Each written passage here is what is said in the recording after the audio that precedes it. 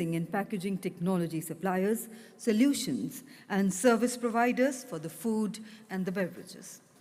And today, the presence of eminent dignitaries is a source of inspiration for us. I would now request Mr. Hemant Malik to kindly do the honors of welcoming and honoring with the Green Certificate Honorable Chief Guest, Srimati Anita Praveen, Secretary, Ministry of Food Processing Industries. Thank you very much indeed, ma'am, for gracing this occasion. Thank you, sir, for doing the honors. Ladies and gentlemen, the Green Certificate is a FICCI initiative wherein a thicket of 6 trees will be planted at Songo, Sikkim for ecotourism in the name of Honorable Chief Guest. And as we gather here today on the crossroads of innovation and tradition in the food industry, it is my honor to invite Ms. Jyoti Vij, Additional Director General FICCI, to begin the proceedings with the opening remarks. Let's put our hands together to welcome. And we also have with us Honorable Guest of Honor, Ms. S. Vijay Rani, Director Northern Region, FSSAI. I would request Mr. Hemant Malik to kindly do the honors of welcoming ma'am with the Green Certificate. And let's put our hands together to welcome her. And I invite Ms. Jyoti Vij for the opening remarks.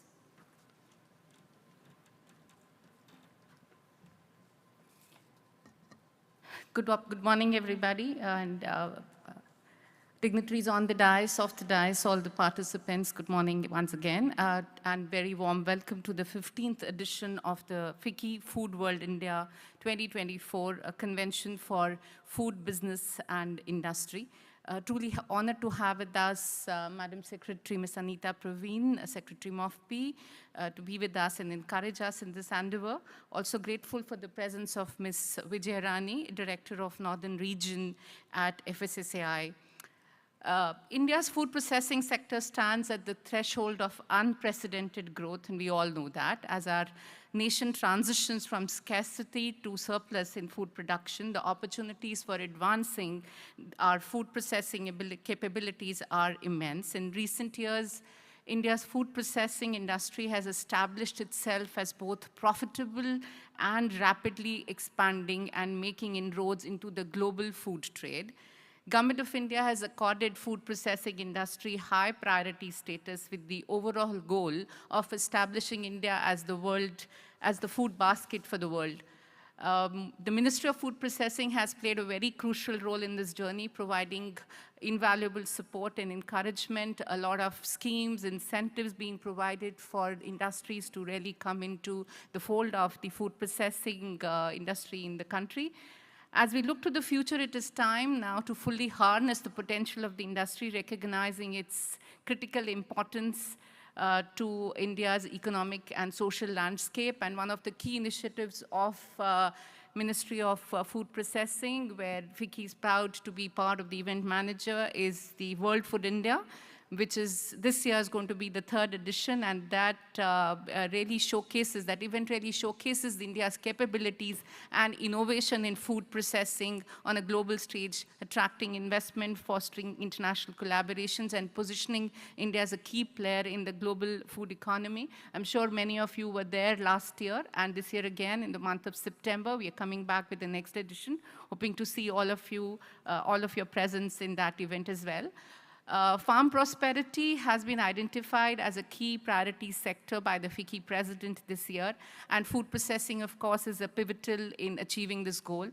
By integrating the advanced processing techniques, we can significantly reduce the food waste, and this is all known to all of us, and increase, of course, the value of agriculture produce, and that's the significance of food processing in the country. It can really help in enhancing the income of farmers. There are many case studies that are available, how the industry can really come forward and help achieve this. This not only ensures better returns for the farmers, but also contributes to sustainable and efficient agricultural economy. Food processing not only adds value to the raw agriculture products, creating new markets and reducing the gap between the farm and the table, but also enhances farm prosperity, minimizes waste, and supports the overall growth of agriculture sector. The event Food World, which was launched in 2005, This was conceived as a platform for shaping policy ideas, engaging the sector's sentiment and support of all of you. We're really happy to present this 15th edition to all of to the gathering.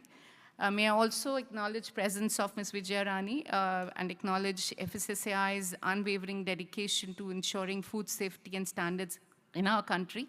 FSSAI's regulatory frameworks and guidelines have been instrumental in fostering customer confidence and promoting public health.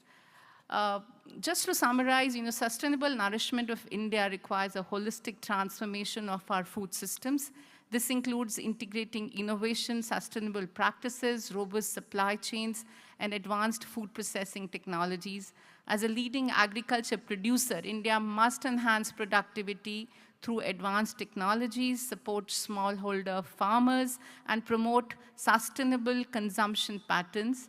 Efficient supply chain management, reducing food waste, and emphasizing value addition through food processing are key to ensuring food security and environmental sustainability.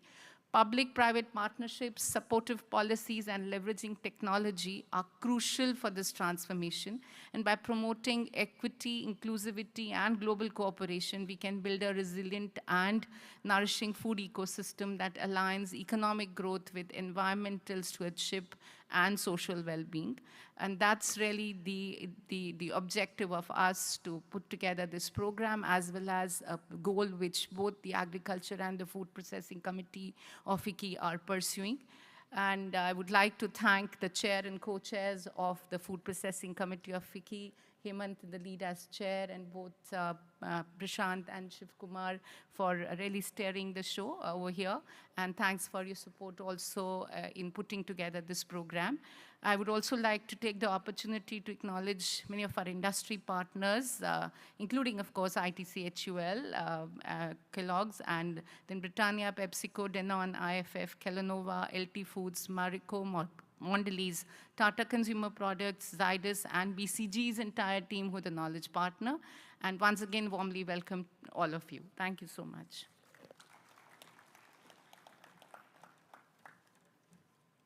Thank you very much indeed, ma'am.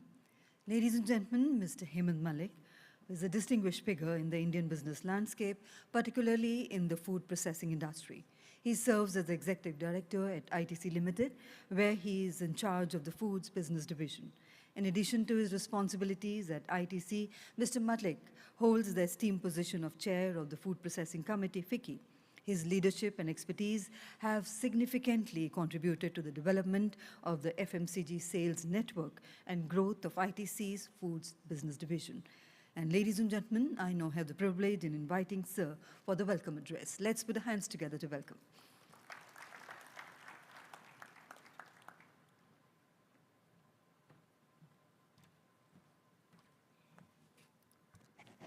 Thank you for the kind introduction.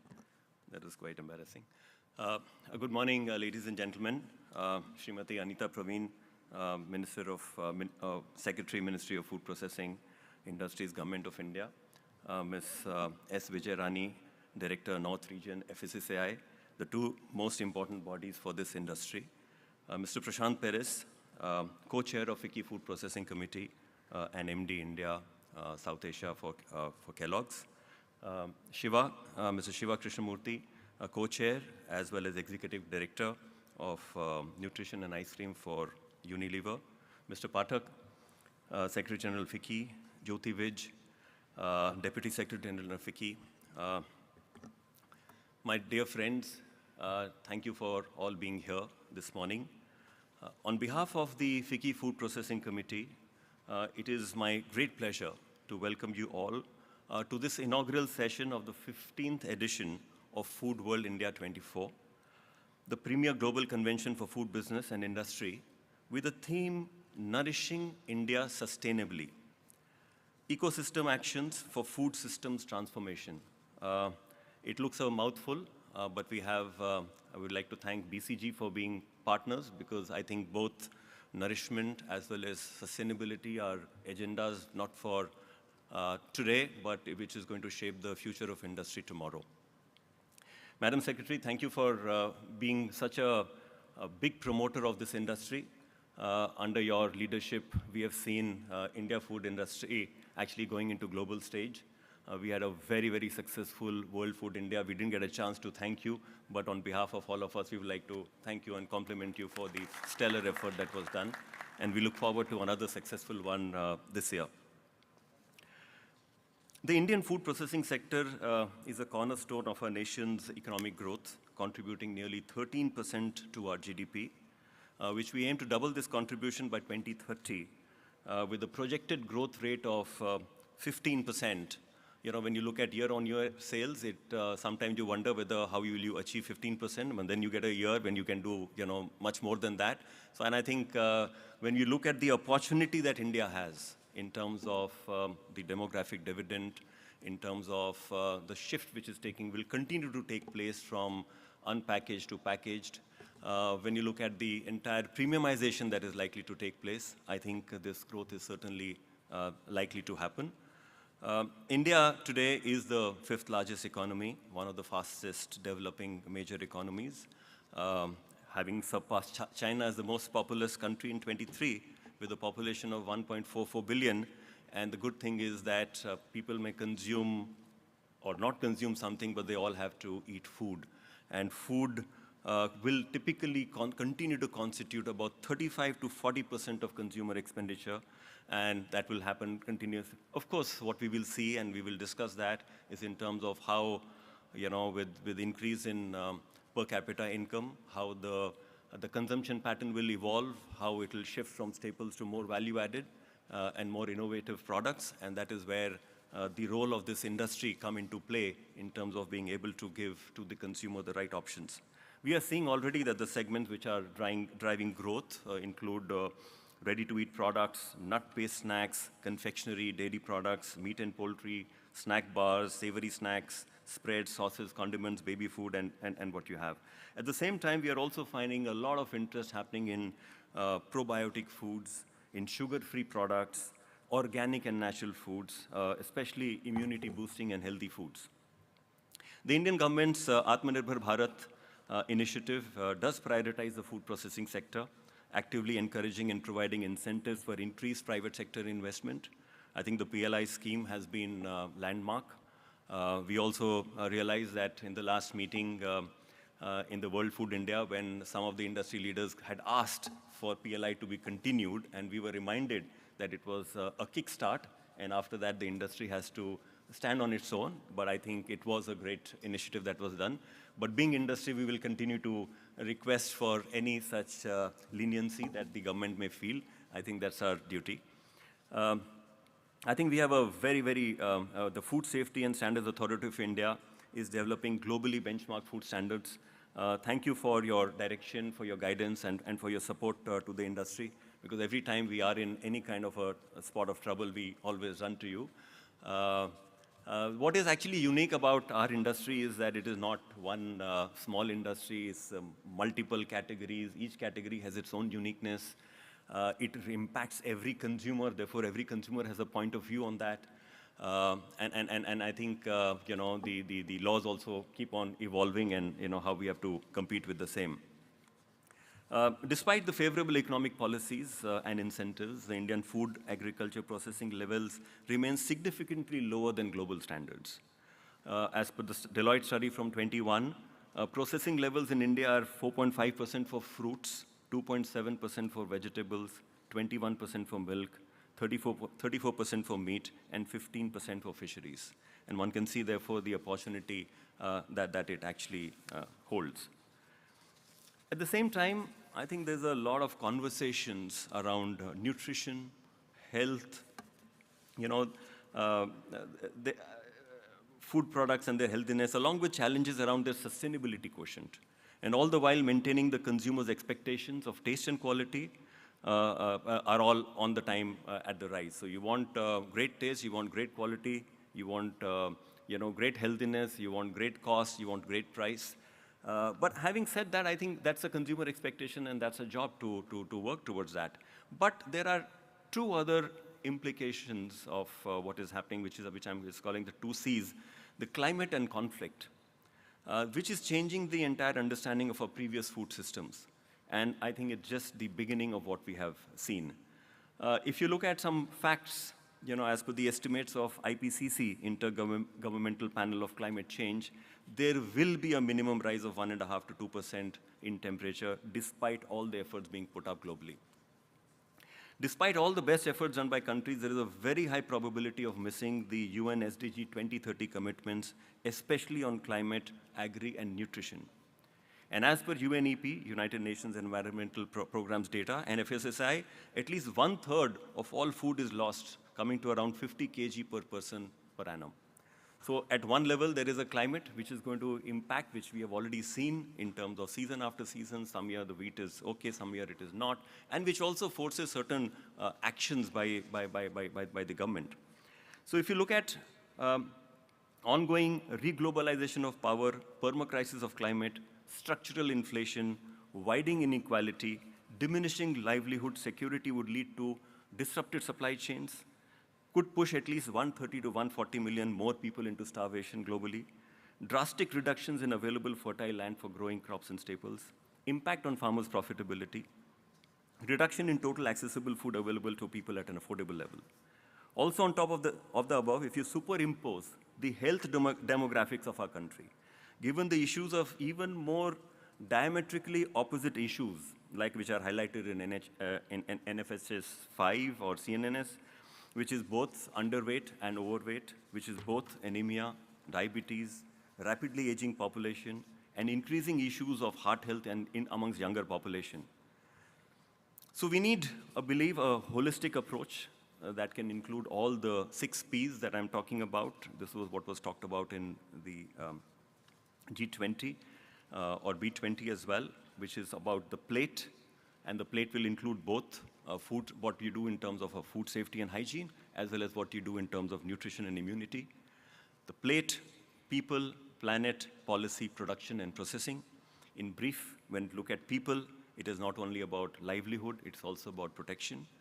In planet, it is not only about climate change, it is also about managing food loss and waste. Amongst policy, it is both regulation, governance, as well as funding and investment. In terms of production, it is both about sustainable livestock and fisheries, as well as positive food production.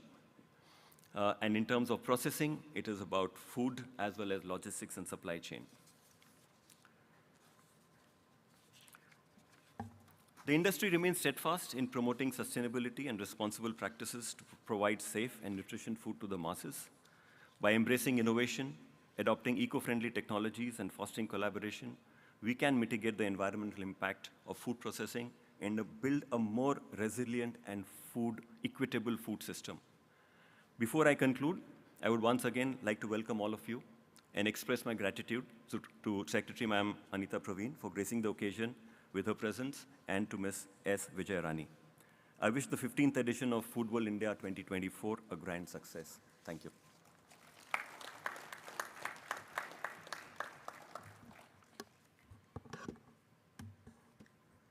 Thank you very much indeed, sir, for those warm words of welcome. Ladies and gentlemen, it is now my honor to invite Dr. Prashant Peris, co-chair of the FICCI Food Processing Committee and Managing Director for India and South Asia at Kellogg India Private Limited, to kindly share his valuable remarks with us. Mr. Prashant has a rich experience spanning over 25 years in the FMCG sector and a passion for food that brings us closer to the lives of consumers. And let's put our hands together to welcome sir. A very good morning, ladies and gentlemen. It's really a pleasure and an honor to be here today as part of the 15th edition of the prestigious FICCI FOODWORLD India 2024. Let me start by acknowledging and saying thank you to everybody who's on the dais, Srimati Anita Praveen, Secretary of MOFPI, Ms. Vijayarajani, Director, Northern Region FSSAI, Mr. Hemant Malik and Mr. Shiva Krishnamurthy, Chairman and Co-Chairman of the FICCI Food Processing Committee, Mr. S. Patak, Secretary General FICCI, Ms. Jyoti Vij, Additional Director General of FICCI, senior government officials, media representatives, and most important, my colleagues from the industry.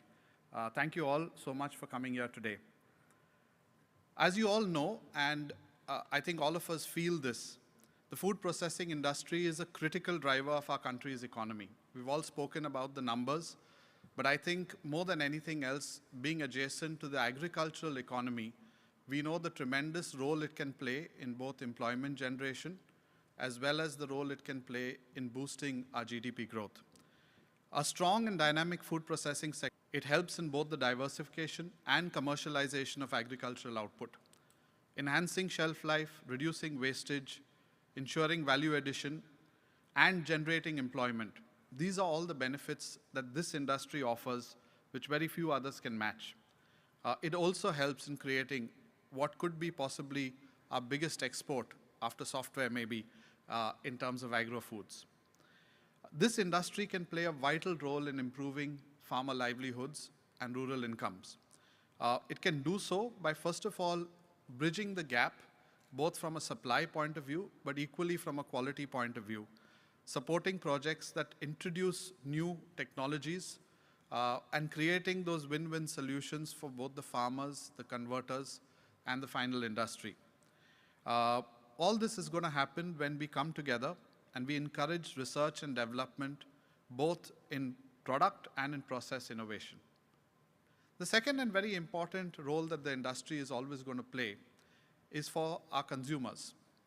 For consumers today, with increasing awareness and higher expectations in the health and wellness space, it is imperative for organizations to keep pace and sometimes lead what consumers expect us to do as a food processing industry. The good news is that when we look around, and whether it is in FOODWORLD India or even in what you'll see today at some of the exhibitions, you can see the industry is taking a lead. There are several things that we are seeing here in the Indian food processing industry, which I think is leading and cutting edge, and we need to do more and more of that. Health and wellness movement has been on the radar for a very long time, and it will always have to continue to be balanced with taste, as Hemant said earlier as well. And finding that win-win is going to be where we all have to put our heads together and make the consumers get the right choice. And when we do that, I think this industry will continue to grow handsomely over the next few years. And that brings us to the theme, Nourishing India Sustainably, Ecosystem Actions for Food System Transformation. As you can see, it's something that highlights the critical role our industry can play, both in terms of shaping food consumption, tapping into mega trends, and more importantly, use of advanced technology. And technology ranges from what you can do in the factories and on the shop floors in terms of automation or robotics, but also into the space of data analytics, which allow you to build very, very agile supply chain. And we'll come to what agile supply chains offer us, because like was mentioned by, I think, both the speakers before, food waste is a very big issue that faces the globe, not just India. And I think if we can address food waste, particularly in our country, there is a big pot of gold at the end of that rainbow, because it does contribute almost 8% of the global greenhouse gases. And imagine that reducing. Imagine the food security that you can give the people of our country by simply reducing the food that we waste.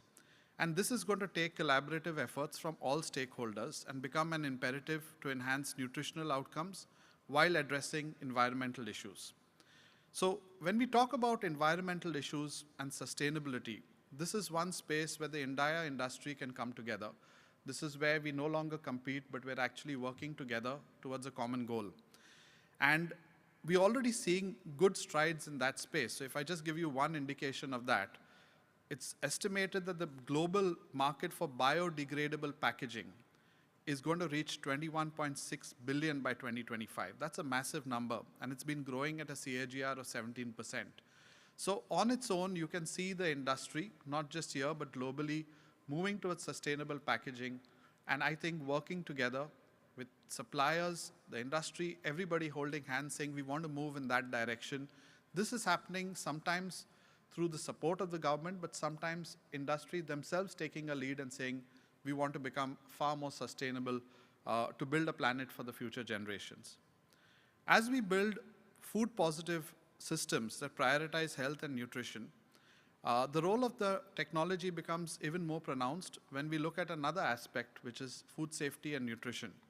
And again, thank you to the role that FSSAI plays in our country. We know that this is a space that's also going to continue to grow. Again, a small statistic, food safety testing market is growing from 17 billion to an estimated 25 billion by 2026.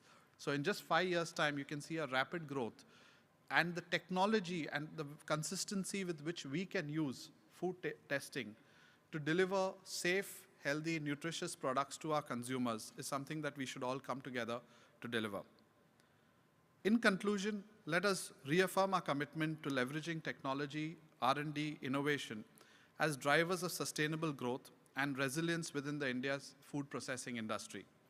By embracing a culture of commitment, continuous improvement, and responsible stewardship, we can build a brighter future for our industry and our nation. It is now time that we look ahead and consider how can we expand this sector while genuinely assisting the government's efforts to support and strengthen the nation's agriculture and food processing industry, thus making India's economy both self-sufficient and self-sustainable. Thank you.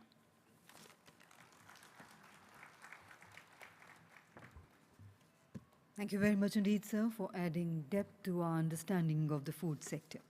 And ladies and gentlemen, I have the privilege now inviting Mr. S.K. Pathak, Secretary General FICCI, for his kind address.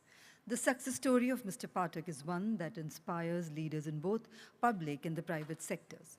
An alumni of the prestigious Indian Institute of Management, Calcutta, former IAS officer, Mr. Pathak is a successful CEO, and let's put our hands together to welcome him. Thank you. How many of you have visited Yasho Bhumi for the first time? Please raise your hands.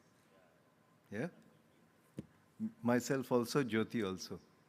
And actually, because my last CEO's job was in the Larsen & Toubro Group, I'm very proud to be here because L&T constructed it. But this is a world-class facility, yes or no? Yeah? And especially for those who traveled by metro, you essentially were in an air-conditioned environment all through because you had a direct underbridge. A lot of people who come by cars didn't know this, right? Okay. The request I have for all of you is, you probably have one of these on your table. Can you please show it to me? Yeah, because I'm gonna, yeah? All right. So if you look at this side, there is a nutrition label. It says nutritional information. And the one thing that I start whenever I picked up any processed food is how many total sugar percentage and what is added sugars. Now, FSSAI will talk about it, but I'm going to assure our private sector industry that this label is going to be popularized everywhere. Right? There's an excellent video on this from one of my state colleagues who's the food safety regulator in that state, and she sent me this video, Label Padho. Label Padhega India, absolutely right. So I represent the private sector today. And FICCI will not be doing good service to its members if it does not help our members such as ITC, Calanova, Hindustan Unilever, increase their profits and cash flow in the next 5 to 10 years in this industry. And my request for all of you is, please start getting ready for the label revolution that's going to hit us. A lot of us have made a career with very, very high added sugar products. And this is definitely going to come back and affect demand of food products, particularly processed food products. Let me also add, for those of you who have not seen the ICMR, National Institute of Nutrition study, the handbook, which is 148 pages, that was released in May 2024, worth a read. Again, I'm saying for the private sector, we need to read this handbook of nutrition. There are 17 guidelines. Guideline number 15 says, minimize consumption of high fat, sugar, salt, HFSS, and UPF, ultra-processed food. This is what ICMR is telling us. Okay?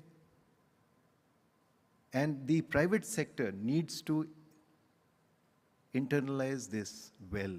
So in terms of the R&D that we do for food processing and food products, how can we do better on this aspect is something that probably BCG has focused on, but I hope you will. So this is the sort of disclaimer. The food processing industry in India has actually gone from strength to strength, and I was part of the World Food India, which was so ably guided and steered by Secretary Anita ji. This is how we make a difference to our farmers. And this is how we make a difference to our consumers, particularly exports.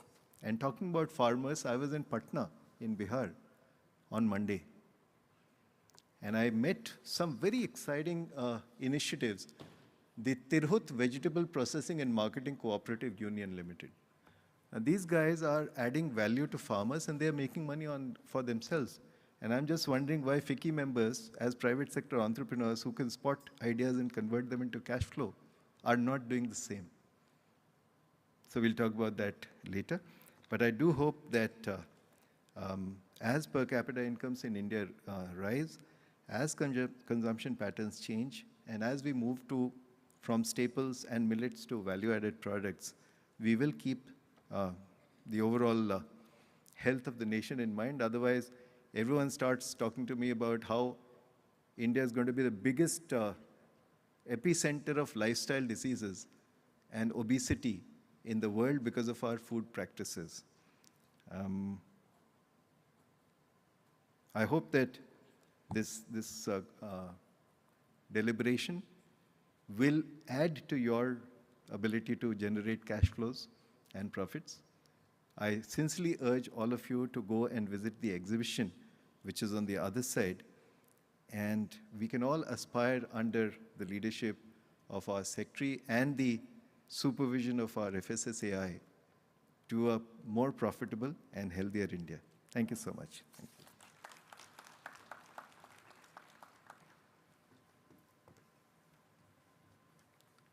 Thank you very much indeed, sir, for sharing your valuable perspective on the industry's growth and the road ahead. Ladies and gentlemen, it is my honor now to invite our honorable guest of honor, Ms. S. Vijay Rani, Director of the Northern Region for the Food Safety and Standards Authority of India, FSSAI, to share her valuable insights with us. Under ma'am's vigilant leadership, the FSSAI has been instrumental in safeguarding public health and fostering trust in India's food industry. Ma'am, your commitment to excellence is an inspiration for all of us. Kindly grace us with your valuable insights, and let's put our hands together to welcome ma'am.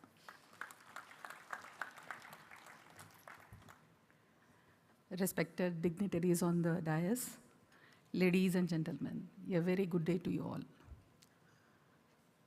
At the concert, let me put forth the words of Hippocrates. Let food be thy medicine, and medicine be thy food. That was the practice. Ahar Shuddha, Sattva Shuddhi. Purity of mind flows from the purity of food. This is where we were living, how we were living. Food is a medicine. We don't go in search of medicine. Something happens. It is, got from food. And this legacy was continuing for many years. And as civilization grew, we took food as our culture. Food has its own culture. Every country, every region has their food as its culture. I being from Tamil Nadu, I can say when we serve food, we serve in a plantain leaf, rice, dal, cow's ghee, all sabjis with traces of coconut, followed by dahi. If you see this food culture as its own scientific values for a healthy lifestyle, rice and the carbohydrate in the form of rice, dal, protein, all vitamins in that sabjis. And why in plantain leaf? Scientific study has proved that this plantain leaf has certain elements. When hot food is served in that leaf, these elements react and it helps your liver and the digestive systems. And it is all followed by curd, which is probiotic. The same healthy life, is imbibed in every food culture. Anywhere in the country and anywhere in the world, their own food culture has all these health benefits imbibed in that. All was okay when food was treated as a medicine and culture. We face problems when food was taken for emotions. I think this trend has set up in the past 20, 25 years when food was taken for emotions. I'm happy, I'm sad. I want to commemorate, I want to celebrate. I am angry, I'm lonely. Whatever be the emotion, it has to be treated with food. So this is where all problem has come in. When I was in emotion, I don't think about food as a medicine or food as its culture having its healthy benefits. I just think of that colorful, beautifully decorated, pleasing presentation of the food, hours of spending, and don't mind what it is giving. But worrying factor is, it has captivated the younger generation these days. As Sir has pointed out, today we see many terrifying diseases like cancer and nephrotic, that is kidney problems, are very common, as if it was like the diabetes and the blood pressure. So this is all because of when food has been taken as an emotion. I would like to pass it on a speech which I have heard. It is very interesting. It goes like this: when we purchase a machine, a computer or a washing machine, whatever it may be, before operating that or before using that machine, I used to read the user manual many a times to ensure the galat na prayog ho jaye. So let me use it in a proper way so that the life of that machine is extended. It is kept safely, properly utilized. The speech says, have you ever read the user manual of this system? What our organ needs, what my liver needs, what my heart needs, what my kidney needs? Never. We didn't read the user manual of this system, and therefore we are not using this system properly. All we can get in the food. See, as an FSSI officer, I am more concerned about the health and the safety factors. I am not having too many data what my previous speakers were wonderfully presenting it to you all. But yes, having said all this, I also have to say, being a tax officer, I need this industry to go. And this industry is the booming industry, the growing industry, and it has to grow to a great extent, no doubt. This is one industry which contribute greatly to the Indian economy. So as a tax officer, I'm more into making this industry grow. But as a food safety officer, my problem or my intention is to see that there is no compromise in the health and the nutrition. So this is where the whole concept of making this industry grow, along with without any compromise in the health and the nutrition factors. But I'm happy to see, I was just going through the Global Convention for Food Industry, given by FICCI, wherein they were repeatedly telling about 3 factors: 1, the health, nutrition, and sustainability. That's wonderful to hear it. And as Sir was pointing out, it's all the 6 Ps. They have taken care of the planet as well. And they were speaking about planet-positive food system. So these are, they are having a very holistic approach of developing this industry. That's wonderful and appreciable from our side. And I also request FICCI to bring back those foods which we have lost in the past. So that one is, as he referred to, is a millet. FSSI is, working on it. And you from the industries can also agree to what I am saying. It was in 2008 or 9 when nano was introduced into the market. So that is the time we were thinking like, nano is to go catch great market level. And everyone having a big vehicle also thought I'll get one nano because it's easy to take children to school, market. This was the idea. But it failed. Great surprise.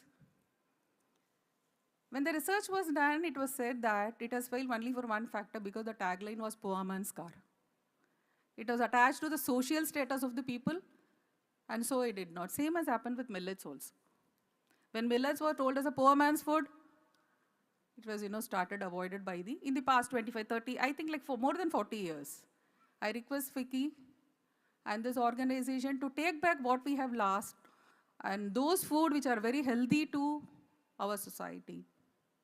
The way you have spoken, the holistic approach, more of health, nutrition and sustainability, we as an FSSI officer assure you will be with you forever. Forever to make your industry grow, and we will contribute greatly for the healthiest and the safest growth of this industry. To conclude, I will say let's move towards healthy food and a healthy life. Sahi bhojan, behtar jeevan. Thank you.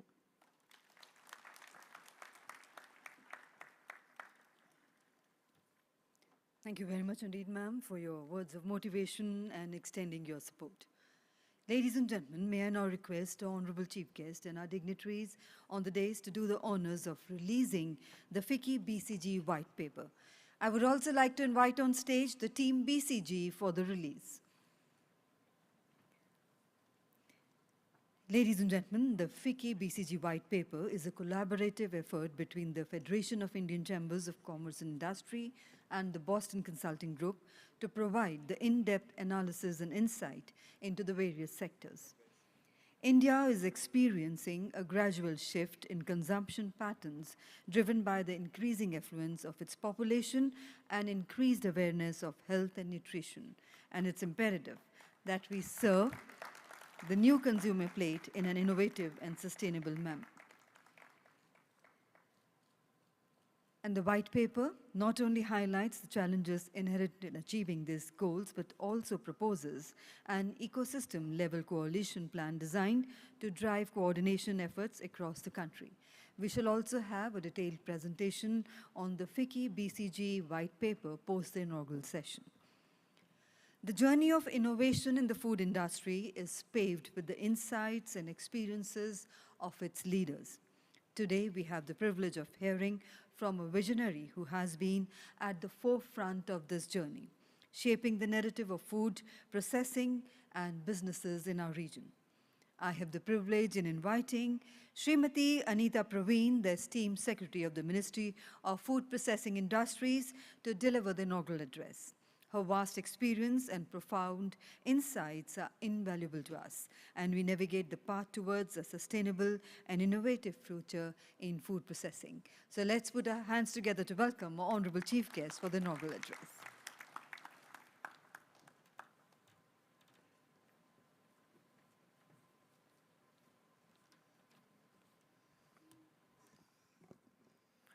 Namaskar and good morning to everybody. It's always a pleasure to interact with all of you, dignitaries on the dais and ladies and gentlemen. I really enjoy the interaction that I have with the industry member on every such occasion because you are my source of information and you are my source of, how to steer the ministry which government has made me responsible to run at this moment. So interaction with all of you, getting feedbacks, talking to you and noting whatever is being said.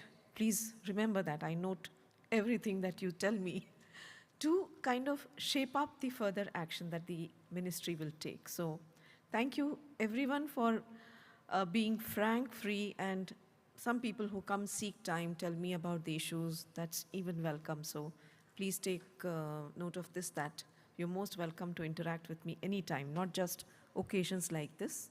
We are always available from the ministry's side to talk to you, interact with you, solve your issues. That's our job. Talking about the sector per se is not something that I'm going to dwell too much, but a few points that we need to raise today is that why are we so important? We all know why we are important, but a few highlights that would be important to raise here is that we are known as the second biggest employer in the country. We stand next to textiles. I think the 2.3 million is the number, if I recall correctly. That's the size of employment that the sector provides. And this employment is just the one which is on record. There would be so many people who are off the record employees of the sector, who have still not gotten into the formal sector.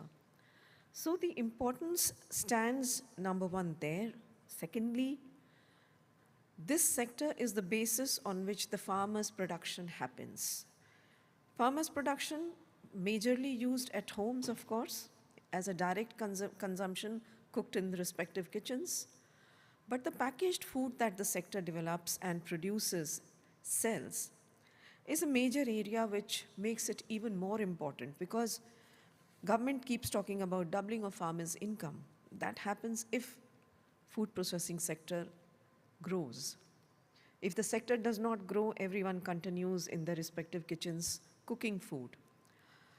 Given the fact that people have less time today, given the fact that our women folk, and happily so, are out working, there is a need for a lot of processed food, which is very important, very good, and this sector supports that. So farmers are the next category which the sector has a very positive impact on. Not just farmers growing standard food raw material, it's also for those where you come with an innovative product and you want the farmer to shift the cultivation pattern to a particular kind of crop. That kind of crop diversification is also supported by the sector. Last year, we had millets as a major commodity which was supported by the government through the International Year of Millets. And believe me, the kind of growth that millets saw in terms of consumption came up once we launched our PLI in that sector. It was fully subscribed, a lot of members who are sitting in this hall as well, and the small sector, the medium sector, everyone participated in it. And we suddenly figured out that the tonnage that was being procured was mounting like anything. So you do matter to the sector a lot, do matter to the economy a lot. But we need to work harder to go in a particular direction. The direction that we look at is, one, we need to serve the large population that India itself has. We are ourselves a huge market. That is the reason why you see a lot of trade negotiations are on, because the world knows the consumers are here. So everyone is running to India to come get into the trade negotiations, and the interest that we see, we get to know because we are the ones who give feedback based on your inputs, sometimes quote unquote.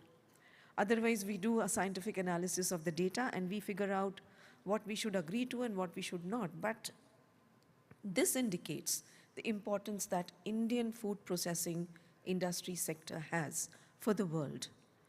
We are becoming really, really important. The demands that come from the counterparts who are negotiating is so much to try to get into the sectors that India will consume. Their projections are for various commodities, for various processed products that India may be a good market for. So we are a good market. There is no doubt about, and let us be the suppliers rather than letting someone else do that.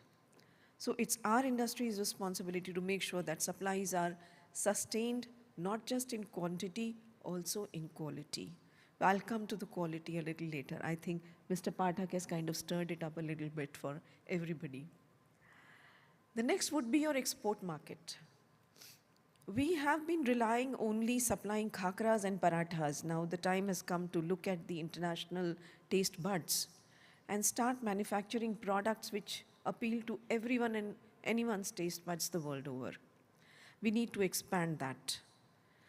Interestingly, the production that India does in terms of raw material, which is either it is fisheries or meat or milk or agricultural produce in terms of grains and fruits and vegetables, we do lead in a large number of sectors because we do have a large area of production happening. Our farmers, our fishermen, everyone has been contributing. But when you look at the export numbers, we unfortunately export more of basic products, which is either frozen or dried, packed, sorted, graded. That's the level at which we are mostly. So there's a huge gap that I see. The margin of, making value addition and making money as well for the sector is high there. We want all of you to start working towards that. A small bit of Indian diaspora getting satisfied is not what we are looking at. And that's the reason why we are only less than 3% of the total world export as far as food overall is concerned. And of that, the processed food is even lesser, I suppose. We will have to do a little bit of R&D. We will have to work towards pushing variety, pushing quality. Now, coming to quality, we do understand that sometimes we do get bad names the world over. It's not just in terms of sometimes having residues, sometimes having suboptimal quality. We also get into this issue when we do not supply what has been committed to the consumer on the other side, and returning consignments don't give us good names. All the CERT documents that are shared with us, shared with the Ministry of Commerce, sometimes makes me feel that industry needs to get a little more responsible there. We have to ensure that what leaves our shore just does not go as a product from your company. It's going from India. And if the country gets a bad name, it's not good for us. While they would start with a test check of, say, 3% or 5% of produce coming from India, suddenly you'll find this going to 50%, 70%, even 100% in some cases. So that's not something that we should be working towards. What we need to work towards is that if it goes from India, the produce has to be really, really good, so that no one ever thinks twice to say, we don't need to check, this has come from India. That's the quality that we need to maintain. Second is the quality that is there for the consumers. I know we are being badgered as a sector from all sides, where people say processed food is bad, there is a lot of negative impact of processed food. It has proven to a great extent in some countries where it has actually initiated a lot of diseases that have happened. The lifestyle diseases in some countries are fully attributed to processed foods, or rather ultra-processed foods. This is high time that we get together, not just, I'm not putting the burden on the industry alone and say, aapko karna hai. No, I'm saying you should work towards this as a team, put the government set of government agencies together. We have FSSAI, we have the Ministry of Food Processing Industries, we have other sectors of the government which are working towards food. And we have to build the narrative that processed food, yes, does lose a little bit of its quality, but it is still worth it. I always give the example of mobiles. The world knows mobiles are not good for your, so to say, brain or whatever, your system. Birds fly away from the region where towers are there. I don't see any towers getting removed. I see them getting newer ones coming all over the place. Everyone's using mobiles. The only precaution I take is I don't put it under my pillow, because there's this thing rankling in my mind, okay, it might affect my brain tomorrow. But no one stopped using mobiles. The towers did not vanish. They are there. So this is a sector which will have to stand for itself. One, produce quality products. Like the mobiles, now radiations are contained to a great extent. They've been brought down to safer levels. Our processed foods will also have to bring it down to a level, bring it to a level where it is good quality food. Nutrition is what one expects. The nutrition cannot become the cause for disease. And the sector will have to work responsibly. Create quality food is what I say. I always say responsible production is our duty. We will also have to communicate. We cannot go in a huddle and say, koi bolta hai to unko bolne dijiye. Public will figure out finally and they will know. No, they will not. Someone has to reply. If Insta has 10 uploads coming which say that food is bad or X product is bad, Y product is bad, we will have to respond to that. We will have to say why it is not bad. Sometimes we have these issues where we say we meet Indian standards. Okay, but there is an international standard which is better. Profit margins sometimes may have to be cut a little bit to meet these standards. If Europe can have a food quality which has 0 sugar in a particular product, why do we have to have 3% at all? So these things are something where we have to join together and work. We have to move in an area where we are clear of any such allegation. Because the sector will never die. I can tell you this processed food is nowhere to go. It is going to stay. It will be consumed. But let this not become the poor man's food again. It should not become such that I know all of you who has ever seen an international store knows that the quality of food which is costlier is better. The one which is cheaper, probably imported from China or somewhere, which has only sugar and some flavoring, some kind of, additive here and there, they are much cheaper. So it ends up becoming a poor man's food. That's not the target. The target is to remain food for all. Quality food for all is what we are looking at. It should not be a juice jar where I pick up and see, okay, इसमें कितना चीनी है, ये नहीं लेना मुझे. जहाँ pure लिखा है वहीं लूँगी. जहाँ preservative कम है वो लूँगी. That should not be a decision point that someone should take. You educate the population. You tell them what is good, what is bad. As far as government is concerned, we have been having a consistent support system for the sector. And when I say food processing sector, it is not just me alone. We have the other partners, which is your raw material producing, agriculture ministry, we have the fisheries, we have the animal husbandry and dairy sector, not just at state level, also at the central level. So all levels, I think you are covered. Your raw material supplies, your processing related issues. There are plenty of schemes that support you, and many schemes from the state and the center can be blended together to support the sector. So let's work towards to make the sector good, make the sector viable. Let us have a quality standard that we need to talk about. If someone says a particular food is bad, we can stand up and say, no, it's not. This is what is good about it. There may be a few negative points because processing always takes away the natural nutrients. That's a no-brainer actually. But we have to join hands to stand together and say that this is why it is good. You open your fridge, you get a processed package, and you are able to have your dinner or lunch served in no time. That's where you are. You have a packaged food available, and that takes care of your time constraint. So the sector will have to think about it on these lines.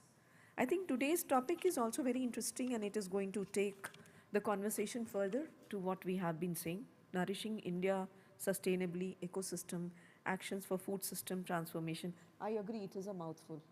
I do agree with that.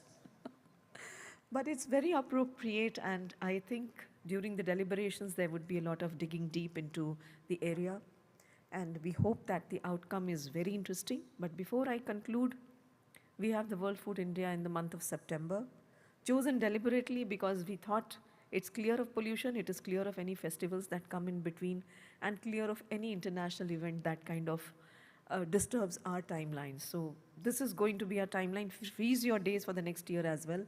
We will sustain this event as an annual event, most likely in the last week of September, which is the most appropriate time to hold it. This year, hope to see you all there.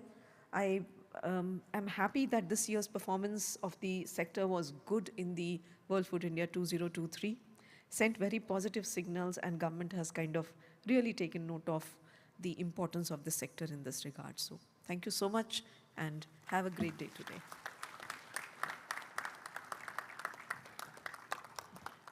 Thank you very much indeed, ma'am, for sharing your insights into the industry, which are not just enlightening, but also pave the way for innovative thinking.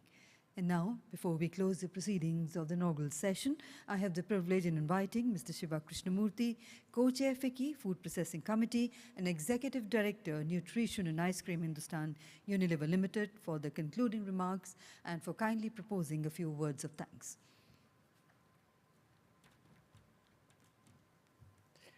Thank you. It's a pleasure to be here. I want to start with maybe a common lunch table or living room conversation in many of our rooms where someone says that I like product X by brand Y, and someone else responds saying, really, that's so processed and you still like it. I think that sort of negative connotations for our sector might be true, but might not be entirely fair. And I feel that it is part of our job to make sure that we move the connotations about our sector to largely good ones. And I think that's what today is about, to make connotations positive and good about our sector rather than the other way around. And everyone on the dais today really touched upon these aspects. I think Madam Secretary spoke about how it's such a big employment provider. how processed food helps reduce the effort of women. I think that's really how food processing came into being right from the early times, to really help reduce effort in the kitchen for women. There is, of course, the thing about food waste, and being close to farmers is what Prashant spoke about, and how we can be close to farmers as a sector and reduce food waste. Hemant spoke about how processed food can deliver nutrition and how R&D can play such a critical role there. Mr. Pathak touched upon the importance of labeling and how all of us need to be more conscious of food labels. And a very good point was made by Madam Vijay Rani on how food should be more of a cultural manifestation rather than an emotional response. So I think as long as it remains a cultural manifestation, it is just so positive as a connotation, versus an emotional response when it becomes slightly negative in terms of association. Madam Secretary also spoke about how the sector represents the country. So I think thank you for giving us the ambition, telling us to be ambitious, telling us to think beyond khakras and raw fishery, to really feeding the world in every sense, and equally giving us the responsibility of ensuring quality, because we are representing our country no less. Like most other industries, sustainability is very integral to the food system, as it were, and the pillars of climate, nature, plastic, and livelihood, as we understand it, are very, very important to making the food system sustainable. And here's where I think knowledge partners, our friends from BCG, are going to help us and guide us through the day's proceedings. And a very important point was also made by Madam Secretary around PR, and how for every piece of not so positive PR that our industry gets, we must get a piece or two of positive PR, and how we can all work together to make sure that that happens. So I believe all these topics are going to get addressed during the day's proceedings, and I hope that we are all able to leave today's convention feeling more positive about our sector and making others feel more positive about our sector, because we deserve it. Thank you very much.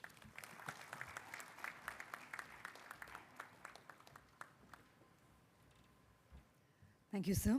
And as we close the proceedings of the inaugural session, may I request all our dignitaries to kindly step forward for a group photograph. And ladies and gentlemen, let's once again put our hands together to thank our Honorable Chief Guest, Secretary MOFP, and Director, Northern Region FSSAI, and all other dignitaries for sparing their valuable time and for all the valuable insights they shared with us during the inaugural session. And from here, we now invite Secretary MOFP to kindly proceed towards inaugurating the 16th edition of Annapurna Interfood exhibition. Ladies and gentlemen, we would like to inform this year at the exhibition, MOFP also has a pavilion. We request you all to kindly spare some time during the day and do visit the MOFP pavilion.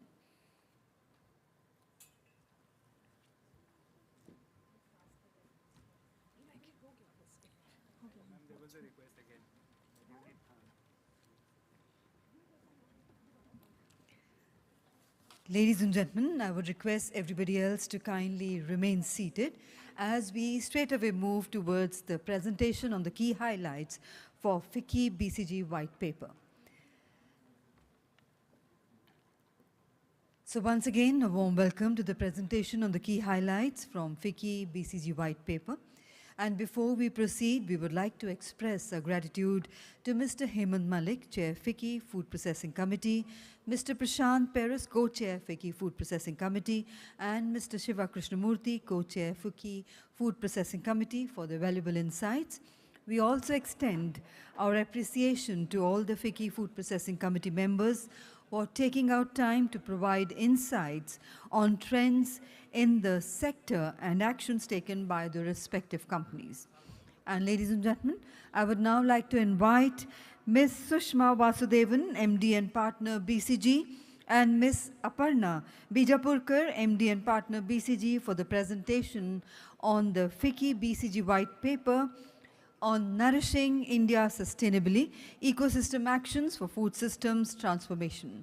So let's put our hands together and welcome Ms. Sushma Vasudevan and Ms. Aparna Bijapurkar. Thank you.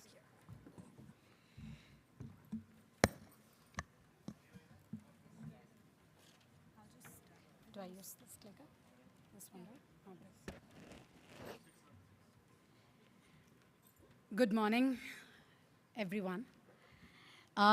It's great to be here and see the kind of participation and involvement on this extremely important topic, which we've been privileged to partner with FICCI on. We've got the feedback that it's a mouthful, but I hope that the white paper leaves you with more insights than that. So just setting the context for this, right? Why is this important? Why is nourishing the future Indian consumer a relevant and important topic for all of us in this room to discuss? At the outset, what we wanted to lay out is 4 trends which we believe are driving the relevance and importance of this topic in today's world. The first one, and this is not a surprise to any of us here, but it has significant ramifications on the way we consume and what we consume, is the growing affluence of the Indian population. One data point that I at least found stark is, as you look at how the household income of the Indian population evolves, from 2010 to 2030, we'll have greater than 50% of households having an income above 5 lakhs, which to me at least was extremely stark and shows the increasing relevance of the affluent Indian consumer going forward. Now, what will this mean for food systems and the way we consume, right? This increasing income is going to be accompanied by an increasing expenditure on all food items, and it's going to change the way and form of what we consume. So as we look at consumption patterns evolve as well, we see that the proportion of contribution of cereals and pulses, both in urban as well as in rural households, is going to decrease. Concomitantly, there's going to be an increase in both the consumption of fruits and vegetables, but also packaged foods, which is relevant for all of us in this room. So the first trend that I want to highlight, and there are going to be implications of that going forward, is there is going to be an increase in household income, which is going to be accompanied by an increased expenditure on food and an increased expenditure on certain food groups within that. The second point, and we discussed at length that, the FSSI secretary has also made a very good point on the fact that we are now emotionally consuming food. But I think the good thing is we're also becoming more aware increasingly of the kind of ramifications that can have on health. And hence, there is an increased awareness on health and nutrition as well. While this is still largely a global trend, we are seeing green shoots of this emerge in India as well. We had done an interesting analysis where we had actually aggregated news reports, in the last 5 years, 2019 to 2024, from all news portals, global as well as in India. And we had looked at how the conversation on health and nutrition is actually evolving. One interesting point is the articles and the online discussions that you see on food security and sustainability in the last 5 years has actually grown 10x and 5x respectively. And 1 in 4 articles on health is actually consumers discussing health implications and the need for superfoods, alternative proteins, probiotics, etc. So I think the second trend, which is important for all of us to note, is that there is just an increased awareness on health and nutrition, and this is likely going to increase even further going forward. Third, this is no news to any of us. We're living in a world where there is increasing volatility from a geopolitical perspective. India is also in a situation where there is likely to be an increase in import spend on key food groups, such as pulses, vegetable oils. We've almost seen a doubling of import spend on these in the last few years. So we are in a space where we have to make sure that there are right safeguards on our own food security, keeping in mind that we are living in a world which is constantly changing and highly volatile. The fourth, and this actually is to my mind, one of the greatest paradox that we are facing from a food systems perspective, is the increasing interplay between climate and food systems. So agri and food systems happens to be one of the largest contributor to climate change. We contribute to about 30% of GHG emissions globally.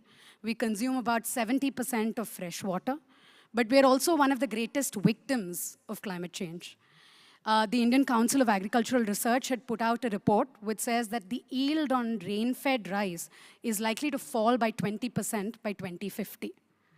So while we are one of the biggest contributors to climate change, we're also one of the biggest victims of climate change. And hence, it's important to figure out how we can break this and contribute more actively to reduce the implications of climate change while safeguarding ourselves as well. So I think these are the 4 big trends globally as well as in India that we are seeing playing out in the following years, all of which has implications on how the future Indian consumer consumes and how he also needs to be fed in a more sustainable and climate-resilient manner. What this has led to, in our view, is a need and a platform to holistically transform our food system. We think in order to achieve this, there are 5 key axes that we need to keep in mind. First and foremost is, how do we look at scaling up productivity of agriculture sustainably? If you look at, for example, the yield of tomato that an Indian farmer has, it's about 25 tons a hectare. And if you contrast this with what a Netherlands farmer has, which is about 400 tons a hectare, I think that these 2 numbers itself is just a stark representation of the low yields in productivity that an Indian farmer has and the big need and imperative to actually significantly scale this up. So this is the first thing we want to actually put out here. The second is, I had touched upon the fact that our food expenditure is increasing, but also this expenditure is going to come up in food groups which are different from what we are consuming right now. What this means is there is definitely going to be a need for us to figure out as an ecosystem how we can actually diversify our crop base from the significantly cereal-heavy crop base that it is right now as. And this will take collective action from all of us in this room to achieve. The third, I touched upon the interplay between climate and agriculture and the necessity to break this nexus. What this means is we will need to get sustainable agricultural practices going. We're aware that this has implications, from a cost. This has significant challenges in terms of getting things moving at the last mile. But this is a necessity that we will need to embrace and figure out how to foster. The fourth is food loss and wastage. While I didn't touch upon it in the previous page, this again, is a significant challenge that we are facing in the Indian agri and food system ecosystem. We have about 14% of food that currently gets lost and wasted. If we could just control that, we can feed 1/3 of India's population. So that's how big this challenge is. And if we were to figure out how to nourish India sustainably as well as achieve our food security aims, targeting and fixing this will be a big thing that we'll need to enable. And finally, there is an entire trifecta of nutrition, taste, and price. As we spoke to a lot of you when we were building this white paper, this is the big challenge that we have in front of us, right? How do we innovate so that we get healthy, nutritious, and tasty food to everyone at the right price? I think this is one of the biggest challenges that is there in front of all of us. And again, it's impossible for a single player or individual to target it. And this is again something which will require an ecosystem to come together to address and resolve.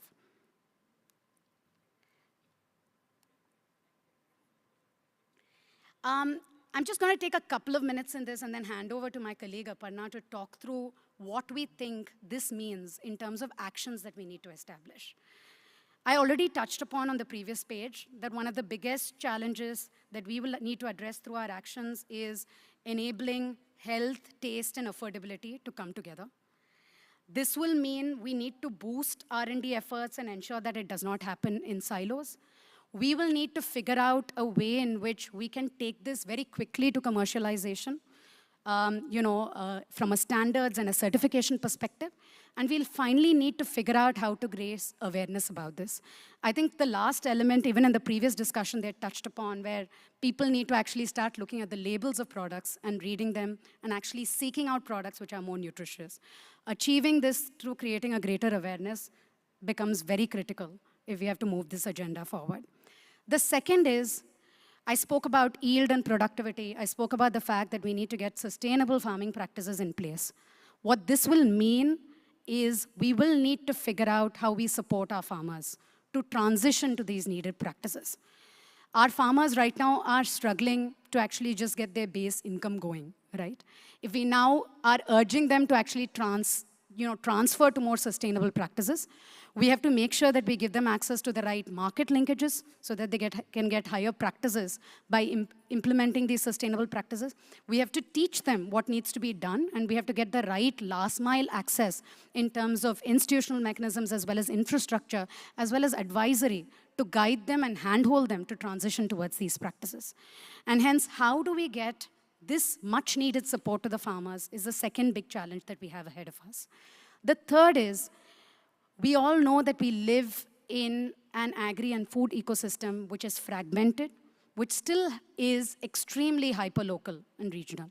What this means is that there is a significant necessity to have last mile infrastructure linkages at the respective crop cluster level to stem the food loss and wastages that we are seeing across the entire value chain. This is no trivial task, just given the scale and size of the country. And hence, this is the third big challenge that we will need to address, which is how do we get the right technology, equipment, infrastructure at the last mile to stem our food losses and wastages. And finally, ensuring we do all of this while achieving economic viability for every stakeholder in the ecosystem, right?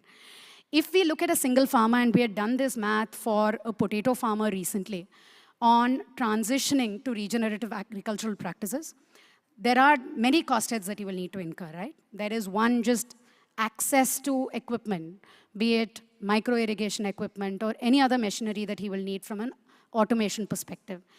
The interim losses that he will get from an yield perspective, at least in the first 3 years potentially before the regenerative agricultural practices start yielding results. All of this potentially for a potato farmer, for example, could increase his cost by about 50,000 rupees per acre. Now, how do we actually ensure that he gets the funding that he needs to transition to this, while making sure that every other player in the ecosystem, be it the private player from a market linkage perspective, be it the agri-input player who's providing him the bio-inputs, or the equipment player who's giving him the machinery and automation, also doesn't lose in the process, is the fourth biggest challenge that we will need to address if this transition needs to happen. So, let me just quickly recap what I had said, right? So there are key trends that we are seeing globally and in India, which will mean that we will need to figure a way to nourish the Indian consumer to a more nutritious, balanced, and tasty palate, but figure out how to do this sustainably. There are many challenges that are being faced by the private players in the ecosystem to ensure this is done affordably, by our farmers who need access to advice, to funds, as well as the overall need that we have of ensuring that there is last mile advisory, infrastructure, equipment in place. We've put together a set of ecosystem-led actions that we believe, if not address all these challenges, at least move us positively and sustainably in the right direction. I'll hand over to my colleague Aparna to take us through 3 of these actions that we've outlined as a part of this white paper. Thanks, Sushma. I think you've summarized the challenges and issues really well and left me the unenviable task of telling everybody, how we solve it. I think there are, many ideas that have come up today through the opening session, and I'm sure that will come up, in the later conversation that we have. We've talked a lot about food labeling. We've talked about consumer awareness, and demand generation. We've talked about traceability. How do you drive exports? And I think the lens that we took as we, put this report together was really to say, there are many things that individual players are doing and can do, but in order to be able to actually scale them, we will need the ecosystem of business, government, capital, I think very critically, as well as producers, both farmers as well as SMEs, to come together to make it happen. So here are 3 ideas, to start to address some of the challenges, that we're talking about. I think the first is really, towards the idea that in order to be able to deliver the new consumer food basket, we will have to have a lot more innovation, right? And I think that innovation will have to be not just at the level of, product innovation in terms of, better, more tasty, but also more healthy products, but also supply chain and packaging innovation, right? I think in order to be able to deal with some of the carbon tax and so-called imperatives that are coming in, especially for the export market. So how do we do this, far more scalably and sustainably? And there, I think, a PPP-based model for really food innovation clusters could be the path forward, and I'll talk a bit about that. The second is really, in order to be able to make, any of these transitions happen sustainably, we will need collaboration at a landscape level. No individual player can drive this agenda. So how do we get the food ecosystem to come together at a landscape level? And I think the choice of landscape is very deliberate and very important, because we will have to start to think about rice wheat ecosystems differently from horticulture ecosystems, differently from fisheries ecosystems. And the third is, all of this will require capital. But the good news is that that capital doesn't only have to come from one set of players in this ecosystem. So how do we actually create more blended capital models that bring not just commercial capital, but also development capital to be able to make this happen more sustainably? In terms of food innovation clusters, we recently came across a very exciting example from Australia. Under Sydney University, the Australian government has set up a pulse protein research center. And literally the mandate of that center is to be able to say, how do you take the protein content up in pulses, both from a seed and protein delivery point of view, but how do you enhance extraction of protein from pulses to be able to support the affordable protein and alternative protein movement. And the way that this was set up is there were 34 industry partners that came together with 11 research universities, as well as a set of divisional governments, and they committed 50 million Australian dollars, which is a fairly large amount if you think the agenda is just pulse protein, right? And that research university was tasked with 4 themes to be able to say, how do we improve the protein content, in the raw material, how do we improve extraction, how do we increase, taste, and then price delivery, right? And that's, the kind of model that you see actually world over. If you look at the US, universities like Purdue, which are very big on food and food innovation, will partner closely with industry to be able to do this. So can we in India actually, work together with government to put forth a PPP model where we can have, our agri-universities and food research bodies coming together, with the industry. There are a number of innovative startups that are really working together, and also bring, 2 other very critical stakeholders. I think one is the consumer, really to be able to understand consumer need, consumer demand across all price points on the spectrum. And the other is the labs and the certification bodies, because I think that's where we hear a lot of commercialization efforts get stalled, right? There's a lot of good research, there's early product development, but in order to be able to take that to market, many changes are needed. And if those inputs are provided early on enough, can we actually accelerate this journey? So the first idea really is to be able to take, a set of themes that we know will be important for India, both on the health, but also importantly, the nutrition and fortification side, and say, let's commit, to setting up, 15 such innovation centers over the next few years. And, industry can actually, participate in each of these collectively with the rest of the ecosystem. The second idea is, how do you actually, I think that's from a product and product delivery point of view. But in order to be able to actually even get to that point, I think there will need to be a set of actions on the production side as well and the processing side. And I think that's where we also need the ecosystem to come together at a landscape level. If we want to, for example, drive regenerative agriculture to be able to meet both global sustainability targets and goals that many of the industry members have here, and do so in a way that is also farmer positive and livelihood positive, we will need this ecosystem to actually come together, right? And that will have to do a few things. The first is really be able to build, know-how at the last mile on how do you actually grow and produce in a way that is regenerative, that does reduce residue limits, but also, supports the fact that there will be a yield loss in the early years unless practices are adhered to the right way. The second is, being able to build the right supply chains, across the ecosystem, whether it is from a infrastructure for storage, transportation, processing, and there are many players that actually participate in that ecosystem. The third is really research that we've talked about. And the fourth is, being able to actually deliver, I think, the agenda, to the farmer in a way that is easy to understand and easy to follow. And for that, you will need, a last mile cadre to be able to work with farmers. You will need better, communication. And then you will need hand-holding on how to actually leverage the infrastructure to be able to grow and produce the right way. So can we actually have landscape-level coalitions that come together to be able to work with farmers and deliver the how to grow sustainably, agenda? And I think the last is both these ideas will need financing, and I think that financing is on many counts. There is going to be a huge amount of infrastructure financing that will actually be needed to deliver on both reducing wastage through better storage and transportation technology, but also to enhance our processing capacity. We talk a lot about agri-processing, but a new and upcoming area will definitely also be seafood and shrimp processing, and I think that ecosystem will need very different kind of infrastructure. The second need is at a farmer level, farmers will need more working capital support, but they will also need grant capital to be able to make the transition happen. The third is, common testing, labs, facilities, certification units, and that will need to be delivered, at an ecosystem level. No individual player will be able to make that investment, right? And to be able to support, all of these pieces of infrastructure as well as working capital, there are multiple, sources of money. There is, of course, the government, through schemes like PLI, there is a lot of grant capital and subsidy available. There is, the MDB and DFI ecosystem who is looking at food very differently. If you look at COP28, this was the first year actually food systems was on the agenda because of the interplay, that Sushma talked about between climate and sustainability. And there's a lot of money available on the table to be able to support this food systems transformation. That's true of philanthropic capital as well.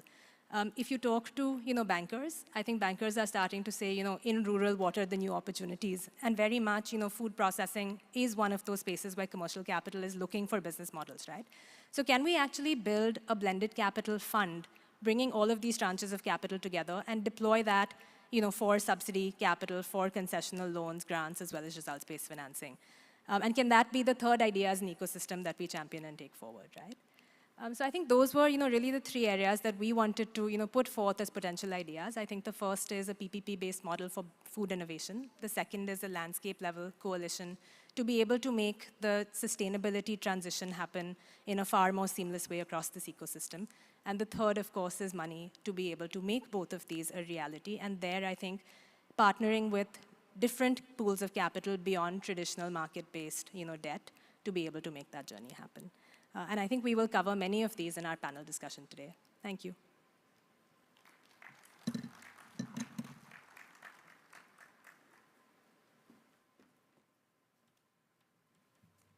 Thank you very much indeed for that detailed presentation on the white paper. And now, ladies and gentlemen, we shall have a short break for tea and coffee of 15 minutes. We would request you all to kindly be back in time for the next session, which is a very important panel discussion session where we have all the CEOs taking part. And ladies and gentlemen, a small information. The complete proceedings of this event are also being live on FICCI's YouTube channel. In case you want to access some information, you're most welcome to go to the FICCI YouTube channel. Thank you. Please enjoy your cup of tea and coffee and kindly be back in time for the next session.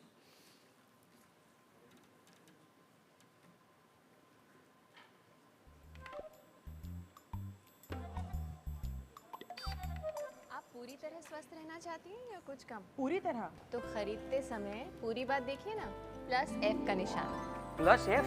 रोज के खाने में कई पौष्टिक तत्वों की कमी रह ही जाती है, जिसका असर हमारे शरीर, दिमाग और उसकी वजह से पढ़ाई, रोजी रोटी, तरक्की हर चीज पे पड़ता है। आपकी भी।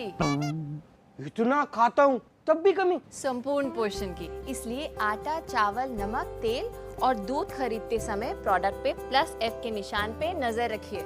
इनमें विटामिन्स और आयरन जैसे तत्व नियमित और बारीक मात्रा में डाले जाते हैं, इसलिए देखने, पकाने के तरीके और स्वाद में कोई फर्क ही नहीं। कोई फर्क ही नहीं है तो डालते ही क्यों है? सिर्फ एक चीज पे बहुत फर्क पड़ता है, सेहत पे।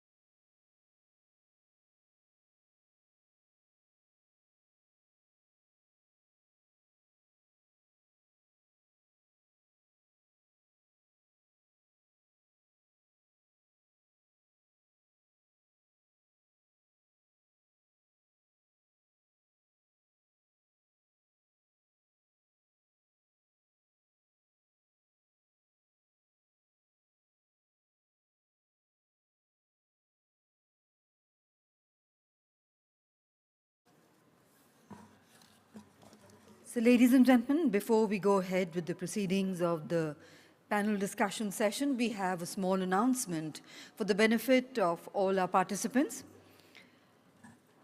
We have a Mentimeter for the question and answers that you would like to put across for the panelists of every session. So this is a slide, if you could see on the screen. You are requested to open the following URL on your device, that is www.mentimeter.com. Enter the access code. Can we have the slide back on the screen for the Mentimeter?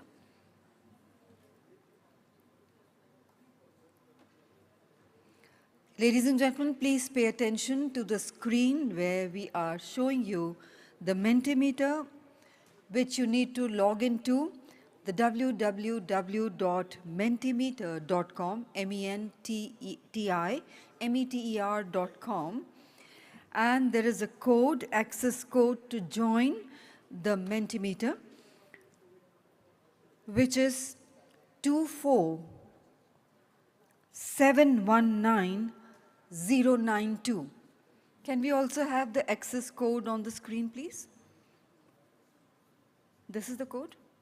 Okay, so the access code is simpler now. It is 12345678. The access code, as you can see, is 24719092. When you enter the access code, you will be redirected to a screen with option Ask New Question. Type your question, click Submit, and your question will be received by the session chair. So ladies and gentlemen, let me take you through the process of Mentimeter once again. You need to log on to www.mentimeter.com, that is MENTIMETER.com. Enter the access code, which is 24719-092. I repeat, 24719-092. Once you enter the access code, kindly, you will be redirected to the screen, Ask a New Question, type in your question, click on Submit, and your question will be sent to the session chair. I hope that's clear. If you have any questions regarding this, you can contact us backstage or at the console on the left-hand side, or any of our support staff inside the hall. So we are now all set to go ahead with the proceedings of the next session, which is a panel discussion on mega trends driving shift in food consumption trends. And I have the proud privilege in inviting our distinguished moderator for the session onto the stage, Mr. Abhik Singhi, Managing Director and Senior Partner, BCG. Let's put our hands together to welcome sir. I also invite our eminent panelist, Mr. Hemant Malik, Chair, FICCI Food Processing Committee and Executive Director, ITC Limited. Once again, a warm welcome to you, sir. Also inviting, once again on stage, Mr. Prashant Paris, Co-Chair, FICCI Food Processing Committee and MD, India and South Asia, Kellogg India Private Limited. Warm welcome to you, sir. Also inviting Mr. Ranjit Kohli, CEO and Executive Director, Britannia Industries Limited. Inviting Mr. Sanjay Sharma, CEO and Director, Orkla India. Very warm welcome. And inviting Mr. Anshu Malik, MD and CEO, Adani Wilmar Limited. So let's put our hands together to welcome all our eminent panelists onto this very important panel discussion. So ladies and gentlemen, welcome back to the panel discussion on mega trends driving shift in food consumption trends. In this session, we bring together a distinguished panel of CEOs who are at the helm of navigating these changes, leading the organization through the evolving landscape of food consumption. This panel will delve into the key mega trends and shifts in consumer preferences across the urban and the rural India, identifying specific customer segments that are predominantly driving these trends. And before I hand over to our session chair, I would like to remind you, sir, the timing for the session is approximately 1 hour. And over to you for your opening remarks and to carry forward the proceedings of the session. Good afternoon. As I was just reminded, we will try to do this session in about an hour. And it's going to be tough task to do it in an hour because actually if you look at to the left of me and to the right of me, you have people who really understand the entire food processing industry really well across categories. And I think my job today is both easy and hard. Somebody said, even a fool can ask any question. So, from that perspective, the job is easy. The job is hard because, I have to make sure that we get an opportunity to hear from everyone. So, some rules which I have taken the permission from the participants is, we will keep the comments from each of the panelists short, specific, and story-like. Jeff Bezos had once said that when data and stories collide, it is typically the stories that win. And I think for the audience as well, I think we heard a set of facts in the morning, a set of data in the morning. But I think what we're really looking today is to tap into the decades of cumulative experience which is there, and to make sure that we get something interesting and specific which would be of use to the audience. Just a couple of opening remarks from my side before I ask the questions to the panelists. I know we received feedback from various people about the mouthful of the title, and mouthful, no pun intended. But I think if I had to simplify, I would say nourishing sustainably together, right? And the first theme that I would talk about is we talked about different mega trends, big trends which are happening in the industry. And I would not go into each of the trends per se, but the common theme to my mind is many of them are paradoxical.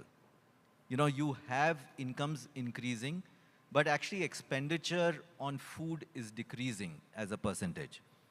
We find health and indulgence both being two completely bipolar trends, but both driving growth. We actually have globalization and deglobalization, and we find that is providing both an opportunity and a challenge, and so on and so forth. So if I look at the broad theme of the trends, it is paradoxical, and how to really think about these paradoxes coexisting. The second, I think, is the theme which my colleagues talked about in terms of the report, whether it's in terms of, the infrastructure which is there, whether it's in terms of capital. I think really to make change happen, how to think about collaboration. And the parallel which was coming to my mind is when ATM networks were set up first, actually each bank set up its individual network. When cell phone networks were set up, each cell company or tower company set it up on their own. But actually each of those really got the power when people started collaborating. So this theme of whether it's in terms of last mile infrastructure, whether it's in terms of innovation, whether it's in terms of consumer education, whether it's in terms of capital, the theme of collaboration, those are the themes that I would want to touch on. But let me start with a softball to all the panelists. And I will start from the right to the left. Simple question, and again, going back to what I said, this one is a warm-up, so just keep the answer short and specific. What, according to you, is the biggest trend, mega trend, which is impacting the industry, and why do you think that? So, Prashant, starting with you. Hi.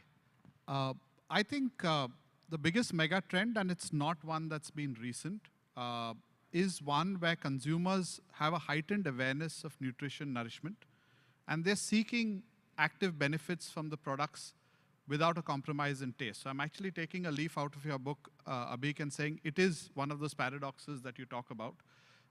And it's one of those where organizations have to find the answer in how do you find that right product, the right balance to give the consumer. Because I can tell you various ingredients will see an uptake over the next few years, whether it's protein, whether it's low sugar.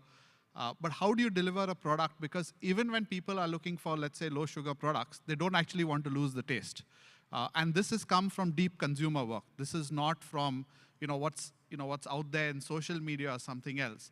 The behavior of consumers with respect to something like low sugar versus what they say can be very, very different, right? So I've seen consumers actually do very differently from what they claim they want.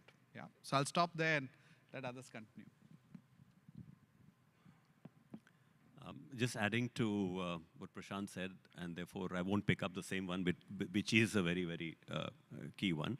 I think one big area is the supply chain disruption, right? And that supply chain disruption has an impact in terms of availability of the product, the pricing, therefore, and therefore you have to increase the price if the product is not available, because finally, and the supply chain disruption, as we've been talking about, is happening both because of climate, and climate is become real. 2 years back, the country was, after the conflict started, India wanted to become the largest exporter of wheat. And the moment the season got over, we realized that we don't have enough, and therefore we are no longer exporting for 2 years because we want to make sure security happens. But all of that has its implication on the business in terms of how you look at exports, how you look at domestic, how you look at product formulations, how you look at pricing. So that's another one that I thought I'll add. A very good afternoon. Absolute pleasure to be here, and thank you for having me on this forum. I'm a slave of data, to your point, and I'll quote the trend, mega trend from what the Ipsos studied that Britannia just did last year for almost 3 years in terms of what are the big shifts that's happening in the food industry. This is for almost 1 million kind of consumers, so it's not a small sample set that we're talking about. There were 39 macro trends.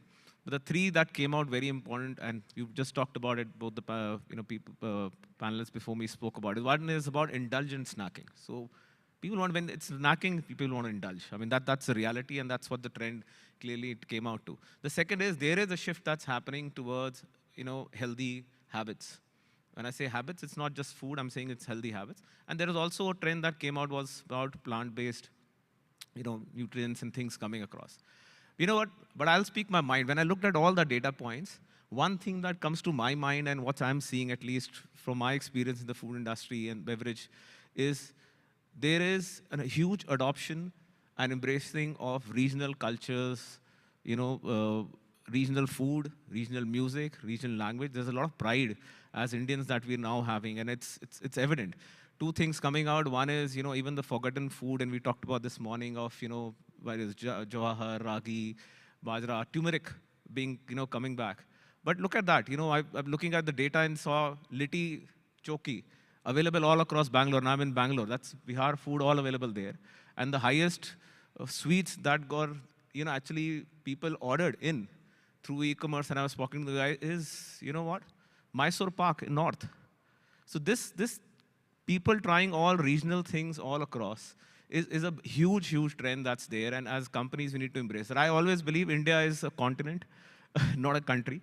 Like German food is very different from the French, and French food is different from the Greek. Similar in India, foods differ every 200 kilometers.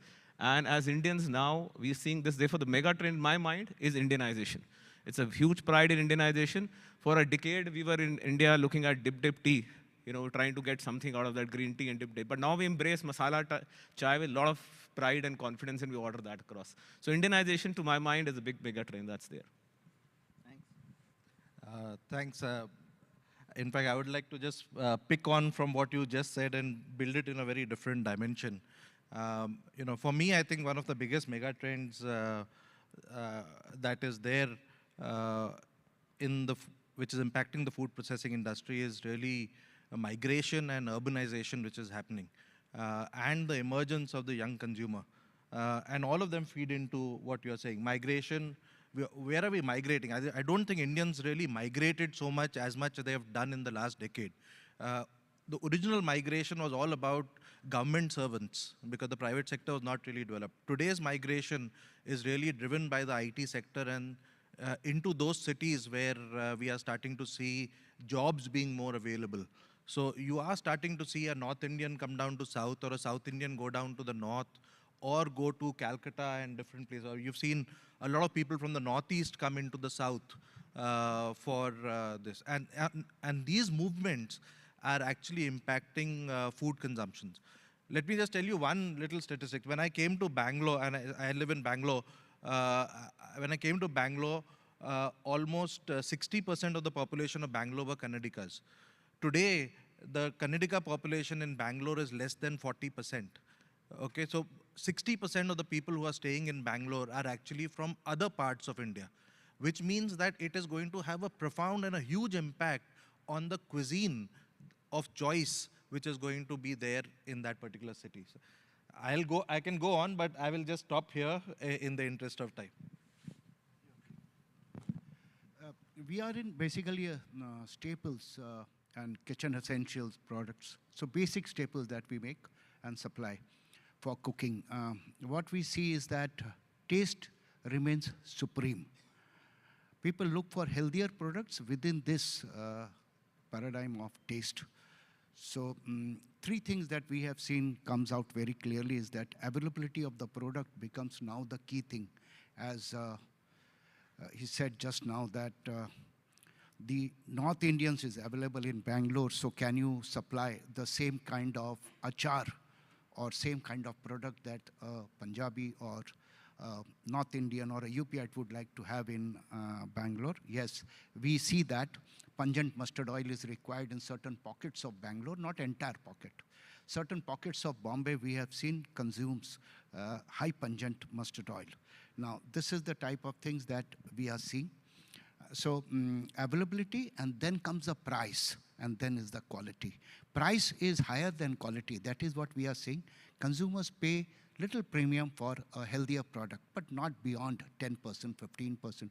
Beyond that, consumers start cutting down on it, but not a great volume driver. So price has to be ensured that what we give is a value for money.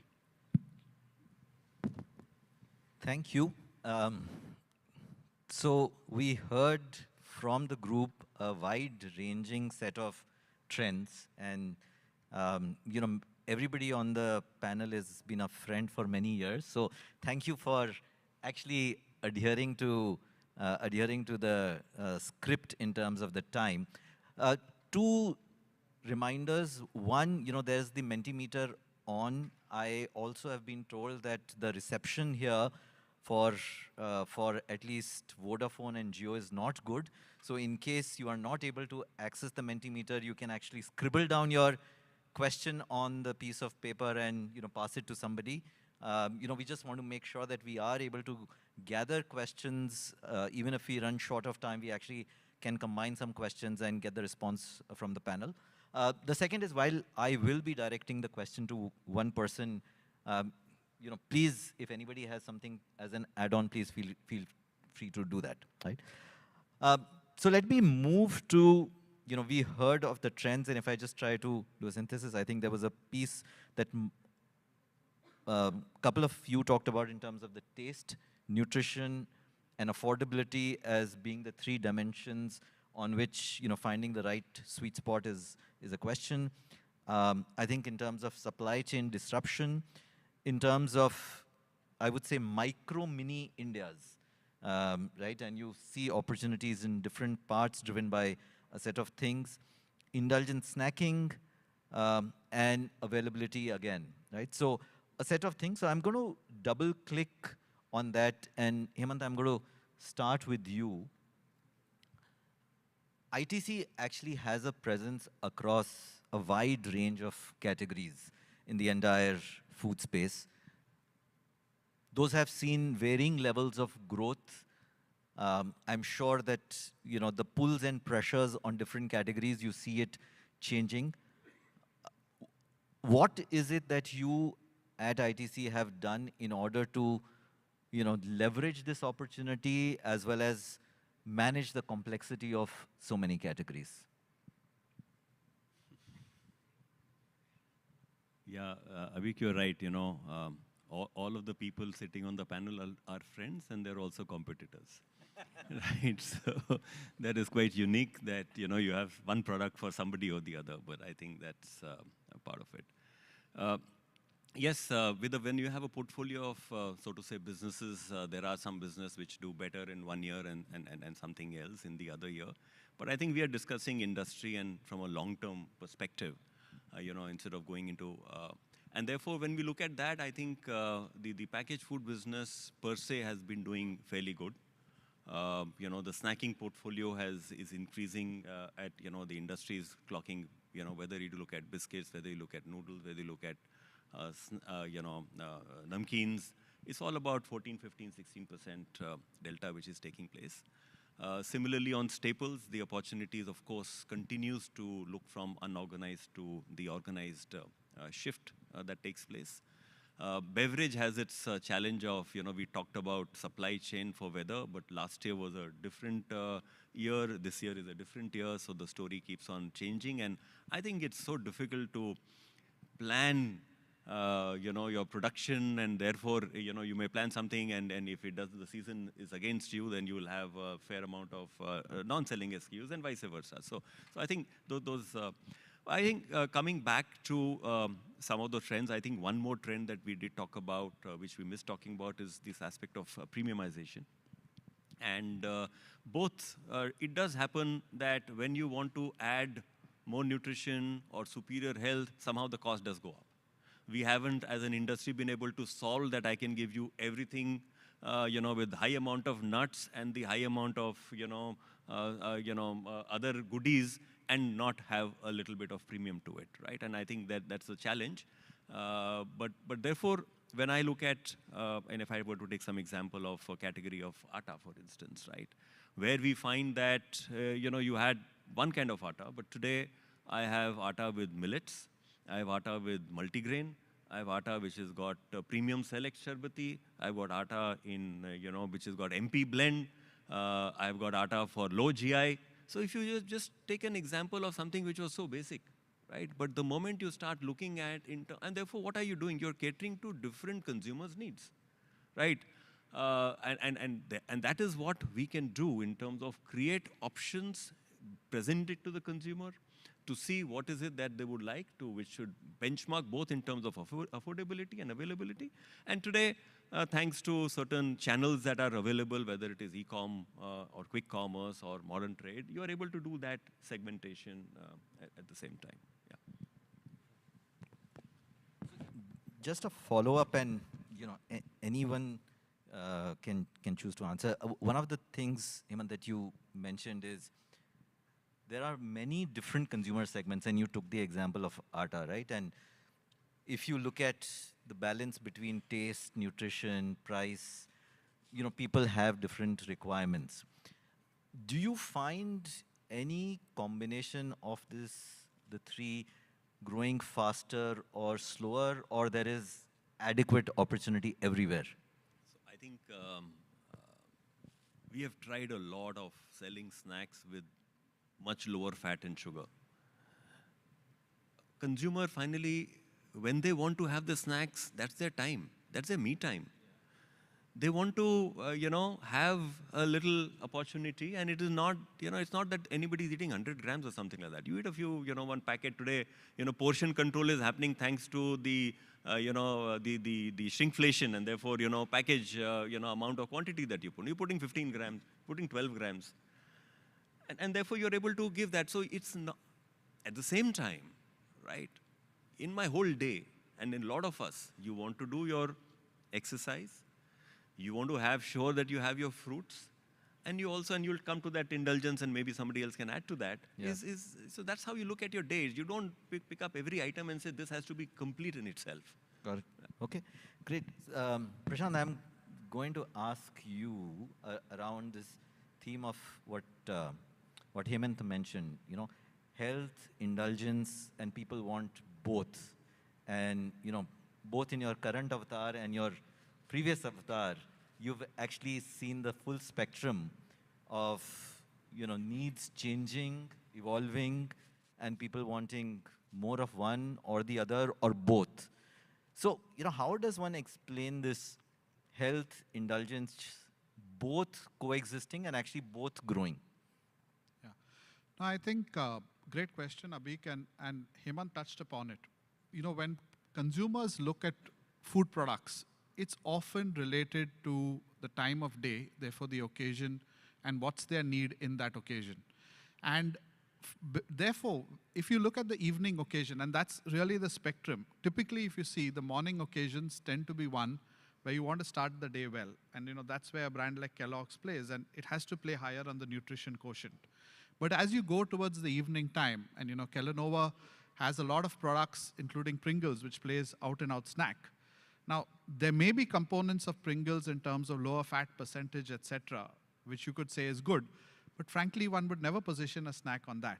Because at that point in time, what people are looking for is taste, right? And it, as was correctly said, it's their moment of indulgence, it's their moment of putting their feet up and getting something which helps them, then take on the rest of the day or the evening. So what's going to happen more and more is that you're going to have consumer cohorts who are going to have a spectrum of needs, right? So there will be some people, and the time will come when they will want healthy snacking. And that space is beginning to emerge. It'll be small. How do you get scale? How do you target the people correctly is going to become one of the challenges. At the same time, I can tell you, in the morning occasion, there will be consumers who will look for that slightly more indulgent breakfast occasion as well. And we all do, by the way. We all know that there is a spectrum of homemade breakfast, some of which are healthier and some of which are not. But when I come to Delhi, for example, I won't go away without having an aloo paratha, right? With butter, right? Irrespective of how healthy I want to be, because that's my one moment where I say, I'm here and this thing. So you're going to have to meet the spectrum of needs. And interestingly, I think the whole digital ecosystem of marketing is going to allow you to possibly target different cohorts. And that's where the real innovation and the real unlocks are going to come. Okay. So, Hemant, Prashant, you talked about two elements. Anshu, you had mentioned about the price, affordability. So, over the last few years, the food industry has seen periods of inflation and actually even deflation. There have been times. And you play in a set of categories which are, more staple, as you said, everyday cooking. What are you seeing as consumer behavior changes in terms of how people are either trading up or down, changing pack sizes, reaction to pricing? Does the consumption of oil reduce if the price actually increases, or doesn't really change? See, a typical example would be edible oil, because that is the biggest grocery basket, product in your basket. You need to look at the strata of the society in which the edible oil is being consumed. When you look at better off, middle income or upper middle income, we all consume what we are consuming. Possibly nothing more can be done. Average around 22 kilo per head per annum. At the lower end, it is around 10 kilo per head. That is how average India consumes 17.5 kilo per head per annum. Now, for you and me, that is the middle income, we are not so much impacted by the price. Yes, we look at the price, but then we still continue with the same oil. We never change the oil. Every household has two oil. One is a refined oil and one will be an unrefined oil, a taste oil. But when you go down, there it makes a lot of difference, because that is a big money in the grocery. So one, people don't change categories so easily. So if they are consuming soybean oil, they continue, even if the price of soybean oil goes up. Unless there is a fear of adulteration, like what happened long back in mustard oil. So fear, if it is not there, of adulteration, people continue and manage. They may reduce their consumption. But the moment the prices comes down, that is what has happened now in the last 6 months, consumption goes up. And the consumption goes up by almost 12%, 15% we are seeing consumption of edible oil going up. Now, where is it going up? It is not going up in the middle and upper.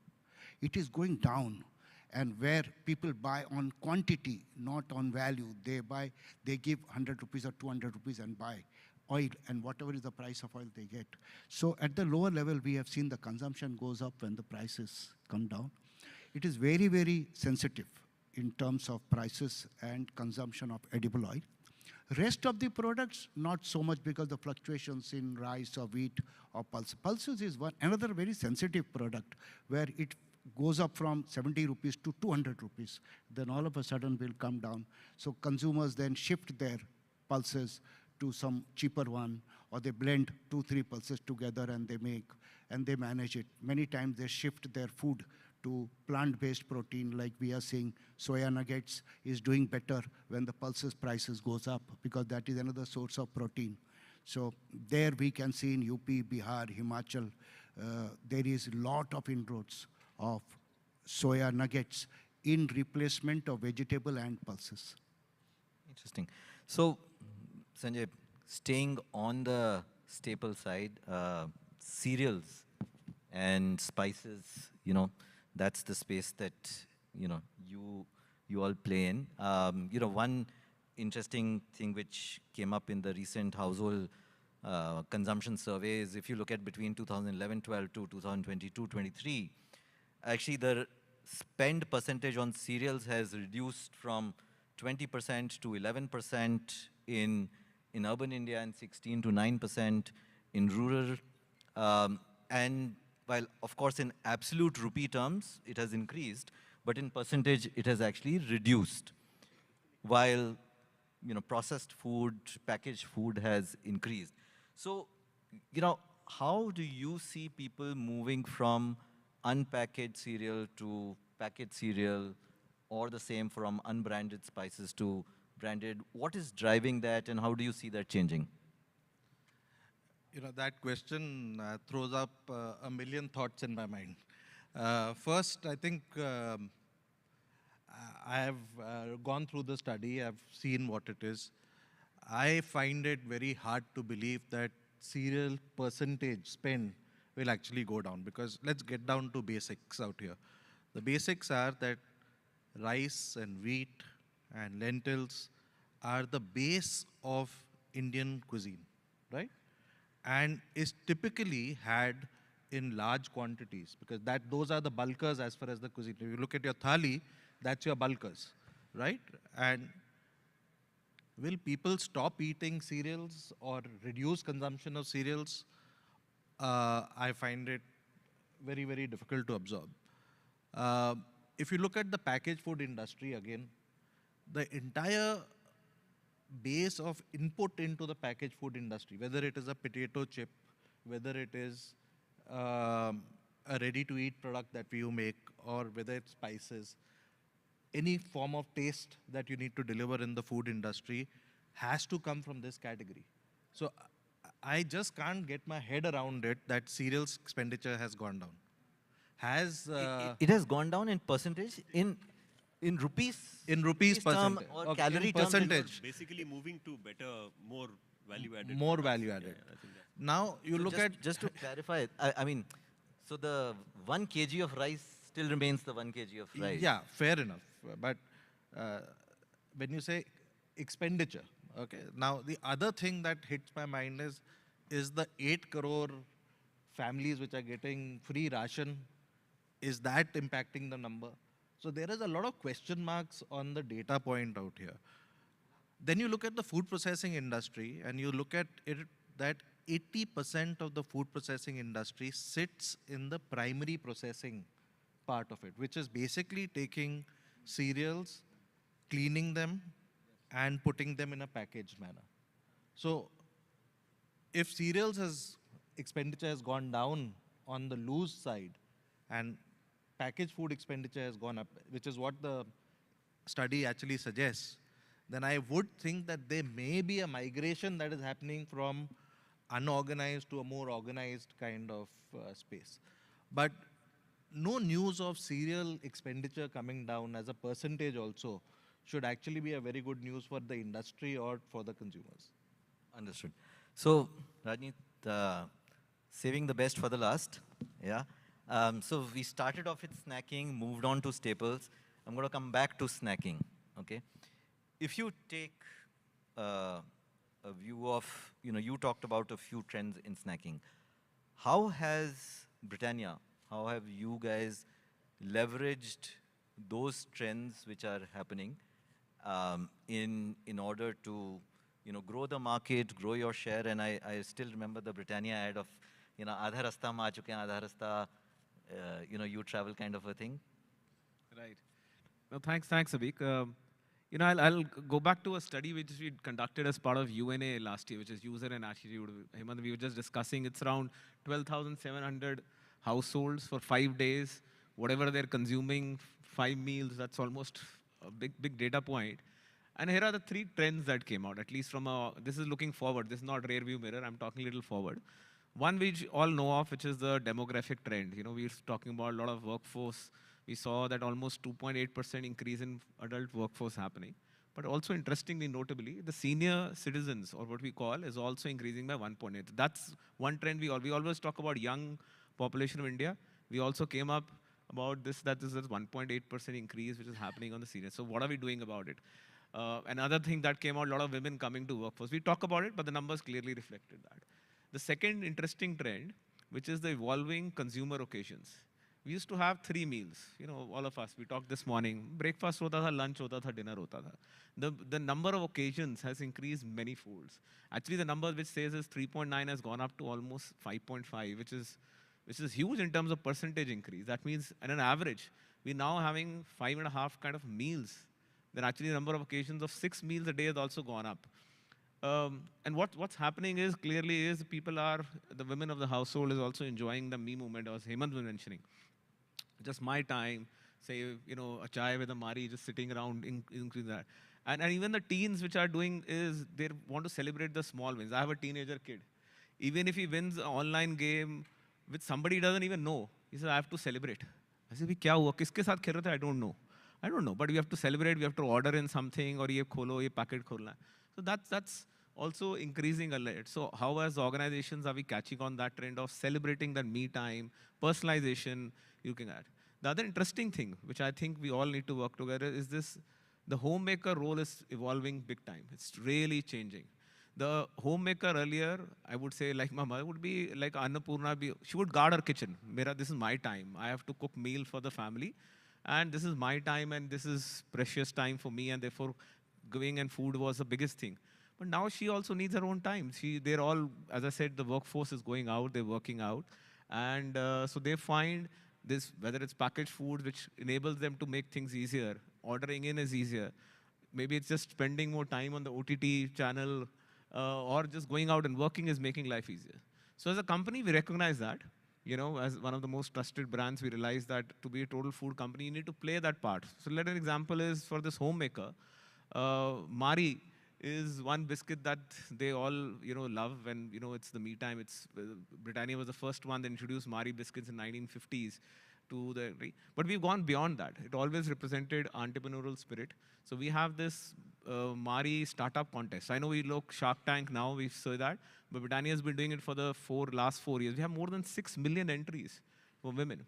And 60% of these women are from actually what we call, as we say, not the tier 1 or urban. They are making their entries saying, these are my recipes, these are things that I want to do. And we fund their programs. Almost 30 businesses thriving and doing well even now. And they want to be on their own. So this is Mari lifting up the stand saying, it's not only for you, it's better for you, but it's all better you as well, for that. So as brands, we need to, I would say, up our game and saying what kind of choices we provide. Not just biscuits, we have millet breads, we have dairy products, we're going into other ways of snacking. So ensure that she gets that me time. And as homemaker, how can we make her life easier is one example I just want to share. Okay. I just want to ask, come in to add. One of the aspects that we are also getting from the trend part of it is the homemaker or the mother being extremely confused in terms of what should I do. Because there's so much of information. And so many, the child has come, as you're saying, celebrating small moment. Now, what should I do? How do I give that small moment of joy? And therefore, am I making me feel guilty about doing that? So I'm saying, that's an aspect that is coming in terms of, the challenge of too much of information about food and good, bad, and ugly, and therefore she is finding difficult to handle that. Yeah, so, I was going to ask this question later, but given, Hemant, you brought the topic of information, if one looks at it, today we have more information available literally in our pockets or in our hand all the time. More information does not necessarily mean better information. It means more information. And, many times, different parts of the internet will talk about this is good and this is also good. The number of times I have heard from different members of my family ki, चाय पीना कम करो और फिर हो जाता है नहीं coffee पीना कम करो फिर हो जाता है दोनों थोड़ा P low and I don't know where the truth is. Coming to the point which was discussed in the inaugural session as well, there is a lot of information. Some of it is valid, some of it may not be accurate. This is also a time that consumer trust generally in institutions is also going down. In this time where you have to, balance all the different trade-offs, how are any of you, all of you, thinking about how to build trust with the consumer, through communication, through innovation? What is it that you have done that you've seen work? What is it that you are, to whatever extent you can share in terms of what are you planning to do? So, Rajneet, can I start with you, or if anybody else wants to take? I don't mind kicking it off, and I won't try and cover the whole topic, but just, I think it's very true. We saw this trend, it's not new. It's been happening over the last 5 or 6 years, and especially for, as I said, for categories where people are looking for a little more nutrition or nourishment, there was always this point as what's in it. And the way we address that trend is to say how much of the, what we call back of pack, how much can we bring to the front? So I think we started calling out, the kind of ingredients that we had, let's say in muesli, which is a very new kind of category. People don't understand it. Pulling more and more of that information to the front of pack, so it's right out there. And most recently, we've actually called out, we have 12 different ingredients, let's say, in our lead product. We've actually called out all those ingredients on the front of pack, so people understand that's what I'm getting. I'm getting a 12-in-1. And I think we have to do more and more of that. And this goes back pretty far back in terms of history, because I think Kellogg's as a brand was one of the first to put front of pack nutritional labeling in terms of number of calories, things like that, up front, right? And say this is what is there on the pack. Consumers are going to ask for this more and more. And those who do it, I think, will build some amount of trust with the consumer. Okay. So interesting. So instead of back of pack, front of pack is one approach. Great. I was reflecting when you were speaking, Prashant, as well. And as India is one of the most trusted brand as Britannia, the history goes, it's built over 100 years. And trust has to be earned. It is not just, one. Is because the only way that you can do that is being transparent. And the other one is being authentic as an organization. And that's true for every one of us. Earlier, you would put up an ad, and you will just think your brand is there, you put on a communication out there, and you'll wait for it to succeed and wait for comments to come. 3 months, abhi primary hua, secondary hoga, we'll come to know. Today, social media is there, you'll come to know here and now whether the brand is done well, is it appealing to the youth or not. I welcome that. It's a two-way communication now. We come to know what's happening, and therefore the role of organizations for all of us is to listen, and listen. Rather than just communicating out what we've got, we've got to listen to the consumers and have that two-way communication. Trust, while it's a 100 years legacy, my own personal senses has to be earned every day. Every day you need to ensure that you have great tasting products with the right nutrients, what you're claiming as going by the guidelines of, you know, the FSSAI, but also being true to the consumer that you're serving. It has to be earned every day. As a responsible company, I mean, there are a lot of steps you have to take proactively. We were the first ones to be trans fat free. Now a lot of companies are being trans fat free. 50% of our product portfolio has essential micronutrients. We are working, even before all this has started coming, for many years of reducing sugar and salt, and that's an endeavor that we always do. Renewable energy, how do you get more of that going there? So, you know, we've always, I mean, millet, the superfood is now there, but Britannia already had a NutriChoice Ragi biscuits and diabetic-friendly biscuits for years. So I think as organizations, the one important I would say to take back even from this forum is be more transparent, be more authentic, and let the consumer make the choice. And you have to earn that trust every day in whatever we do and whatever we communicate. Great. So, you know what? One word on this. I personally believe consistency builds trust. Whatever you do, you must do it consistently. People will trusting you. So for us, the trust is consistency, and that is what is also a big challenge. It's not so easy, but to build consistency and supply chain, brand, quality, timing, pricing, everything needs to be consistently correct. Then the trust comes up. This is how I believe, because in the staples business, little challenging. Interestingly, I think just to completely agree with what is being said. Brand trust has to be earned, and it is built through painstaking effort by everybody in the value chain, from product, from manufacturing, consistency, quality, following the law of the land, availability, consistent, continuous availability. At the same time, we find today there are so many videos that come up, right? And every time a video comes up, you wonder, what should you do? Sometimes, there is a lot of, untruth in it. And then you actually realize that finally, if your brand has that trust, the consumer stays with you, right? And I think that to me becomes very important, because otherwise, initially we used to get react, and then you say, no, let's just wait. Let's see what kind of traction it is, and then you see the comments, and you can make out that if somebody is picking up a big brand, which is part of your life, which you know it has built a trust onto it. So just somebody coming up and making a comment around it, it's not so. Doesn't mean that we not need to earn the trust every day. I completely agree with that. I think there's no debates about that. Yeah. Can I add on that? Sorry, I'll take a minute. I'm a little passionate about it. So, to your point is also letting consumers know, because the trust, you rightly said, him, and then we were just talking inside as well, is what is good for me is also about this portion size. We were just talking. When you say 100 grams of this contains so much sugar, 100 grams of biscuits will mean so much. Who has 100 grams of? 100 grams means 3.5 packets. Who has 3.5 packets a day of biscuits? Certainly I don't.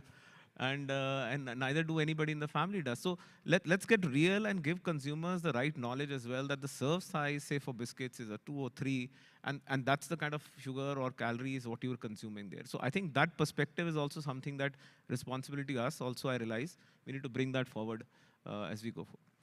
Sanjay, yours. Yeah. I just thought that since everyone has spoken, I should speak as well on trust. We have two brands in our company. One is MTR, which is now this year a 100-year-old brand, and Eastern, which is a 40-year-old brand. And I completely agree with everything that each one of you said, that it's to be done every day and done everything. But I think you must also reinforce why people trust you. So just to give you a couple of things which I hold very dear from reinforcing brand trust is, one, be responsive to the consumers. So we get a lot of consumer complaints that come in. The mandate in the organization is within 24 hours, we have to be at the doorstep of the consumer.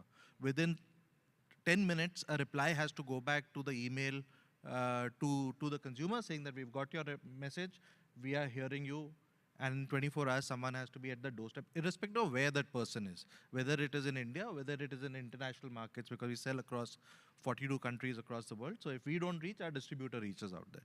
The second thing that we do is we have to continuously reinforce our heritage, as to keep telling them as to why we are what we are.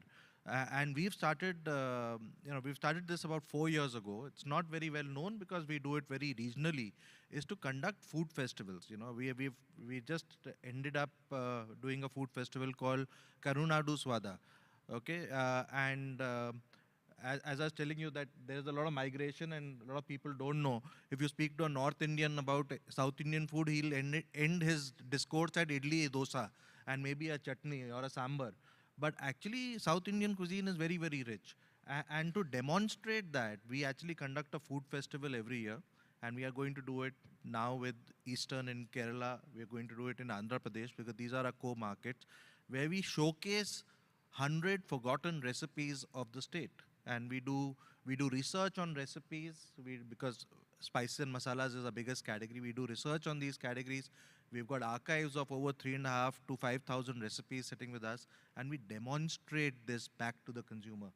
And we get a lot of great response and love from the consumers. The festivals are manned by the employees of the organization, so there's a lot of strong employee connect, and all of that helps you to build up and reinforce brand trust. So I think it's a constant and a central piece of building brands and building organizations. Very helpful, and I could not help but notice the passion that everybody had. Given that everybody had said something, I feel a little bit of FOMO, and I also have to say. So two quick things. One, a few years back we had done some work to say which cricketer actually signifies trust, and this is about 5-6 years back. Any guesses what the majority answer was? Right? Dravid. And, if I look at what different people talked about, consistency, every day, humility, and, in some sense, that was the personification. Interestingly, the most loved was not Dravid, but the most trusted was Dravid. So that's one part. The second thing around trust, and this is more wearing a personal hat. During COVID, we actually, as BCG, started sending out a dashboard of information and data. And, two of the CEOs actually said, thanks for doing that. And we still send it, and actually Falguni is the person who compiles this. And, two of the CEOs said, actually, today I don't believe half of what I read in the newspaper. But because it's, coming from you guys, I believe it. Now, I think the theme, which I also I think is important, is with a set of trusted brands that each of you helm. I think with great power also comes great responsibility, which I heard all of you echo. I'm going to ask one question, and I'm going to deliberately keep it broad-based. We hear a lot about technology. And technology, and I mean not technology only in terms of digital or e-commerce or what have you, but technology as a whole, and it's really something which touches different parts of the value chain. If you could share, and Anshu, I'm going to maybe start with you. If you can take one or two things that you have done leveraging technology in any part of the value chain and share with the group, that would be great. See, technologically, one is the crude palm oil. Under this RSPO, we need to track the original source of fresh fruit bunch, that is the FFB, from which the crude palm oil is made, because this is required with the multinational companies. They need traceability.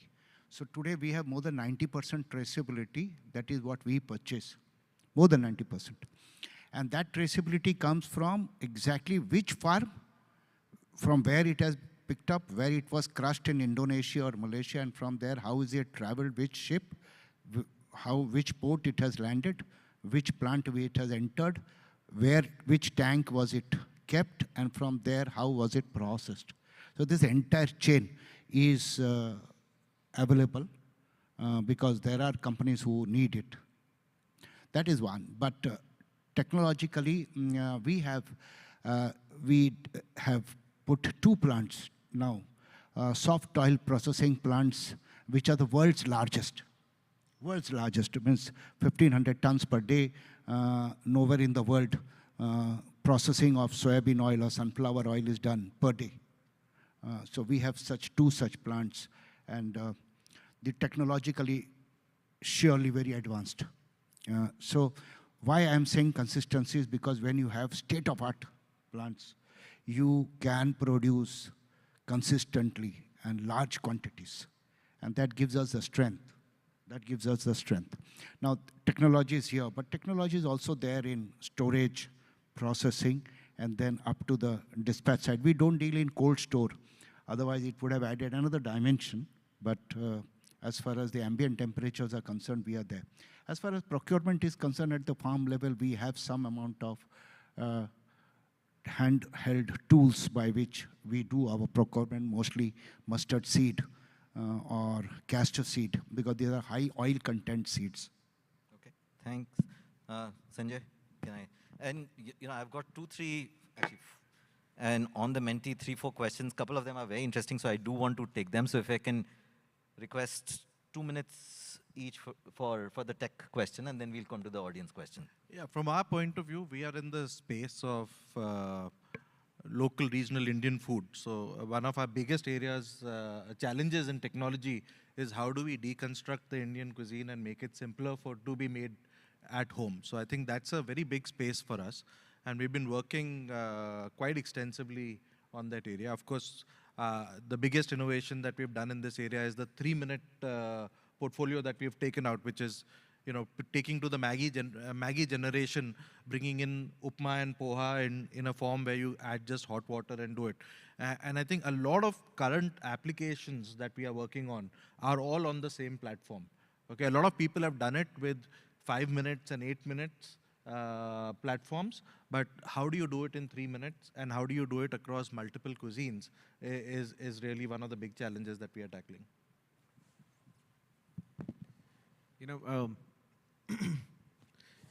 Britannia is, I always say we're not a 100 years old company, we're a 100 years young company. And the reason I say that is that every decade, we kind of try to reinvent ourselves. If I were to, and that's a task that I take upon myself, is about reinventing Britannia for the future, I call it the vitamin D for our industries, is 3 Ds, which is, first is distribution. Age old, we are FMCG company, distribution, distribution, distribution. Number 2 is data. And I'll double click on this by a word that W. Edwins from IBM has said, in God we trust, all others must bring data. So I genuinely live by data, and I want to bring that. Third is about digitalization and technology. And that's something I generally believe in, and we're driving that very aggressively in Britannia. And I'll talk about front end rather than back end because you've talked about it. I think there are 4 pillars. The way I've crafted in our vision is, one is in terms of building a digital spine for our entire supply chain. We're there. We've got 80 manufacturing facilities. We've more than 50 warehouses. We've supplied to 85 odd countries. So a digital spine to ensure with the data lake that'll come in, to ensure real-time data in terms of which all plant, what's to do, what needs to move forward. The other one, of course, every organization has Salesforce automation. That's always there. But I'm saying practical use kya hai? We keep technology not for the sake of technology. So we've done geo coding of all our outlets, 1.4 million outlets that we go directly and indirectly all put together, 2.8 million outlets. We've done geo coding of all outlets. But I've also taken my experience from my earlier company, did geo fencing of a sales team. Only when he goes to that outlet, he can take order in 50 meters distance. And you know what? The productivity numbers from 4 hours and 32 odd minutes that he used to spend in an outlet, now it's gone up by 42 minutes. Because he needs to be at the outlet to take an order. That's technology and digital helping him, in real time, at least an organization helping us to get more.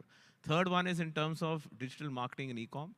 A quick example is we had NutriChoice, Diabetics Day, World Diabetics Day. We came up with an ad, said, you scan that ad in the paper, You had Ron Fernandez, who's the world's diabetic consultant there. And you answer 2 or 3 questions, he will give you a precise AI-led, precise recipe for you. And it also did a follow-up after that. It's not that it ended there. It did after weeks follow, hey, Prashant, I'd given you recipe, have you been following this? And this is all, and he would talk to you taking your name. So that's imbibing technology there. And the last one, I believe that until unless the technology and AI, whatever we talk about, not making life of my people easier, simpler, it doesn't mean anything. So looking at hiring through AI systems which digitally scan CVs and go through, these are a few other things that we're imbibing. But long journey today, not a soothsayer, but I definitely believe if I have a crystal ball, organizations that will thrive forward are the ones that embrace all these 3 T's together. So Raj, you do a lot of brand plugs. And I just hope your data is not like the exit polls. I think, I'll take a different perspective of technology. And I'm talking about what my scientists at ITC, LSCC in Bangalore are working on, which is in terms of how do we make products which can be made with lower amount of sugar? How do I make product with lower amount of salt? How do you make product with lower amount of fat? This needs technology solutions, right? So it is not that the industry is not interested in it. The industry is constantly working in it. Now, if you are at, say, 20% sugar, for instance, right? When you will use some technology, you will come to 18, you will come to 17. You will not jump from 20 to 10, because if you could, you would have done it already, right? And if you could replace it with something even cheaper, it's difficult, then of course people would have done that, because the economics would have played onto it. So there's a lot of work. You work with enzymatic actions. You look at technology in terms of additives. You look at technology in terms of crystallization of various kind of salt, and therefore how that can make a difference. So there's a lot of tech. I would say that there's an opportunity of tech to make a difference in terms of ingredients and stuff like that. And then suddenly you hear that all ingredients are bad. Then you kind of don't know what to do about that. So I think that's or all the additives are supposed not to be acceptable. But anyway, that's a different discussion. Very quickly, Abhik, because I know you want to get to questions. I think definitely technology in terms of making your products healthier, whether it's lower sugar, higher nutrition, is one thing that we do. But I'll talk about technology more in terms of the back end, which is supply chain, and the front end, which is distribution. That's where a lot of our focus is going. Back end, it's about using machine learning and really getting into smart factories, where you can reduce food waste, improve productivity, simply by, constant monitoring of your entire supply chain, right? And if you can harness the power of data to do that, that really helps. And in the front end, a lot of what you said, Rajneet, in terms of distribution, definitely I think there's fantastic work that's happening from Britannia, doing similar things, and also looking at how you can actually even monitor execution at point of sale through technology. Yeah, so that's I think where Kellanova is going and trying to get better and better at it all the time. And this is going to be a constant journey. The same applies for marketing, right? I think that's the furthermost. It's how you talk to consumers. How can you get smarter in terms of the way you market your product, speaking to specific cohorts, where you're getting the best return on investment, especially as d-commerce and e-commerce grows. Those are going to be skills that you are going to have to develop and build. But let me stop there, because I can see a lot of questions have come in. So over to you, back to you, Abhik. Good. So the first question, and I'm going to paraphrase it, is, there was the concept of the magic price points, 5 rupees, 10 rupees, 1 rupee, 2 rupee, and a lot of it was driven by coinage, or that was what the belief is.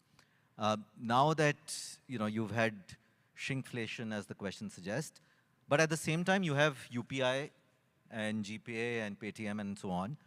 So is that the coinage problem and the magic price point question, is it still relevant? Yeah, I think it's a great question. I don't know who asked it, from which industry they are, but anyway. I think it's a fascinating question which we keep on discussing with our marketing teams, that, how does it really matter? 5, you make it 6 or 7. But I think there is a value of the price point, right? But you see, if you are looking at a grocery product, it doesn't matter, because you're buying it as a basket. When you're looking at something which is an impulse product, it does matter. Now, how long can a 5 rupee last? You know, how long can shrinkflation last? I understand. So slowly you will start moving. In fact, I'm finding that, and this is for potato chips, right? Finally, it had come down to 10.5 grams in a packet of, you know, for a 5 rupee because the prices of potatoes had really gone up. And the consumers started shifting to 10 rupees. So, you know, because there was not enough quantity into it. So I can see that happening. But I think it's still, this 510 will remain for some more time. Great. So I've also been asked that we have 5 minutes, so I'm going to ask one person. And so the next question is actually on behalf of the FPO ecosystem. And if I summarize the question, it is, you know, what is the approach that you have taken to ensure a fair margin sharing with the farmers for their agri-produce? And how can your company, you know, collaborate, incorporate FPOs into the supply chain in a better, more inclusive manner? So I think it's a very big question, and I'll connect you to my ITC Mars team, right? And they'll take you through, because I'm sure you have some business interest to ask that question. And we can share with you in terms of what are the work happening. So I think I'll just add one thing here. Adani has a biogas plant, 600 megawatt, and it's a gobar gas through which they make it. The slurry, what is it? That they extract micronutrients and make nano fertilizer. And they are now using this nano fertilizer and going to the FPO and giving demo and selling to them. In return, the FPOs have asked, and we have also asked them to give their produce to us. This produce will be non-pesticides, so obviously it will have a higher value. So we are working closely with these people to buy back whatever they grow. It's not what we want, whatever, because each geographical area will have its own crop. So we said, whatever you grow, we will buy back. So that is how we are trying to make this full cycle. okay, I'm going to just register 2-3 questions. I am not going to ask the panelists to respond to that because I think some of them are fairly technical. You know, there was a question in terms of oil millers and ingredient mentioning. May I ask the person to maybe connect with Angshu, you later? There was a question around precision fermentation and, you know, how does that impact? Again, you know, I would suggest the person who asked that question to, you know, connect later. There is a third on non-alco beverage consumption and why is it lower in India compared to China or the US? I'm going to park that question which is there.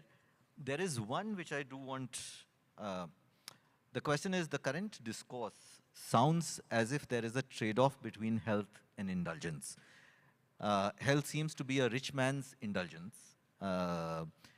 Where should a brand start in order to make health accessible to lower or middle income strata? I think it's all about affordability, value for money, and giving the right health to the right person. Now, it depends on what you want. We are selling Vanaspati. Normally, nobody would buy Vanaspati, but still, you know, 1.5 million ton of Vanaspati is sold in India. Those who are buying and consuming are the people who work hard, and the laborers and all that in Kanpur and Agra and all that I have seen. They enjoy food cooked in high quantity of Vanaspati and all that. But they are very hard workers. So you need, who is consuming and for what? So I think health, and we are all talking health because we are not working so hard at the others are, the lower end is doing. So possibly that is also important point to be considered. Yeah. So with that, you know, I'm going to bring the panel to a close. Thank you, all the panelists. And Angshu, to just build on the last point that you said, you know, in terms of eating and working hard, etc. You know, my grandfather used to say, ki, you know, in my time, I used to eat dal bati with ghee every other day, but I also used to work equally hard, and, you know, he lived to 101. Yes, yes, yes. So So thank you all the panelists, and thank you to the audience, and sorry we could not address all the questions. Thank you very much indeed, sir. I would request our panelists to kindly come forward together for a group photograph. And ladies and gentlemen, kindly remain seated. We are straight away moving to the next session, which is session 3 on people-positive food systems, ensuring health and nutrition for all. I would request you all to kindly remain seated. Just give us a few minutes while we arrange the top table for the next session. Thank you very much indeed. And ladies and gentlemen, once again, let me take you through the Mentimeter. You have to log in, and I'm sure, I understand most of you are not getting your mobile data connections inside here because there's a problem, connectivity problem, with lot of operators. But in case you have, you can log in to www.mentimeter.com, and then you have to enter the access code, which is 24719-092. It's there on the screen, 24719-092, and then submit your question. But in case your Mentimeter doesn't work, you're not able to log in, then you can also pass on your question on the question answer slips, and we will hand over to the moderator of the session. But as we have a time constraint, like in the earlier session, we could not take on as many questions as we would have liked to. But your questions will be certainly passed on to all our eminent panelists and will be addressed. Thank you. Also, we would like to announce that the FICCI BCG white paper is available outside at the registration counter. You can kindly collect your copy from there. And we are all set to move on to the next session. And may I invite our distinguished moderator onto the stage, Ms. Sushma Vasudevan, MD at Partner, BCG. Once again, warm welcome to you, ma'am. May I invite our eminent panelists, Mr. Prashant Paris, Co-Chair, FICCI Food Processing Committee and Managing Director, India and South Asia, Calanova. Warm welcome to you, sir. Inviting Mr. Tarun Arora, President, FICCI Center for Nutrition Excellence and CEO, Zydus Wellness Limited. Very warm welcome to you, sir. Inviting Mr. Prashant Parameshwaran, Managing Director and CEO, Tata Consumer Soulful Private Limited. A very warm welcome. Inviting Mr. Mayank Kumar, Business Head Foods and Beverages, Dabur India Limited, and Dr. Shilpi Vora, Chief and R&D Officer, Marico Limited. Dr. Shilpa Vora, Chief R&D Officer, Marico Limited. So ladies and gentlemen, once again a warm welcome to the session on people-positive food systems, ensuring health and nutrition for all, which is being moderated by Ms. Sushma Vasudevan, MD and Partner, BCG. Before I hand over to you, ma'am, may I request you if you could kindly conclude the session in about 50 minutes as we have lunch to follow. Over to you. Good afternoon, everyone. And welcome to this session. We're all aware of the grave responsibility we have. We are making you sit through a lunch session, so we have to make sure this is interesting and well worth your sticking through this. So maybe let me quickly set it up, and then I'll hand it over to my esteemed panelists to talk at length about this, about the important agenda of what will it take to ensure that we deliver against the nutrition imperative that we have for the Indian consumer. There were a few points that I'd mentioned as we were releasing the white paper as well, which BCG had the privilege to co-author along with FICCI, on how our rapid economic growth as well as the rise in influence has driven higher consumption, especially in food and especially in certain food groups, right? Over the past decade, monthly food expenditure has doubled in both rural as well as urban areas. But this doubling has also come with a notable shift towards packaged foods, more fruits and vegetables, less cereals. Some data, for example, for all of us is the share of expenditure on cereals has dropped from 20% to 11% in rural households. and from 16% to 9% in urban households. And spending on packaged foods and beverages, which is again relevant for all of us here, has increased from 15% to 20% in rural households and 20% to 27% in urban households, right? Despite, however, many of these shifts, there is significant nutritional gaps that still exist due to high cereal consumption, and there are significant deficiencies on proteins, vitamins, minerals, leading to several lifestyle-related diseases that we are facing. So this is the context or the backdrop under which we're having this discussion. So the first question that I'd like to set off is, in light of all of this that is happening, right, in India, what do you believe are the most critical imperatives on nutrition for India today? And each of you, I think, within your own respective organizations are driving several product innovations. How are these product innovations aligned to the larger nutrition imperative that you want to drive for the Indian consumer? Prashant, maybe I'll start with you. Given Kellogg's overall commitment, to providing nutritional breakfast options, what specific strategies and innovation have you implemented to address the key health and nutrition gaps in the Indian market today? Hello, yeah. So I think, when you started, you said something very important, that there are still nutrition gaps. There are shortfall nutrients across the spectrum. And when I say across the spectrum, it means sometimes we believe that it is only the lower income people who have nutrient gaps. It's not true, right? And deficiency of iron, etc., is as high as 54%, and it goes across income groups. So for 70 years, and this is well before Kellogg was even present in India, I think there's been a commitment by the organization to fill up micronutrient deficiencies. And that has been done by Kellogg within the breakfast cereal category in India right from day one, right? So that's been a commitment. And our commitment, let's say in India, we over-indexed on iron, but it's a vitamin bundle of iron, zinc, calcium, vitamin, D, B, which actually is there in all our core products. And that's something that we've stayed true to right through. Now, you don't always market it only as that, because in the end, you want consumers to enjoy your product. You want kids to love the product, go to school with a smile on their face. But underlying that is a very strong nutrition bundle that unlocks the power of what we can offer.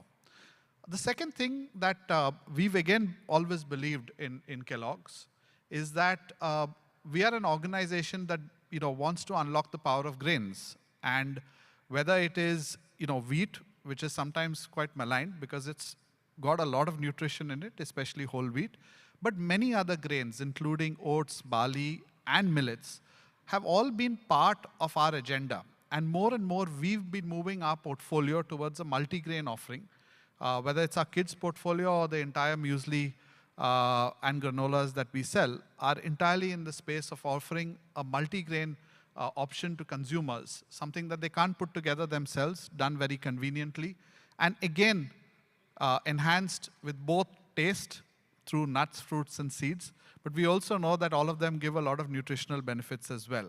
So that's the way we are doing it, and then while establishing these different, I would say, platforms and subcategories like muesli, we then look at, are there specific benefits that we want to offer, right? And give consumers choice. So quite a long time back, we introduced the no added sugar muesli, right? Which means it's got no added sugar. The only sweetness comes maybe from the raisins, etc., that are present in the product. And in turn, looking at sugar reduction has been part of our agenda, and we have reduced sugar. In the past, we continue to do it. So those are the kind of trends that we've always noticed and we've always been responding to.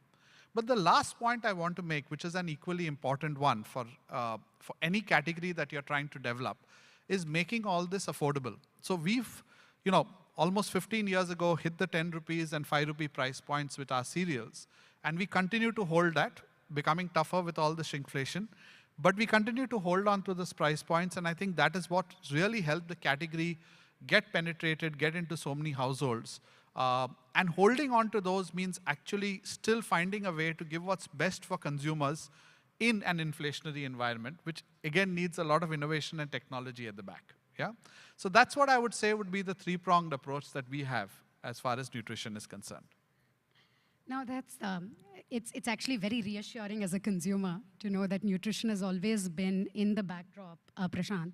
And I think this entire point you're saying of innovation to figure out how you balance health, taste, nutrition, and affordability is a very important point. And maybe as we move on in the conversation, it'll be good for all of us to understand what exactly you're doing to make that work, right? Moving on, Tarun, I think, Zydus has always been a large player in the entire consumer wellness space, right? And all of what we've been discussing on the entire movement towards health and nutrition directly plays into what you do for a living. It'll be good to understand, as you have looked at your own specific portfolio, what steps have you undertaken as a company to address key health and nutrition gaps in the Indian diet? Thanks, Sushma. At Zydus, I think we were pretty early on some of our brands because some of the iconic brands that we've had have 60, 70 years of playing in the nutrition and food space, even calorie management space. But I'll first talk about two broad things, two broad trends that I could talk about and how do they play out in what we do or intend to do as we move out. I think some of it was talked this morning by the FICCI director as well. So earlier there was food and there was the role of a food which was more of satiety and I need to have my food and your kind of plate ensured that you had variety of things which took care of your nutritional needs. And they were for additional things, there were supplements like, HFDs, etc., which existed. But largely, food was food. But over last couple of decades, I think there has been a lot of conversation around being awareness built around the role of micronutrients and macronutrients and the concern about they being there. So I think one big thing that has happened and more so in last 5 years is, and going back to the same thing, food is the best medicine, the fact that mindful eating has happening, where food is also a critical source of nutrition. And therefore, people are making choices of what do they want to consume and not want to consume. Add to the second part that I want to talk about is the role of nutrition, role of micro and macronutrients is different for different people. My need versus your need versus third person's need are completely different. And it's not just a function of just age, lifestyle. There are multiple life stages, lifestyle, and our aspirations also, because somebody's leading a very athletic life, has a different need. So therefore, there are various segments which are emerging, which are seeking by their genetic makeup, their lifestyle, and their age group, and you can add multiple perspectives to it, a different requirement of different nutrients. One simple thing is that yes, protein is a common thing, and it's very easy to say, and we all know that there is a protein deficiency. But how much whey, how much casein, and therefore who needs more whey and who needs more casein within the protein? What is the role of different parts of protein, amino acid chains? And therefore, what will be the most suitable for a child who needs, maybe all the three kind of proteins, and somebody, at a older age group may look for a different requirements. Similarly, the role of different micronutrients, they will vary. So I think a lot of our work on innovations is happening across our brand portfolio, whether in the nutritional beverages spaces or calorie management or some new spaces that we are exploring, is addressing different segment of consumers in what they have, what they need. Having said this, I think what will also evolve at some point in time will be a probable situation where you may have, should I say, something you can choose to, alter depending upon what your situation is, and as your needs evolve, you could change your products or different variants, and therefore the bespoke products could also be the order of the day as nutritional. Having said this, and I just want to conclude, it's not just what we do innovation at the front end, but also through the back end, also through the right sourcing and consistency of the material that or the products, because one major shift which was also talked about, was the reducing sugar, concern about fat, salt, etc. Now, the fact is, not everything is bad, and not everything is super good. So excess of everything is where the problems start. And therefore, balancing the right things, whether it's sugar or switching to sugar-free, which we stand for quite a lot. So those are things also where we work and putting a lot of energy in terms of both innovation and capability on. Thanks, Tarun. I think an important point you touched upon is the fact that this can't be a one-size-fits-all approach. Nutrition, at the end of the day, needs to be customized depending on what life stage, what age, what lifestyle an individual has. And the fact that you also need to make sure the entire back end is tied up to deliver against it. Interesting question, and again, we'll delve upon it in the second round when we're talking about the how is, how do you actually manage to do that at scale, right? I think that's the challenge, we all face. Prashant, moving on to you, I think, Tata Soulful has always been known for its innovative vision to provide convenient, healthy food options to the customer. Same question, as you look at the nutrition imperative going forward, how do you as an organization look at filling the nutritional gap or deficit that is there in all of our palates as an Indian consumer?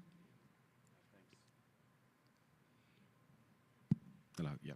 No, thanks, Shushma. So I think it's an interesting space. And I think it's broadly, if you look at even the previous panel and this panel, I don't think it is about a particular piece from nutrition.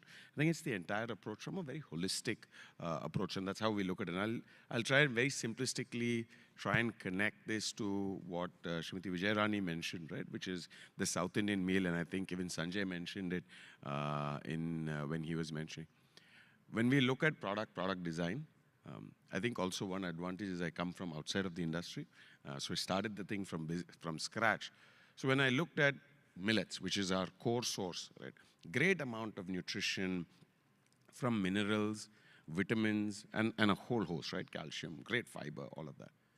But actually the protein quality is not as good, right? Now we could have gone with something for children, which was just based on the goodness of millets. But I would actually be deficient on protein, technically from a product. Could have approached it also with a way of saying, let me fortify it with a protein supplement. We went back to what is the core genesis of how we look at research, how we look at product development. We said, what do our grandmothers give us? They give us dal, they give us protein, they give us lentils in that form. And how do you bring that into the ingredients of your product? And I think that's how we've been really approaching our entire science towards it. We've been going with a simple business of saying we are not in the business of nuclear physics. We're in the business of food. We're not in the business of pharma. We're not in the drugs business. We're in the business of food. So you have to find that balance of taste and nutrition. But nutrition from what we look at is what would your grandmom give you? And I think that is the entire approach. So it's not one particular deficiency that we go after more from a holistic perspective. I think, Prashant, going back to traditional wisdom and thinking of food as a culture, as Mr. Jairani said, and the fact that at that point of time, it was simpler and more health-oriented, I think is an important point. And we have to figure out how we can bring that back into today's world as well. On that note, Dr. Shilpa Vora, I think Marico's focus has always been, I think, on heart health, as well as overall wellness, right? In your role in the R&D team of Marico, what exactly have you undertaken to enhance the nutritional profile of your products? Thanks for that question. As you rightly said, Marico stands for health and wellness. And I think it's somewhere deeply rooted in the choices that have been made by the brand. If you look at the edible oils portfolio, again, oils is a necessary nutrient in your plate.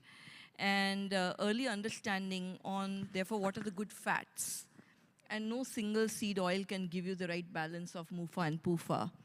And what Marico, therefore, has done is not just adopted, I would say, international understanding and said, this is right for you. We actually followed it up with clinicals in India and measured the right health parameters and said a single seed oil really cannot give you the benefit that a multi-source seed oil can. So that's sort of how we've driven our innovations in the space of oils and health.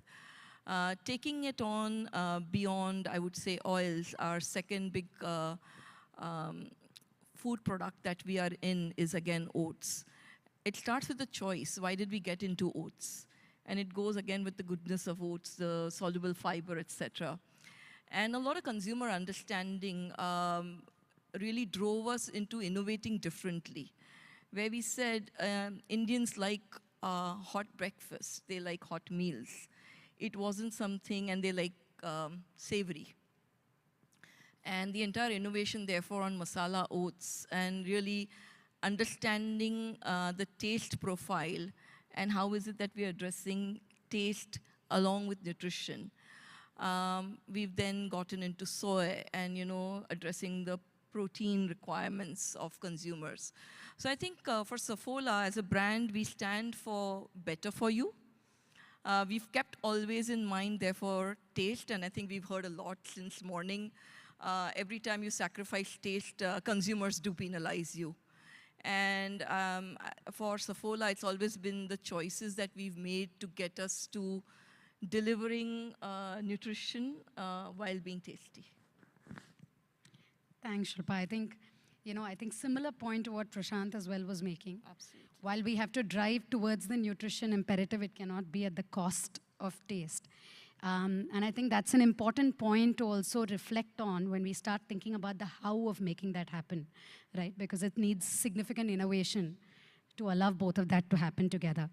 Mayank, moving on to you on that note, you lead foods and beverages, as a category. It'll be great to understand that as you look at this specific category, how do you think it's evolving in response to the larger trend of health and nutrition? So to answer your point, I think most of the points have been covered, but specifically to food and beverage is a bigger lot in our portfolio. If you look at the average F&B consumption in India, it is about 3 servings as against recommended servings of 5, which is about 400 grams of fruit and vegetables. Now, if you look at the younger population and the student population, it's even lower. It's about 2.5 servings. So that's about half. That's the average intake of fruits and vegetables that an average Indian has. So there's a big nutritional gap out here. Now, if you ask, I think there are 3 points which come up from a consumer. Why doesn't he or she have it? One is affordability. 2 is seasonality. They say, my favorite fruit or vegetable is not available throughout the year. And third, which many of us didn't cover, in the panel discussion, is he just says, I don't like it. We can keep on harping, you should have dal. I keep on telling my kids, dal khao, sabji khao, green sabji khao. Mere pitaji ne mujhe bhi bola, na main khaya, na wo kha raha hai. So that's also very important. He doesn't want to have it, she doesn't want to have it. So our whole quest in the beverage space that we were in was to make things affordable, to make it available throughout the year, and to make it tastier so that he or she can have it. So that's what the whole thrust has been. And in the journey, I think we have made many Indian variants, fruit variants, which otherwise were not there, as a juice. Available to Indians, we created pommi, guava, lychee, Sanjay is there, mossammi, jamun, aloe vera, so all these variants have now been created. That's there for Indians. We have made it affordable, a typical anar juice or a pommi juice. There are 8 pommis in a juice, liter of juice, and that costs you 130 rupees. 8 pommis, if you weigh and take it, it will cost you around 300, 350 rupees. If you make it affordable, if that price value is set in, people will have that. And the third is seasonality. Of course, you now have your favorite mango, Alfonso mango throughout the year. So that's what we are taking care of. And the last is that mujhe nahi khana. How do I make it tastier so that he at least has it? So that's a very key question which all of us forget. Otherwise, he doesn't have it. It's not that I can't afford fruit and vegetables, 400 grams for a child. But he's not ready to have it. What do I do? So there's a tussle that the homemaker has, or a parent has between indulgence and health. And somewhere he or she finds that right balance. So that's very important. Two, on the other side, we have heard, we can keep on making, our whatever the base product that we have, we can keep on, fortifying it, making it better, and to everybody his own. That's the language that we have been speaking, and that's right. Because everything that we keep on adding, whether it is vitamins, whether it is protein, whether it is micronutrients, it keeps on adding to taste. The challenge, I think, before us as an industry is how to do the better, but still make it more affordable. There is where we will be able to unlock it, and there is no one solve for it. It's a continuous journey. Technology has to come in, supply chain has to come in, MOQs have to go up, volumes have to go up to make this whole economics work out for us. So in our whole journey, we have come out with no sugar added, no sugar juices, fortified juices, vitamin juices, low-calorie juices, but everything comes at a cost. And that cost somewhere, doesn't let these segments expand. So it's not that we are not finding consumers. We are finding consumers, but those consumers are still far and few and very niche. The third thing I would touch upon is technology, very important. About 22 years back, we invested in aseptic PET or aseptic technology, no preservative added, nothing. And this technology is evolving. And as the cost of technology comes down, I think, and packaging, evolves, I think there'll be a huge shift and it will make better products available at a more affordable price point. And the last, which, in the beverage segment is all about sugar. We keep talking about sugar, sugar reduction. So in 2018, I think there was a Eat Right movement and there was a voluntary pledge that we made to FSCI we said we'll reduce 10% of our sugar, added sugar in next 3 years. And we were able to reduce 14% of sugar by 2019 as against 22 deadline. And we didn't stop there. Today, we have reduced about 22% of added sugar from the baseline of 2018. So I'm not saying we cannot do that, but it took time because, there's this taste, from a base level, suddenly if you come down, there's a huge difference that the consumer feels and he rejects your product. So you'll have to do it stepwise. But after a point, it becomes very difficult. Now we are struggling, because we are at a certain level. Beyond that, we need technology, as Hemant was saying, we need all that input, as scientists are working on it. We are, it's not just internal working, we are connecting with the world, trying to find out what more can we do, what is the best in class that is happening. But it takes time to develop that and maintain the cost. I can, of course, develop it, overnight, but at a 2x cost, which becomes very unaffordable for the consumer. So that's the piece that I think this is a journey, and we'll have to keep evolving, not just as brand owners, but the entire supply chain needs to evolve. And I think we'll move towards that. But the crux is, if health has to be made, mass, you have to make it affordable. We can keep, slicing the niches. It will never become mass. If you want to make it mass, you have to make it affordable, and it's a journey that will happen. Thanks, Mayank. I think you've done my job and helped set up round 2 already. See, I think the challenge, and all of you have mentioned this in different form or fashion, is as we are looking at moving on this journey of delivering greater nutrition with better taste and making it affordable, there is a significant amount of costs that this involves in the back end, be it investments that you make or implications this has on your logistics costs, technology costs, etc. So what I think would be great for all of us, to understand or hear from is what have you, in your respective capacities in your organization, done to actually make this happen, all right? So Prashant, specifically in your case, you had mentioned this as well, the trifecta of health, taste, and affordability. How have you been able to invest in R&D, invest in what is needed to get the certification, the standards requirement, or make your back-end business case and economics work? It'll be great to understand what are some of the challenges you have faced and, best practices, if any, that you have done as a firm for us to learn from. Yeah, thanks, Sushma. So I think, if I have to summarize the question that you asked, because everybody's spoken about it and everybody is on this journey, right? All the organizations are in some way trying to find, as you call this trifecta, trying to find the best mix within that. I think the biggest investment you first of all have to do is in terms of understanding your consumers, right? Because if you want to get it right at the point in time where you are in the market, it's got to be through the understanding of what the consumer is really looking for. Because nobody, starts from zero, right? You got a product in the market. How much do you, let's say, increase the health, at what compromise to taste, is something you only find out when you're working with consumers. So I think our biggest investment, first of all, I would say, is in consumer understanding. After that, it's naturally in the whole combination of everything you do in R&D and supply chain. And like all organizations, I think to get value right in an inflationary environment, you're constantly asking the question as to what are the costs that consumers actually don't want to pay for. And a lot of that is built into supply chain, it's built into wastages, things which are completely, I would say, blind as far as consumers are concerned. And that's where you really want to tighten your belt and pull the costs out. And there is a lot of cost you can take out of a system from a supply chain point of view. Mayank spoke about things like MOQs, etc. If you can drive those efficiencies and those scales, the logistic cost savings, there's a lot you can give back, or at least avoid price increases if you can get those efficiencies.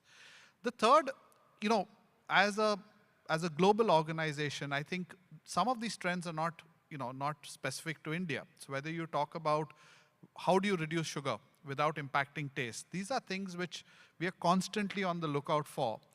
New technologies, new suppliers you can work with, people who can come along with this journey with you to help you find that answer. And we've done that, just like Mayank was saying, over time, if I look at a baseline, anywhere between 10 to 20% sugar reduction, we don't talk about it because actually you don't want to create a negative impression that the taste has gone down. But actually you've managed to take that out of some part of the product. But a great example I can give you is in our portfolio itself. I mean, two brands which everybody knows, the Kellogg's Cornflakes and Kellogg's Chocos. I mean, everybody knows cornflakes has much lower sugar levels, right? It's hardly half a teaspoon in an entire bowl. Moms, kids, they're all making the choice. People know that Chocos has more, but that's the highest selling brand, right? It tells you that in the end, consumers with full awareness will move to the right balance of what they want for their family, for their kids. Our job is really to find big enough cohorts, not something that becomes completely niche and small and you're struggling to manage volumes, but big enough cohorts with the right amount of choice being given to consumers. And that's really the endeavor that we have, right? And I would say that's the journey which most organizations will be on as well. No, thanks, Prashant. I think keeping consumer at the center of all of this, giving them all the information and letting them make the choice, as well as creating enough value in the entire value chain and then seeing how much of that you can feed back to fund some of this, I think is useful points for all of us to keep in mind. Tarun, on a slightly different note, in the health and wellness industry, we presume that you've encountered a fair amount of challenges on the regulatory front, right? As you innovate on products, how you navigate these to ensure compliance and product safety is again a very, very important enabler. Would be good to understand your learnings on what you have done to navigate these more efficiently and timely. Sure.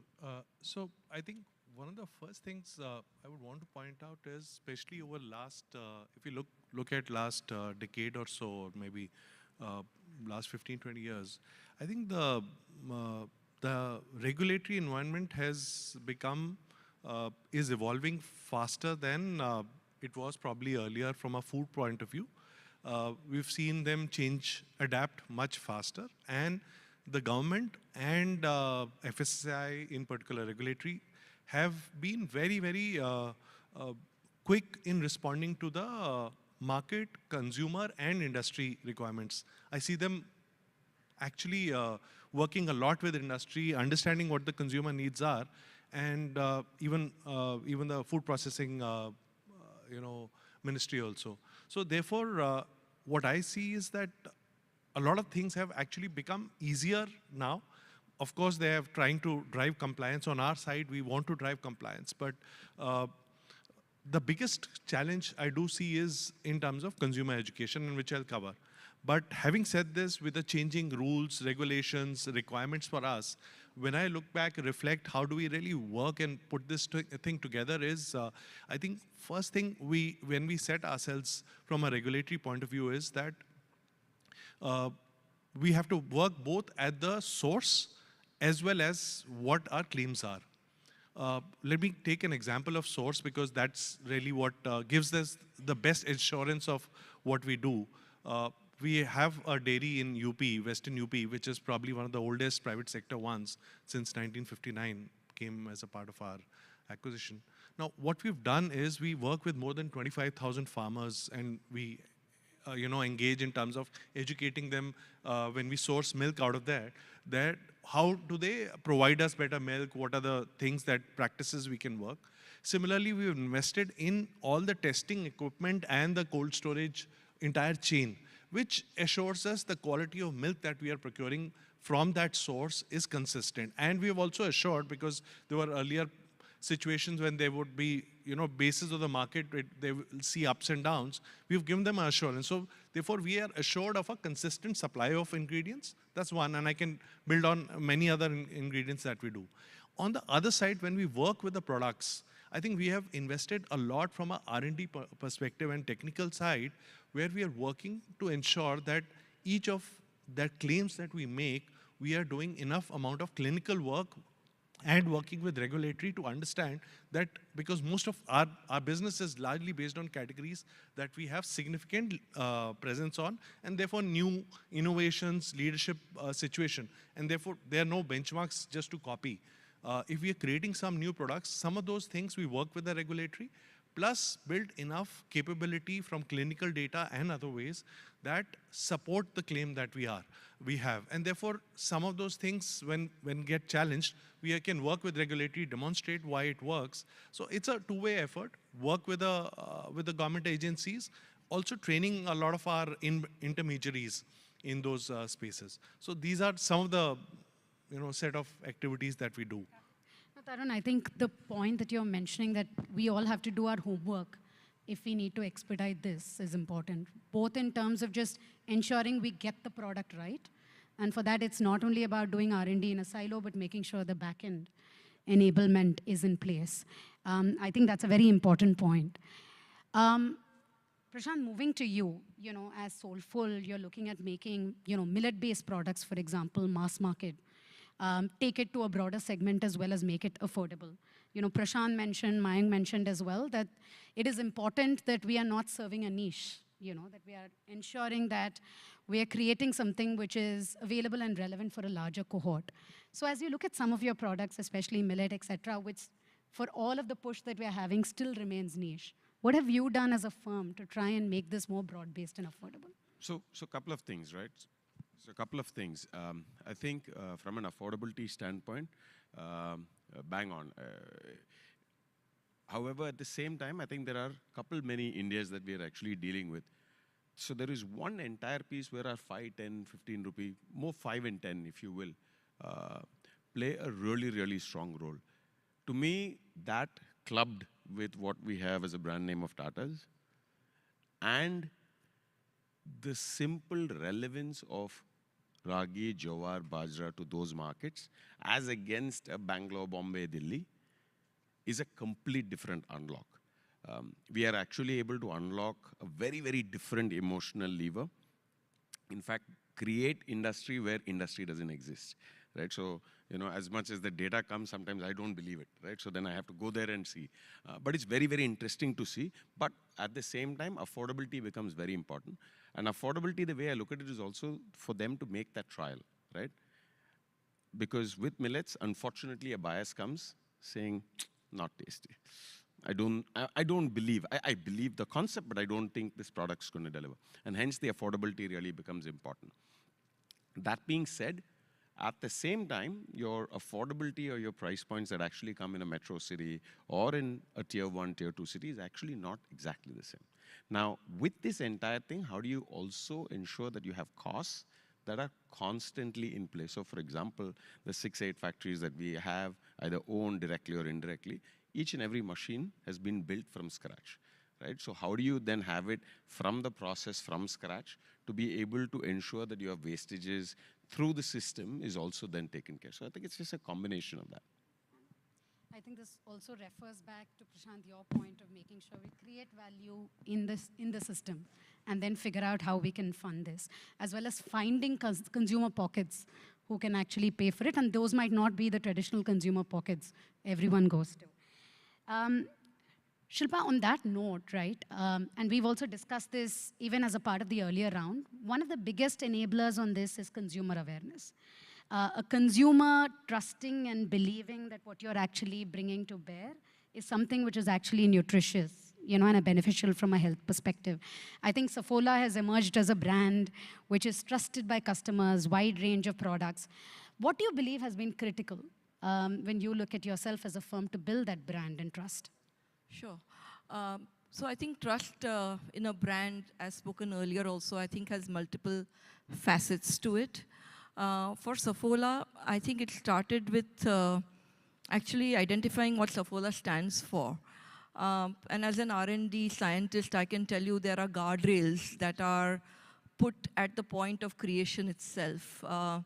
So Saffola, when we create any product in our portfolio, and it just emerged that way. I mean, today we talk about clean label, but Saffola always had a product, all the products which have no maida, no palm, no artificial colors, no artificial flavors. So like I said, at the point of design itself, some of these issues, I would say, are taken into account. Second, as I told you, it came down to what choices Saffola has always made and will continue to make from a nutrition point of view. Third, as we talked about, again, as Tarun talked about, a lot of the clinical data that is generated as Saffola, we actually go and talk with experts. So on World Heart Day, we actually engage with leading cardiologists across India and share the data that we have, engage with them in a conversation to say what is it that Saffola brings to the consumer and what does it mean. From a consumer point of view, we've also done activations like Rose Ka Healthy Step, where we educate consumers to say what are the right things to do. What is the right, I would say, how do you make choices from a dietary requirement? So you're eating the right things, you're also engaging in physical activity. So to me, it is a combination of, I would say, these various parameters. And finally, it comes down to consistent quality, because trust is all about quality, again, something we spoke about. And not just at our factories, with every third party that we work with. I think we are constantly on, I would say, a roadmap of increasing their capability on quality. Because somewhere there's, if it's your own factory, you know what to do and you know how to make it right. We also constantly engage with the third-party vendors and work with them, invest to make sure that the quality that that vendor is producing, honestly, for anybody of us in this audience, is better tomorrow than it is today. So it is about, therefore, delivering consistent quality every day. No, Shilpa, I think the entire, spoken like a true R&D person, the fact that trust building at the customer end starts first with ensuring you're delivering product quality and then communicating that. Mayank, I think the last question from this round, and then maybe I'll just, take one question from the audience in the interest of time, which any of you can answer. I think we've spoken about, creating value in the ecosystem. What does it take to ensure, timeliness from a regulatory compliance perspective, figuring out the target customer groups who are relevant, large enough for you to deliver the nutrition imperative. Can you spend, and I'd urge you to maybe make this 2 minutes in the interest of time, can you spend a bit of time talking to us about how critical a role do you see R&D play in this, and how, as a firm, you've invested in R&D, and what have you done to be able to deliver greater effectiveness from your R&D to deliver against this? I think R&D is the backbone, any insight that we get to translate that insight, into a product with consumers ever evolving, and regulatory, guidelines coming in R&D. If you have a great R&D team, and if you keep on investing on that team, be it on people, be it on equipments, be it on analytical facilities, be it on, even developing your team, which is connect and develop, giving them exposure to what is happening worldwide, that helps, and that is what we have been doing. Another thing we have learned in our, being Dabur, because we play across healthcare, we play across foods. So healthcare, we have the heritage of Ayurveda for long, and we have a deep-rooted understanding of that. For Ayurveda, there are three, key pillars: Ahar, Vihar, Vichar, and Aushadhi. So now what we are doing as an organization is trying to take Aushadhi into Ahar, and the goodness of Ayurveda into food, and how do we create new categories out of it? How do we, that's what we are working on at, and therefore, connecting two branches of research, and then taking out something very beautiful is again something that we are pursuing. But I think that's very important that you keep investing on people, machinery, analytic, training, development. And many a times we get ideas from R&D, rather than, ideas for consumers, on product development and how we can make products better. So that's another side. So we as business leaders should be receptive to those ideas. We also connect with our vendors for that matter. Many a times our vendors give us ideas. So that's also, so it's a open, connect and learn kind of a system, which I think in this fast evolving, space of food processing, you have to connect and develop. You can't know everything on your own. So that's very important for us. And I think on a day-to-day business, again, R&D becomes very important, especially for agri products. You can have a COA and everything, but end of the day, if you don't have the right equipment to analyze, you will never get the quality of raw material that you desire, which is something that Madam Secretary touched upon initially. So very, very important to ensure trust on a day-to-day basis, that you monitor your quality on a day-to-day basis. And here your R&D team, which sits in the factory, which sits in central headquarters, all play a very critical role. You have to equip them. Thanks, Mayank. I think the point of we have to sometimes get stimulus for the customer, which is beyond their imagination. Be that from your R&D side or your vendor side, I think is important, because some of these are hidden and latent needs which we ourselves as a consumer might not be aware of. I'm going to take just one or two questions from the audience in the interest of time. And, I'd welcome anyone in the panel to respond to this. I think the one interesting question which has come up is, who needs to get the credit for heightened consumer awareness right now? So if you're saying customers are more aware of health and nutrition, is it social media? Is it the government who introduced digitization? Is it anything else? Who gets the credit for this?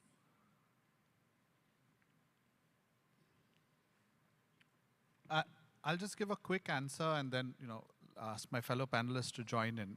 I think I've always said this, that the heightened awareness is not a new thing, right? I think it's been growing over the last 5 or 6 years, and there are various trends that we have seen and noticed, which is why I gave that example in the last panel on packaging and putting things on front of pack. It was something we did almost 5 or 6 years ago, right? So I think there is a lot of, I would say, recently there are a lot of videos that Hemant spoke about, some of them with facts, some of them without facts, that are more sensational. But the trend of looking for higher nutrition and nourishment has been there, and it goes to the overall, I would say the overall environment that the internet has generated, information at your fingertips, which allows people to search and figure out. So I would give it as a social trend rather than any specific allusion to either government or to individuals or anything like that. Just to add a little flavor to or response to that question is, like people, you'll always have good people and you'll have not very good people, right? So as you look at it, I'm not saying that, A person is doing it right, B person is doing it right. Just because there are some companies that are not doing it doesn't mean all don't. And not one product is right or wrong. And also, and I think very, very importantly, just think about it, right? If I'm going for that moment of, I just feel like having a lot of sugar. I mean, come on, let's face it, I do. I mean, but at the same time, I've got this new regimen, which is how many 5Ks can I do in a month? As simple as that. But it's a combination. So my request is also look at it from both those lenses as to the moment of when, let's say, the sin is being committed, if you will. And the second is that not all people are bad. Thanks to all our panelists. Thanks to the audience. I think, did you want to add anything? No, please do. So, can we open it? I'm sorry to interrupt you, sir. Sir, you can please write it down on a piece of paper and send it to us, because that is what everybody else is doing. We are not taking live question and answers. Thank you. And over to you, ma'am, for your concluding remarks. Tarun, you wanted to respond as well? sorry, I mean, I'm interest of time, but I just will say, I think one of the things that drives a lot of interest in this information is also situations. I think COVID, everyone just went up looking for information. A lot of non-communicable diseases that have gone up, whether you have any of those situations, you start reading now, whether a newspaper. So of course, there is a proliferation of sources, social media, etc. And there are people, but I think a lot of times the awareness is also coming from, I need to know more. And therefore, you can't just put it on one thing, that social media or the government. But I think the need for me as individual or us as a citizens at a large, which drives this need for information and drives what are the sources that will come up, and some people may make a living out of it also, but really that's, I think, the more fundamental issue in terms of driving this awareness. I think the larger takeaway for me is, I think we should all be glad it happened, or not question how it happened. But thanks to all, the fellow panelists. At least for me, many learnings in this. It's heartening, I think, as a consumer to know that, for every organization, this is a critical imperative, and it's an area that we're all focusing on. I think the challenges are also well acknowledged and known, in terms of just being able to deliver on this agenda or imperative in an affordable manner. I think there are several ideas, which we heard from the panelists around, just making sure, we drive greater innovation by seeing how we can unlock value in the value chain, how we can identify customers who could potentially pay for this, and how we need to, at the end of the day, keep customer at the center of it and ensure that, we are not doing this in silos or delivering nutrition for the sake of it, but delivering it in a manner in which it's palatable to the customer. So thanks, everyone. Apologies, we couldn't take all the questions that the audience had. I would urge you to connect with the panelists offline to address some of them, or write into FICCI as well. And I'm sure it'll be transmitted and we'll respond to the extent we can. Thank you, everyone, once again. Thank you very much indeed. May I request all our eminent panelists to kindly come together for a group photograph. And ladies and gentlemen, with that, we invite you to kindly join us for lunch. Lunch is served outside in the pre-function area, the lobby. And the next session will commence sharp at 3 o'clock. I request all of you to kindly be seated at least 5 to 10 minutes before that. So please enjoy your lunch and be back in time for the next session. Thank you. And once again, ladies and gentlemen, the FICCI BCG white paper is available at the registration counter. If you wish, you may collect your copy from there. Thank you.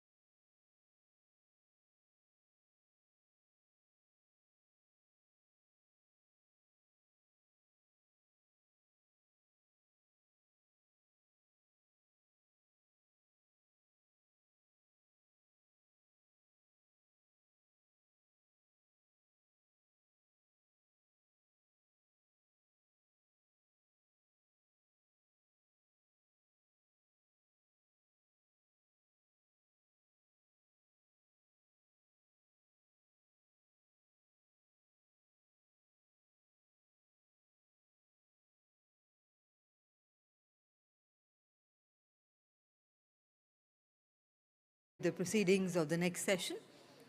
May I request everyone to kindly be seated as soon as possible. So, ladies and gentlemen, before we move ahead with the proceedings of the next session, may I once again take you through the Mentimeter. You are requested to kindly log in on your device to www.mentimeter.com and then access the code 24719092 and then submit your question there.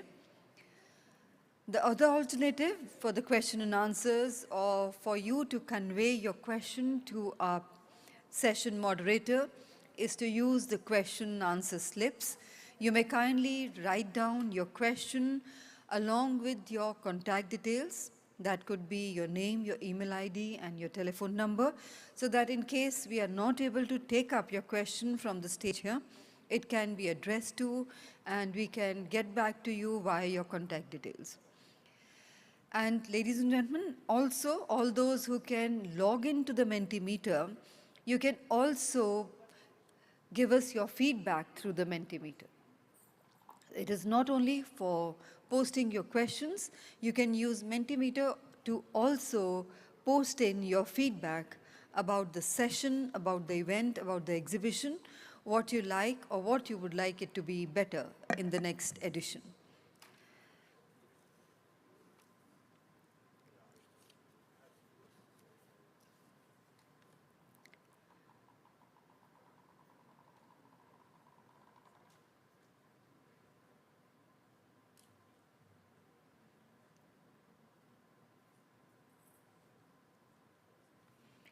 So, ladies and gentlemen, so we've got the go-ahead to begin the proceedings of the next session. The topic is Planet-Positive Food Systems, Building Climate-Resilient, Responsible and Sustainable Food Systems. And I have the privilege in inviting on stage our distinguished moderator for the session, Ms. Aparna Bijapurkar, MD and Partner, BCG. Once again, a warm welcome to you, ma'am. Let's put our hands together to welcome her. And a proud privilege to invite our eminent panelists, Ms. Shiva Krishnamurthy, Mr. Shiva Krishnamurthy, I'm sorry, Co-Chair, FICCI Food Processing Committee and Executive Director, Nutrition and Ice Cream, Hindustan Unilever Limited. Once again, a warm welcome to you, sir. Mr. Sanjay Khajuria, President, SIFTI FICCI and Director Corporate Affairs and Sustainability, Nestle India Limited. Warm welcome, sir. Mr. Anand Khurana, Country Director, General Mills India, a very warm welcome to you, sir. Ms. Ofira Bhatria, Senior Director, CGA India and CGA Lead, Asia, Middle East and Africa, Modeliz International. A warm welcome to you, ma'am. Ms. Yashika Singh, Chief Corporate Affairs Officer and Head Sustainability, PepsiCo India. Warm welcome. And I also invite Mr. Deeptan Chatterjee, Head of Corporate Affairs and Government Relations, South Asia Markets, Tetra Pak. So once again, ladies and gentlemen, you can use the Mentimeter to send us your questions and as well as your feedback about the session, about the event, about the exhibition. And if we are not able to take up your questions during the session, so that we can address to it later, we would request you to mention your contact details, your contact number, your email ID, and your name, please. And with those words, I hand over to our moderator, and we would request you, ma'am, to kindly conclude in about 50 minutes from now. Over to you. Thank you. And thank you so much to this fantastic panel that we have. And, you know, the post-lunch session is typically a little bit hard, but this session was fairly deliberately put after lunch because I think it's a really exciting and very important topic. The start of the day, I think we talked a lot about big mega trends that are shaping the industry. We talked about nutrition, and I think the critical aspect from a food industry point of view to be able to really focus on health nutrition. And I think a lot of what we spoke about will necessitate very fundamental shifts in terms of what we grow, how we grow, and how we deliver it.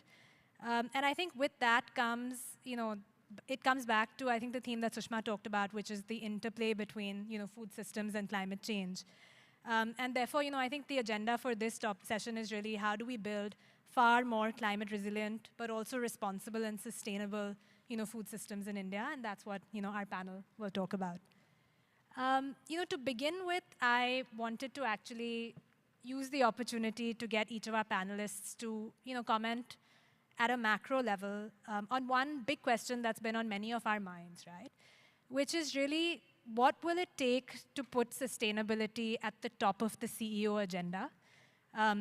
Is it there already, or what will it take to get there? And is it going to be driven by regulation and policy? Is it going to be driven by a business imperative?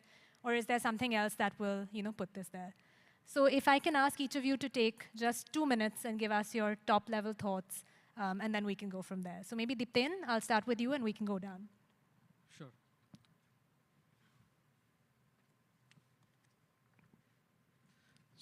So I think what I will start with is the issue that Tetra Pak has identified is around food systems becoming unsustainable overall. What we are witnessing globally is the fact that we have increasing level of greenhouse gas emissions. We have our freshwater resources which are kind of getting overexploited. And essentially what it is doing is we are moving at a pace, if it continues unabated, we are going to see, and already we are seeing, witnessing the kind of long-term changes and the long-term challenges that we are facing. We need, I would say, CEOs to recognize that we have a problem. And then what it would probably mean for them is to be able to make changes in the way they think. Possibly when the business priorities are decided, that is the time that the recognition that we need to make a change in terms of, let's say, if we are operating in the food systems space, then there will need to be, let's say, investments that will need to be made. And these will have to be somehow mapped or married with the business priorities. These two can't operate separately. I can, again, talk about some of the changes that at least Tetra Pak is doing with the recognition that, these are areas that we need to really delve deep into. Very quickly, in 2023, Tetra Pak launched the Food Systems Transformation Plan. And what it essentially does is that it focuses our efforts from now until about 2030 around making certain changes in the way the company operates. There are 4 pathways that we have identified that these are priority areas for us. And we are going to focus as an organization into making sure that all the efforts are concentrated on making those changes. Great. Thanks so much, Dipten, and would love, I think, as the conversation progresses, to hear more about what those pathways are. Sanjay? Yeah, so Aparna, let me start by saying I think it is on every CEO's agenda, and let me talk about Nestle a bit. It is definitely, he's the one who is driving this. This is a topic which actually takes a lot of management time now. There are a lot of teams which are working on the ground. Just to give you an example, there is a governance council which we have. So primarily, like Dipten said, there are task forces which have to focus on certain areas so that we don't lose track of these things. So there is a task force, for example, on procurement. There is a task force on manufacturing logistics. There is something on plastic. We also talk about brand communication, recipes. There is a task force looking at the whole regulatory framework. And our CEO actually heads that governance council. So many ManCom members are actually either sponsoring those or they are part of the governance council. But finally, it's led by him. So as far as we are concerned, I think it's a given. To your question, what will it take to really take it to the CEOs where it doesn't exist today? I think this is not fashionable to talk sustainability anymore. I think this is a business priority. And the moment it becomes part of business plan or business integration plans, I think automatically it becomes part of the CEO's mandate on what needs to be done. There are certain things, and I think Dipten picked it up, where CEO, if he is there, he can really help taking faster decisions. CEO can also make sure that the resources which are required are adequately provided. But to your question, I think time has gone where we have to now start thinking whether it should be part of the CEO's priority I think it already is, and if it is not, it will happen in coming days. Thank you. Thank you. Ophira? So thanks, Aparna. Like Sanjay's organization, sustainability is the fourth pillar of our global strategy. It is so important to us, which means it becomes the responsibility of the global CEO, his leadership team, and the leadership teams at every business unit level. And we also have a large sustainability team which sets the agenda with inputs from the business unit teams. It's very, very integrated today in everything we do, right? For example, we have a large program called Cocoa Life, where we grow cocoa in India and in West Africa. It is so integrated into our business. We help cocoa farmers grow cocoa. We help them with extension services, with R&D. We help them with soil, with regeneration. So it benefits the business as well as it benefits the environment and it benefits the community. We have another program in Europe for Harmony, for wheat. So sustainability has always been an important imperative for us. What should be done to make it more central, I think, and more impactful, I think, is more public-private partnerships. I think that is absolutely crucial, because while one company or a couple of companies can continue to do the best that they can, I think it's the ecosystem that needs to come together. And I think that would be crucial to do, whether in India or in other parts of the world. Great, I'm really happy to hear the three people to my right all say that this is a business priority, and I expect then that the three people to my left might say the same. And so I think, I'm going to ask you to, of course, respond, but I'm curious to know, what is the burning platform that makes it, a business priority, right? I mean, is it a risk? Is it, shareholder interest? Is it consumer interest? Maybe you can add that, to your response as well. Good afternoon. Our purpose at General Mills is to make food that the world loves. We've been doing that for 160 years with brands like Pillsbury, Häagen-Dazs, Nature Valley, Cheerios. We are dependent on Mother Nature for sustainable supply of essential ingredients. As a foods company which operates in 100 countries with over 100 brands, sustainable agriculture is now very much a part of the top table because it is necessary for long-term survival. So I don't think it's now a question of talking about it. We've started on this journey, I would say, 50, 60 years ago, where we've called out now, I think, pretty sustainable development goals, which are publicly available in the public domain. And I'll touch upon them as we go along. But it's, I think for every foods company now, it's pretty much a part of the CEO's top table now. Shiva? Yeah, I think it definitely is part of the agenda, like everyone has said. And it's a little bit of carrot, a little bit of stick. I guess let's talk about the carrot because we are not the ones who wield the stick. So on the carrot approach, I think it is just important to, I think everyone has realized that you can't afford climate change if you need to continue to be growing the food that you need to, to serve consumers the way we have been. So it's that simple realization. And the other thing that I hope happens more, and I know it started happening, but the whole idea of collaborating with competition, because we compete with competition normally, but here it's the case of collaborating with competition is, you could call it ecosystem or whatever else, is I think it's a unique and an interesting aspect of this imperative. Super, and I think we'd love to talk a bit more about that and how we're all collaborating. Yashika, I think final words on the question? Yeah, it's not good to go last on this one, right? Almost everything has been said. So let me see.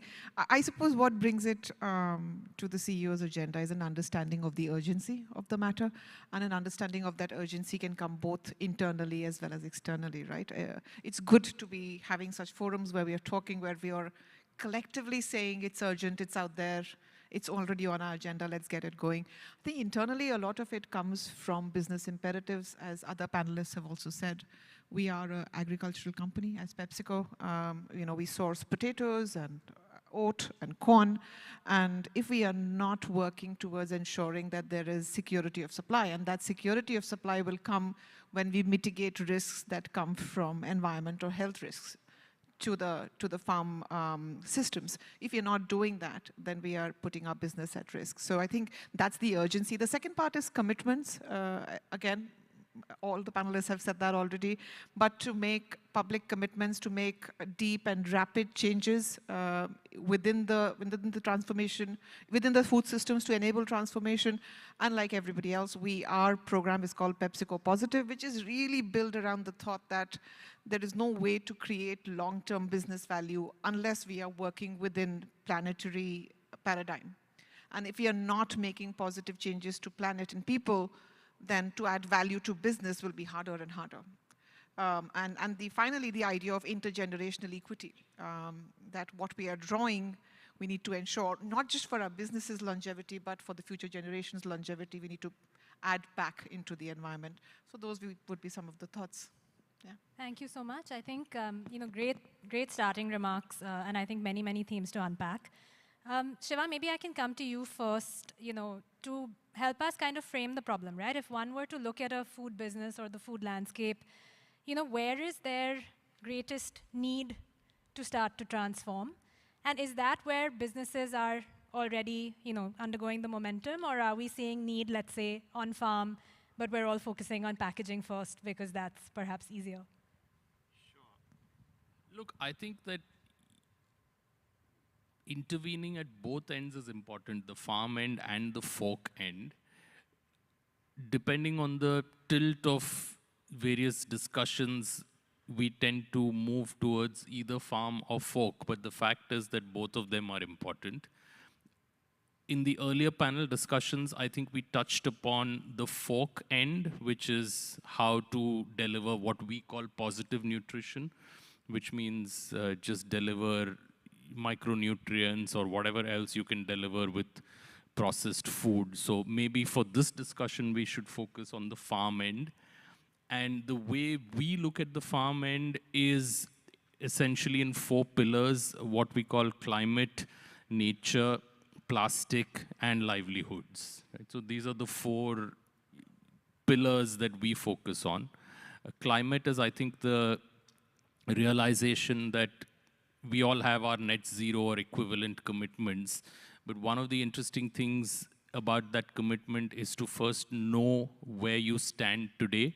So things like life cycle analysis and coming back to collaborating with competition, we have actually initiated an LCA for tea. And once that is ready in the next 12 to 18 months, the findings are available for the entire industry, because the entire industry will then know what the current carbon footprint is. Likewise, there's livelihood. We talk about living wages. There's plastic, of course, that everyone is aware of. And there is nature, which is very specific to food in terms of soil health. So the soil health interventions, again, if any company intervenes on soil health in a particular area, it benefits at the very least the sector. So at the very least the sector, and probably even the geography. So if we intervene, say, in a tea plantation, it's not that those teas come only to us, and adjacent to tea plantations, other crops are grown too. So this whole idea of I guess, collaborating with competition and thinking sector and industry keeps coming back as a theme. Got it. And Shiva, are there some places where, we could say we're a bit further ahead in terms of making that transformation, or, is, for example, soil or water or any of the other spaces? So if I were to think of these 4 pillars, definitely in terms of awareness and consciousness, it's probably plastic, where all of us are in some way or the other into the journey for a longer time. But it's also the most challenging if you take the extended ecosystem. So that's probably where we are most ahead on the journey. And on soil health is probably where we are still at infancy and the rest in between is my sense, but I'd love to hear from the others as well. Yeah, no, absolutely. And maybe, Yashika, I can come to you next, right? I think, you framed it really nicely, but one of the things you said is, we have global commitments as well around sustainability. And I think, with global commitments come also global strategies and global approaches. And I was wondering if, there's anything that we need to do a bit differently in India from some of these global strategies. And, one is how MNCs operate, but there's a very large number of Indian companies, SMEs. How can we kind of, contextualize some of the approaches for India? Yeah, wow, that's quite the complex question. Look, global frameworks are good. We are global companies, we have global frameworks, they're good. And they give us the playground in which to play in. And they are committed to the street and to, otherwise globally. So those are good frameworks. I think the real, because they set us commitments, they have targets, we work to those targets. I think what's important to think of is the execution of those frameworks within the Indian context or any other context. Forget Indian, I think as global companies we work across the world. And when it comes to that, most practitioners of sustainability or food systems transformation, we all get it. We all understand that this is so local. The stakeholder that you're working with, the farmer that you're working, it's so localized that unless you are adapting the frameworks to an execution program that is very much built within the system, it's not going to work. It's not going to deliver you the outcomes that are needed, right? And what could that look like? In India, we work with about 27,000 farmers across 14 states. We are the biggest purchaser of chip quality potatoes in India. And we need to keep that going, and we need to ensure that principles of region agriculture are being embedded back into the system. How have we done it? Step one is, sort of informing the farmers, building up a region practices bank that we then transfer to our farmers, having systems of buyback, confirmed buybacks, which is an incentive for farmers to then adapt some of these systems, hand-holding through the process. That's step one. Second is innovations, localized innovations. Biochar, I think most of us know about biochar. In Punjab, we have looked at putting in place return kilns, which are very much on-site and are creating biochar, which is then being pushed back. So that's helping us deal with the stubble. Very, very localized problem, very, very localized solution. But it is still meeting our global commitments around region agriculture. Another way is capability. We are spending a fair amount of time around working with women workers in farming. So we're running programs which are very much geared towards that, training them, providing them equipment, providing technology, which is enabling women to take on some of the tasks around our region agriculture practices. Finally, I think the others have also said this, and Shiva said it in terms of sort of working with competition, but also working with the government stakeholder, using that ecosystem, tapping into that, finding those that are already available and tapping and working with that and finding solutions. Our biochar program, for instance, we'd love it if we can create an ecosystem of other people, because that's one problem. You can't have a short intervention and expect it to deal with everything. It's an overspill problem, and overspill problems require an ecosystem approach to deal with them. And finally, we try and create a social security by tapping into, again, existing government programs. So we'll work towards letting our farmers know about all these schemes that are available for micro-irrigation, for any of the others. In fact, even health-based schemes, which create that social security as the transition to region agriculture takes place. So, and all of these, if you think about it, are very localized to our Indian system. And it's not something that we as PepsiCo are doing. These are adaptable by any company of any size, right? So yeah, I think that's my response to that question. Global frameworks, good to have, but can be dealt with in a very localized manner. Yeah, no, I think that's fascinating. I mean, so many examples of, what's happening across different states and in different contexts. And I think on that note, Ophira, maybe I'd like to bring you in, because you work on a set of very interesting value chains that perhaps look a little bit different, whether it's cocoa or otherwise in terms of the scale and size of producers. Could you tell us a bit more about how you're thinking about regen ag and some of these localized solutions, and is Mondelez, adopting a similar approach? No, thanks, Aparna. And I think just to build on what Yashika said, while we do have global frameworks and Cocoa Life is a global program that runs across several countries in the world, largely in Africa, we have been actually growing cocoa in India for the last 55 years.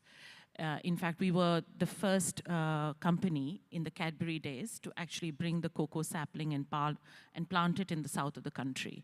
And since then, we have worked with about 100,000 farmers over the last couple of years. We've partnered with Kerala Agricultural University, so we have the university ecosystem. We've done a lot of R&D on local strains of cocoa. Now, why cocoa? Because clearly it's intrinsically linked to our business, right? And we've been working with farmers, as Yashika said, that they do at PepsiCo. We've also been working with farmers more from the social angle. So helping farmer communities, not only on the education. We distribute, by the way, 3 million saplings of cocoa every year. That's a lot of saplings in the 4 southern states. We are also, by the way, experimenting with cocoa growing in the northeast of the country, trying to get in new strains. So we've localized the program significantly. The Cocoa Life program in Africa is very, very different in terms of its structure to the program we have in the south of the country. So it's not just the global model, it's actually taking the global model, the principles, and then applying them locally to make a difference locally. And the way we do cocoa in India is we do buy from the cocoa farmers, but they're also open to sell to other players in the market. Got it. No, I think both examples and case studies, I think, are highlighting common themes, local solutions, the need to work with government in different contexts, going beyond potentially with the farmers to build deeper trust and I think support with a wider set of interventions, for example, some of the kinds that you talked about, Yashika. I'm curious to bring, you and I think Sanjay, you've been working, extensively, I know, on the dairy side. And I think dairy is under a lot of scrutiny and will continue to be, I think, as the years come by, as, one of the largest contributors to greenhouse gas. And I'm keen to understand really, what is it that we can actually do to facilitate, a transition to a greener dairy sector while also ensuring, farmer livelihoods stay intact? Perfect. I think very, very important question in the context. I don't know. It works? It works. So we've been working with farmers now since 1961, really. So it's been a long time. And the sustainable agri practices are there for that long because that's the way you work. Now, you rightly put in, these are farmers who do not have a huge herd of cattle. Anywhere between 2 to 5 to 2 to 6 cattle is what you're looking at. 80,000 farmers sounds like a big number, but when you really go down the farms, because it's small farms, its collection is through the agencies which the villages have. It's very easy to say that methane comes from there, but it's very difficult to explain. So what do you really do that the farmer takes interest in this and the emissions also come down? So we always, for any program which we do, we put a filter of, am I increasing farmers' livelihood? And at the same time, I'm reducing the GHG emission. So I'll give you 3 examples quickly. One is that we were grappling with the manure management. That's one big issue. And we came out with this program wherein you can put a biodigester in a small farm. Anywhere between 3 to 5 to 6 cows, this biodigester can be put in. So we started putting those biodigesters. We have put 3,500 of those today. 3 things happen. One is emissions come down. The farmer every month saves 1.5 cylinder equivalent of LPG, gets the best quality organic fertilizer. The lady of the house or the man of the house, whoever is cooking, doesn't come across the smoke which is normally associated with cooking. It's really clean energy. From all perspective, it's tick. Income, livelihood, social, GHG emission. Second example would be, how can we develop the feed which actually reduces emissions? So we have come out with now feeds which actually reduces emission by about 8%. At the same time, it helps farms' productivity to go up. So again, same benefit, farmer is happy, productivity is going on, GHG is coming down. And the third very interesting one is, farmer has some land where the trees can be planted. So can you plant a mango or a moringa or a neem or a jamun or a guava where they sequester the carbon? At the same time, it's another source of income for the farmers. So the point I'm really making is, you are very right that dairy emits emissions, but there are multiple interventions one can do where the emissions come down and income goes up. And I think that should be our motive. I think Yashika talked about number of farmers. Our farm sizes are small, so some of the intervention which we do at large farm level may or may not work here. Thanks, Sanjay. I think great examples. And what I'm taking away is that, in order to be able to make this transition sustainably, at one end, it will have to be a clear business priority for industry. But this can't happen unless it is income positive, for farmers. And I think being able to build and innovate solutions that do, make that transition viable at the last mile small producer level is critical. I think, Anand, I'll come to you, picking up on that theme. That's quite, I think, interesting from the dairy industry point of view, but you work a lot on traditional commodities, I think sourcing things like wheat. And I think there the problem's a bit different. It's more about building resilience to a lot of vagaries of climate, things like heat stress is what I hear. What kinds of interventions are you actually looking at? And is it similar to the kinds of things Sanjay's talking about in intent? Let me start by saying we're a very young company in India, maybe just about 25 plus years old. We were one of the pioneers in packaged chakki atta. Pillsbury is a pretty loved brand in India. We also export to about 50 countries. We're also one of the largest players of cake mix in India. 1 out of every 3 cakes consumed in India is made with a Pillsbury cake mix, and we serve about 15,000 bakers. Both of these are very dependent on wheat. If you look at the last few years, wheat production hasn't really scaled up. And it's 2 parts. One is climate, and the second is yield. What we do, globally, is we've called out regenerative agriculture as one of our key priorities. And we have a commitment to have over 1 million acres of farmland under regenerative agriculture by 2030. We're already halfway there with about 500,000 acres already under regenerative agriculture, of which about 10,000 is in India, where we help about 1,500 farmers with this in MP under a program called Malav Dhara.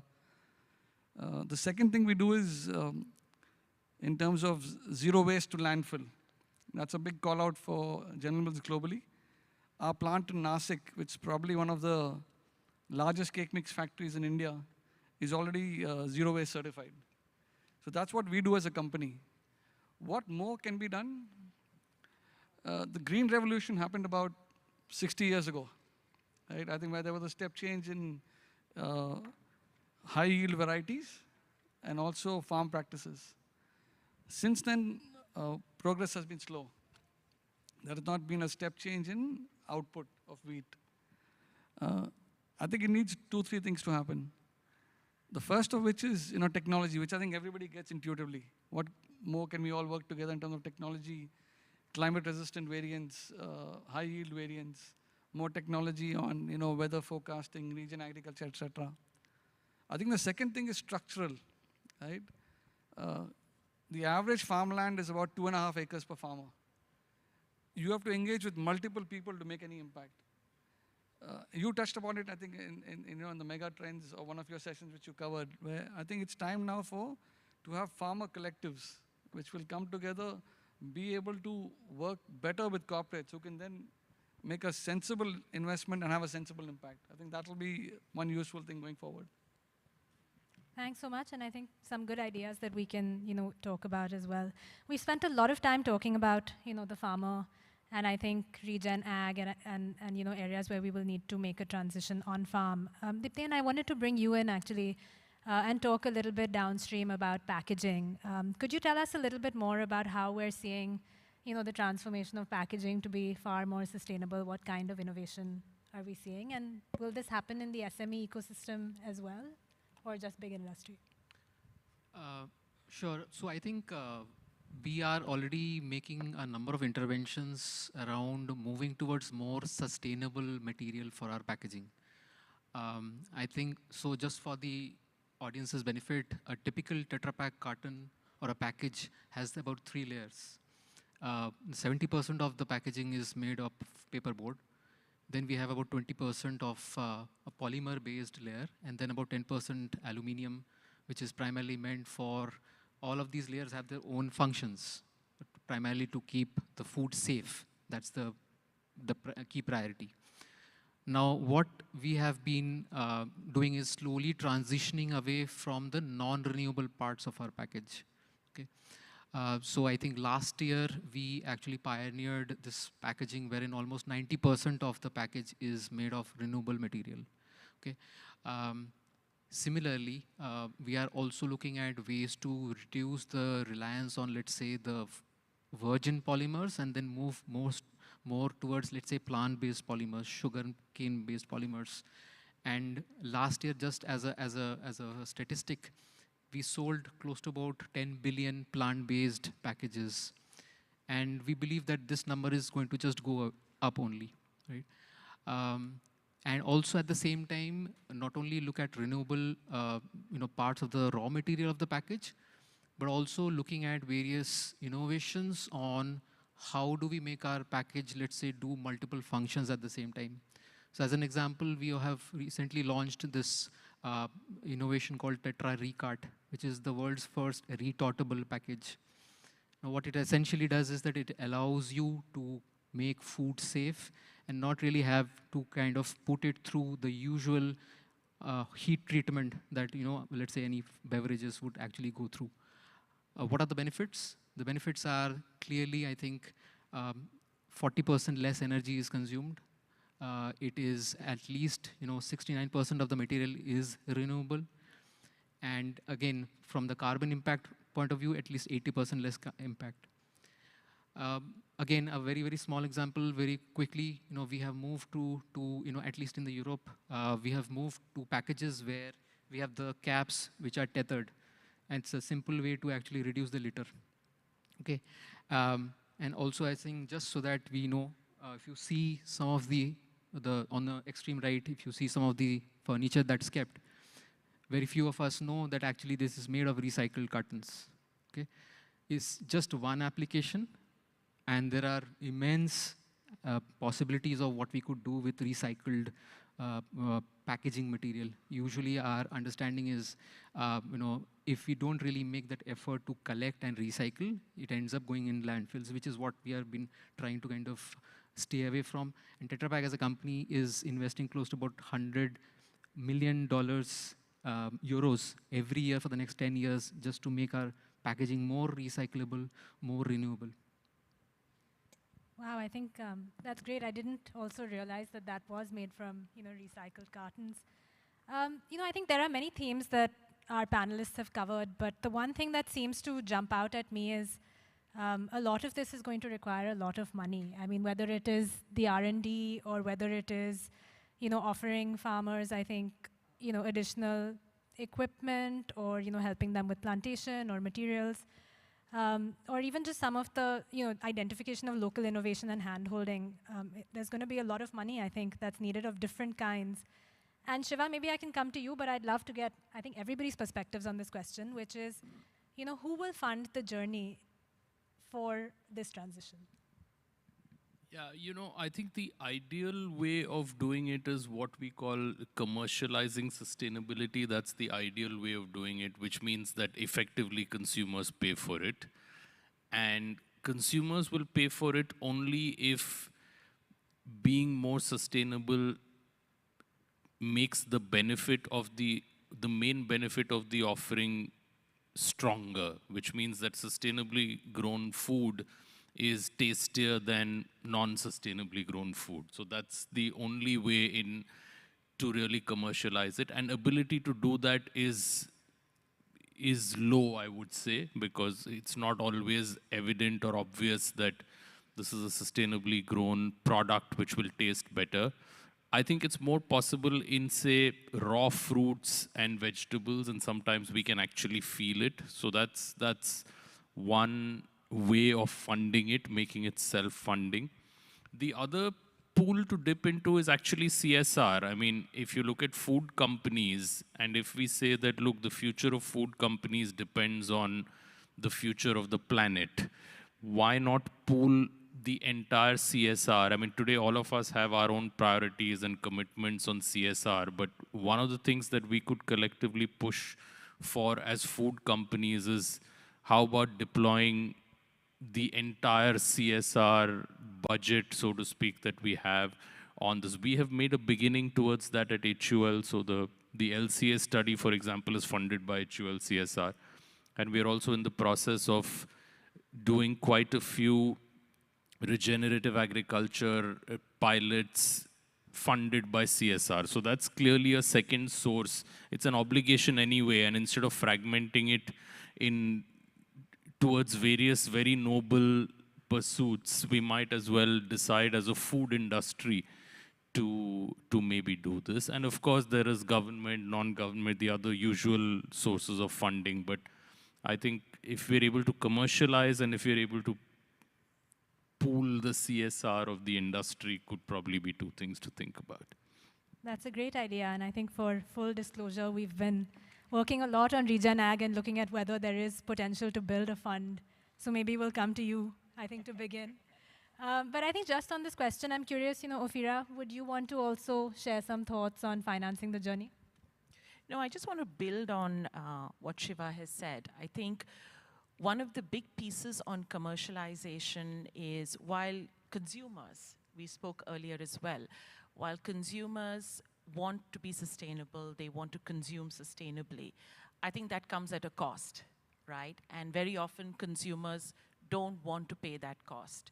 So until sustainability is built into the DNA of the way consumers want to consume, I think it's important that we come together. There is a bit of government incentives as well, maybe tax breaks, etc., to companies that are actually investing in this area. And there is some kind of financial support in that space as well. I love the idea of the collaboration and the fact that we could use CSR funds for it.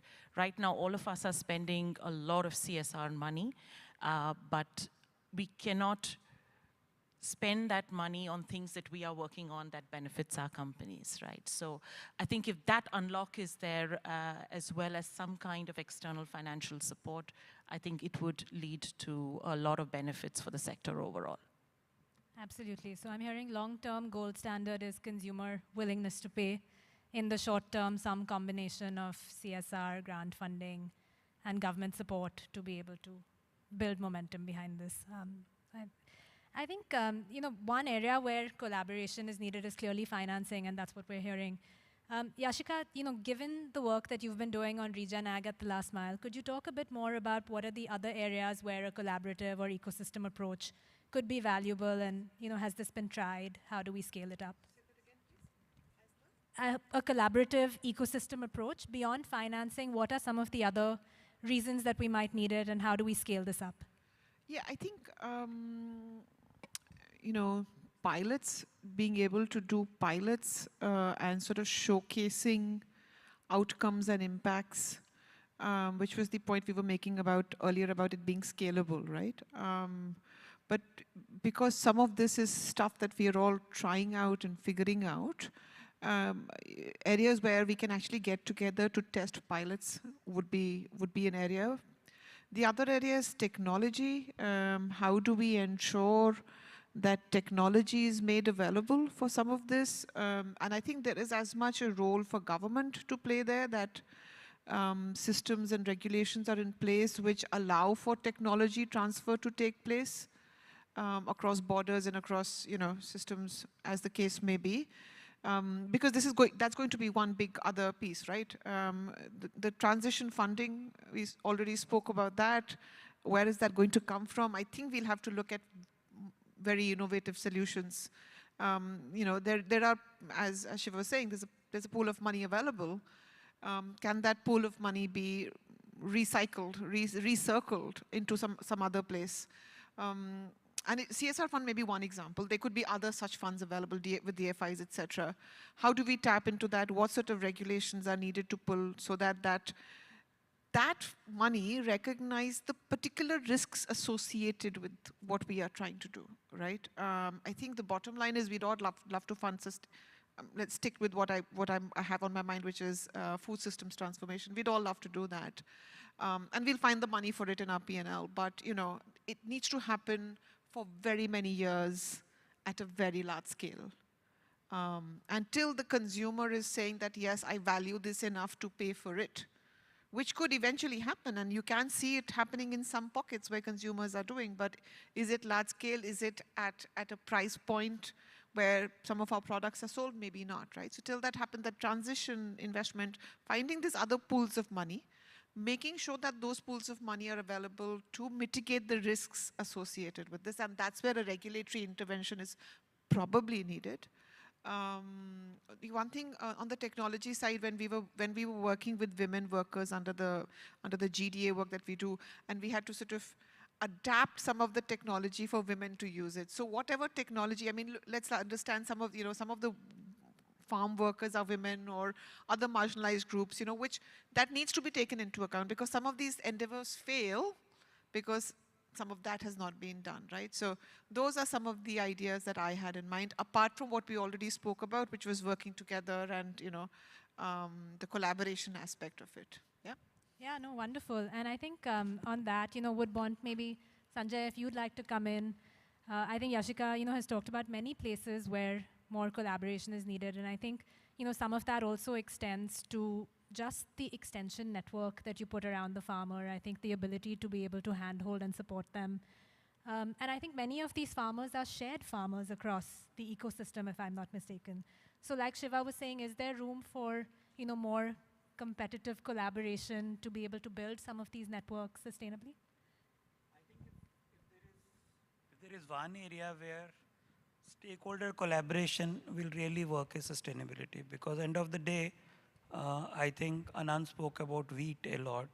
You cannot have a structure where from one state someone is buying and you won't be able to buy from there. I think in principle that will never happen and will never work. The opportunity is, do we get together enough to work on those models? Some of the things I've been noting down, actually, honestly, I wasn't even aware of. We keep reading the BRSR reports and we keep reading the media reports, but sometimes you just read it and forget it. Are there any forums which can be created like the one today, where there is actual brainstorming? Wheat is something which I think is very common to all of us. What is it that we can work on where the wheat farmer, their livelihood goes up? Biochar, for example, Yashika spoke about. How can we put it all in? And finally, this is one area where all the work which we are doing is actually for the planet. The effort which we are putting in is not only for us as individual companies or individual, it will actually help the larger framework. Now, putting it in practical terms, I think many of us at a smaller level are already working. For example, we work with banks now so that the farmer gets the loan at lower interest than what the normal interest is. You spoke about financing the project, and I was just thinking, is there an opportunity that all of us get together and do some R&D, the benefit of which goes to the farmer as well as to the corporations? What again comes to my mind is plastic. All of us are into this journey of plastic it should be managed responsibly. We are also reducing plastic in our value chain. We are trying to find better plastic. We are trying to cut plastic wherever it's possible. And finally, Aparna, this is saving. This is money coming in. So what started as a project to cut plastic finally gives you more money. Many of us are on the journey of renewable energy. So you put biomass boiler. So I'll give you an example of what we are doing. in our factory, we are putting a biomass boiler because many of us who come from NCR region face huge air pollution during the winter months. One of the projects we started working on how to make sure stubble gets converted to briquettes, and we use those as energy. Today, 4% of in our district where we work, the stubble will be used by those briquettes. Renewable energy, and who knows, in times to come, it will be an opportunity for everyone to cut cost. Solar, for example. So I look at sustainability actually self-funding once the projects come in. Of course, it's going to take a lot of years and a lot of effort, but maybe at some stage it will become like that. Fantastic. I think we have some time for audience questions. I'm not sure how we get those, but before that, one question maybe. I think Dipten, Anand, Ophira, we've talked a lot, I think, about industry and collaboration across the industry. And I think there are many places that we've identified where that might be increasingly more likely, whether it is joint funding of interventions, whether it is the ability to be able to share best practices in terms of pilots that are scalable, innovation that we're trying, whether it is some of the investments that we've made at the last mile in terms of systems and structures that we've put that could be shared across the ecosystem. There's a lot that industry can really do together. If we were to be able to magnify and scale this up, are there other stakeholders, government being one, but there could be others that we really need to be able to bring to the table to make this happen? Maybe Dipten, would you like to start? Definitely, I think we can probably bring in a range of stakeholders with whom we could collaborate. I think we at least have started seeing the opportunity that we can do much more by collaborating with startups, with the startup community. A number of product formulations, micro-encapsulation based, smart enzymes. These are areas that the startups are working on where we feel that we have a certain advantage in terms of the packaging and the processing technology, but then the ability to bring up something new for the consumer is one area where I think one key stakeholder for us is startups. Then I think definitely in terms of, because we have talked about innovation quite a lot, we definitely see the role of actually partnering with the peer group, with our peer companies, and also with the tech companies. I think primarily because many of the innovations, especially let's say if we are talking at a factory level, a lot of the digital technologies are being developed as we speak. One example I can take is a collaboration that we have is with a company called Poca. What this company has done is that it has actually helped the workers at the plant to have a sort of access to digital information around where are possibly the sources of, let's say some kind of a trigger which could lead to a loss of the, the entire production, efficiency. So reducing production, inefficiencies will lead to, let's say, reduced food loss. So that's one area where we feel, for example, tech companies have a distinct advantage. Got it. So I think startups and tech companies, very critical to bring to the table. Anand, would you like to add? I think everybody has a role. And I think we've spoken about what the government can do, what corporates can do, what community can do. I think, coming back to what Shiva said, eventually we've got to commercialize sustainability. Right? At the end, the consumer has to pay. And the one thought I'd like to leave is, while we believe the consumer will not pay now, I think there is a segment of premium customers. And I'll just give an example. While we make Pillsbury Atta, and that's very price sensitive, we also have a brand called Häagen-Dazs, which is a super premium ice cream. Sells at 280 rupees a cup. And no one ever asks for the price. Right? There is that segment. And we see that now there is people willing to pay for better quality. That's moved to people willing to pay for better for you. I think if corporates start branding better for planet, and and having an emotional appeal which appeals to the value system, belief system, there is a market. And I think corporates need to start branding better for planet and giving it a shot. It will be niche, but I think that's one way to start off.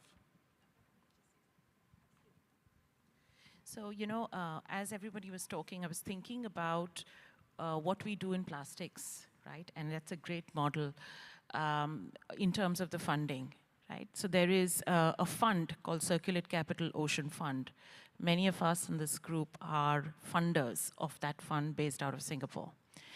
And what it does is it brings the large funds together and invests in new technologies, in recycling, in plastics, etc. And they have, today in India, they invest in about 8 companies that have scaled up. Many of us source products from those companies as well. That's a great model that we could think of, especially in the space of agriculture as well, where you have a fund, everybody contributes to it, and then they go after the technology, the expertise to scale new thinking, they identify the right kind of startups, they support the startups, and it's a great model because it's been working. It's been working in India, it's working in Southeast Asia.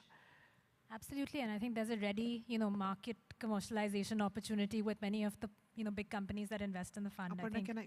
Aparna, I'd just like to add to exactly the point that you were making, and I think drawing from that, I'm a big fan of sort of that organic pathway that happens when sustainability becomes commercially viable, right? And for that to happen, sometimes you need to give a signal to the market. And that balance, right, of either we are waiting for the regulation to happen or the consumer to ask, or you could, as a business, give a signal to the market that I want to do this, and then let the market find a solution for you, right? But it's a difficult one because, we are all walking that pathway of ensuring that it's commercially viable and that we have that support. But sometimes it is about, sitting here and saying, look, I want to give this signal to the market. I want a solution on this. Can somebody go and figure it out and make it viable? Circulate capital is definitely one way, but there may be other ways of putting that signal out there. Super. I think we're almost running out of time. There's, I think, one audience question that maybe we can take offline afterwards. I think we have a lot of folks working on Regen Ag here. And I think the question really is, there is a yield loss in the early years. And so how can we really make it more acceptable to farmers? Maybe, I think that's a great question. Thank you so much. But we can take that maybe offline, after the session. This has been, I think, a really exciting conversation, primarily because we've moved to solutioning, I think, in the course of an hour. And I think for the FICCI, Food Committee, there are clearly a set of areas to perhaps take forward and work together. Whether it is, how do we fund this? How do we create forums to get together more often to, talk about innovation? And how do we really bring startups and, each other to the table? So thank you so much for these great insights, and we'll certainly be in touch on some of the ideas.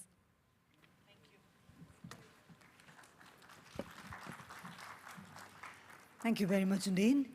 And once again, requesting for a group photograph of the eminent panel. Everybody requested to kindly step forward. Ladies and gentlemen, kindly remain seated as we are straight away moving into the next panel discussion session, which is also the last panel discussion session of the day on expanding horizons, new channels and emerging markets for Indian food. We thank the eminent panel for that very interesting session we had. Once again, requesting everyone to kindly remain seated. Just give us a few moments to arrange the top table for the next session. Thank you.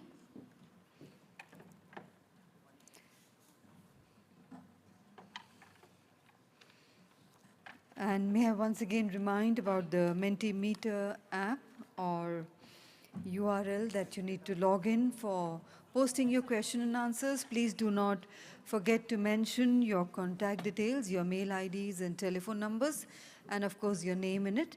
In case you send us a slip with your question on it, please do not forget to mention your contact details so that in case we are not able to take up your question from the stage here, it can be addressed to later and the answer can be sent to you by email or by a message.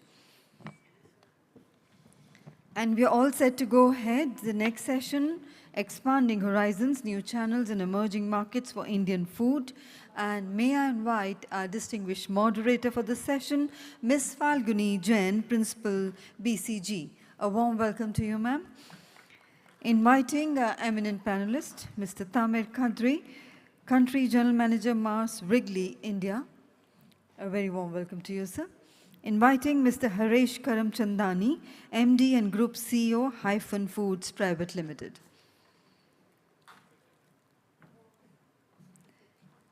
Inviting Mr. Aditya Bagri, Director, Bagri's India Limited. Warm welcome. And Mr. Ashu Fake, Vice President and Business Head, Frozen and Fresh Foods, ITC Limited. So once again, a very warm welcome to all our eminent panelists, and we go ahead with the proceedings of Session 5 on expanding horizons, new channels and emerging markets for the Indian food. And may I request you, ma'am, if you could kindly conclude the session in 45 to 50 minutes. Over to you. Am I audible? Hi, everyone, and welcome to the last session of today's event. And thank you so much for being here thus far. And we've touched upon a few topics through the day, wherein we started with the discussion on the mega trends, shifting gears to understanding how food systems can be people positive. And then we spoke about planet positivity in food systems. And now we are shifting to a topic which is very important as the food systems are expanding beyond new horizons, wherein we look at what are the new emerging markets as well as emerging channels. And we have a very a great panel with us working across different food groups, and it'll be great to hear from them. So just to build on where we are going with this. So as we saw earlier, we saw that the affluence is increasing in India, and it's not just limited to a few urban socio-economic segments, but it is across the country, tier 2, tier 3, rural, everywhere. And at the same time, what's also increasing is, different food groups, emergence of new channels, especially post-COVID, wherein, both new channels have emerged, e-commerce has grown tremendously. And, there's an estimate that by 2026, there will be 1 billion smartphones. And what will that kind of smartphone penetration create in terms of opportunity for the Indian food systems is a topic which we think is pertinent to be discussed in this forum today. Also want to add to this that, this is not just about e-commerce as a channel. There are many more channels that have also come up in this, in the last few years. Horeca also expanding quite a lot with the e-commerce players across the country. And also if I talk about exports and tier 2, tier 3 markets, and within exports, it's encouraging to see how the share of food processing, the processed foods exports has doubled in the last few years, increasing from about 14% to now about 30% of the overall exports. So with this context, what we wanted to do today is spend time to understand what are the new channels and what opportunities do they bring, what are the new markets, what opportunities do those new markets bring for the Indian food systems sector. And lastly, what is it that we need to do at an ecosystem level to make the most of these emerging channels and markets. So I'll start with the first question, and I'll start with Aditya. So Aditya, what do you think is the key opportunity emerging from the new channels that have emerged in the last few years?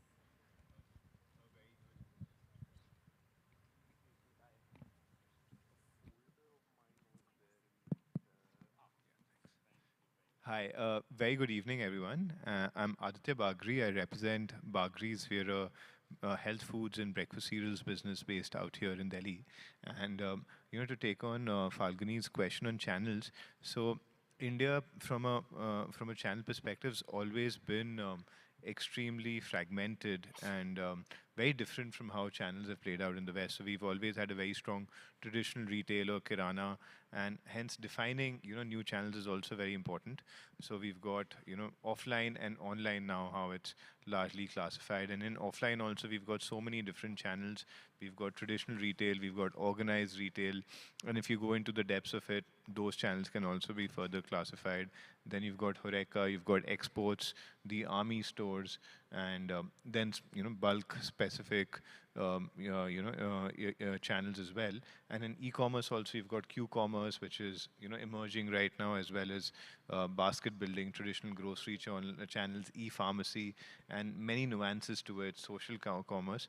So once we look at the opportunity, especially from a health and wellness segment perspective, I think the big opportunity is the fact that brands today can segment the retail ecosystem much better than they could earlier.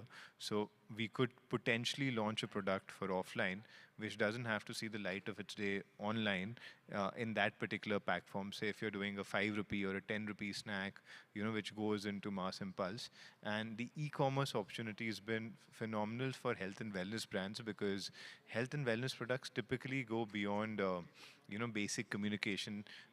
Most of these categories are non-impulse. They need longer forms of communication. Hence, most of us would end up buying a new health food or a nutraceutical from social media after having seen a video or an influencer talking about it on Instagram, or seeing a long form content.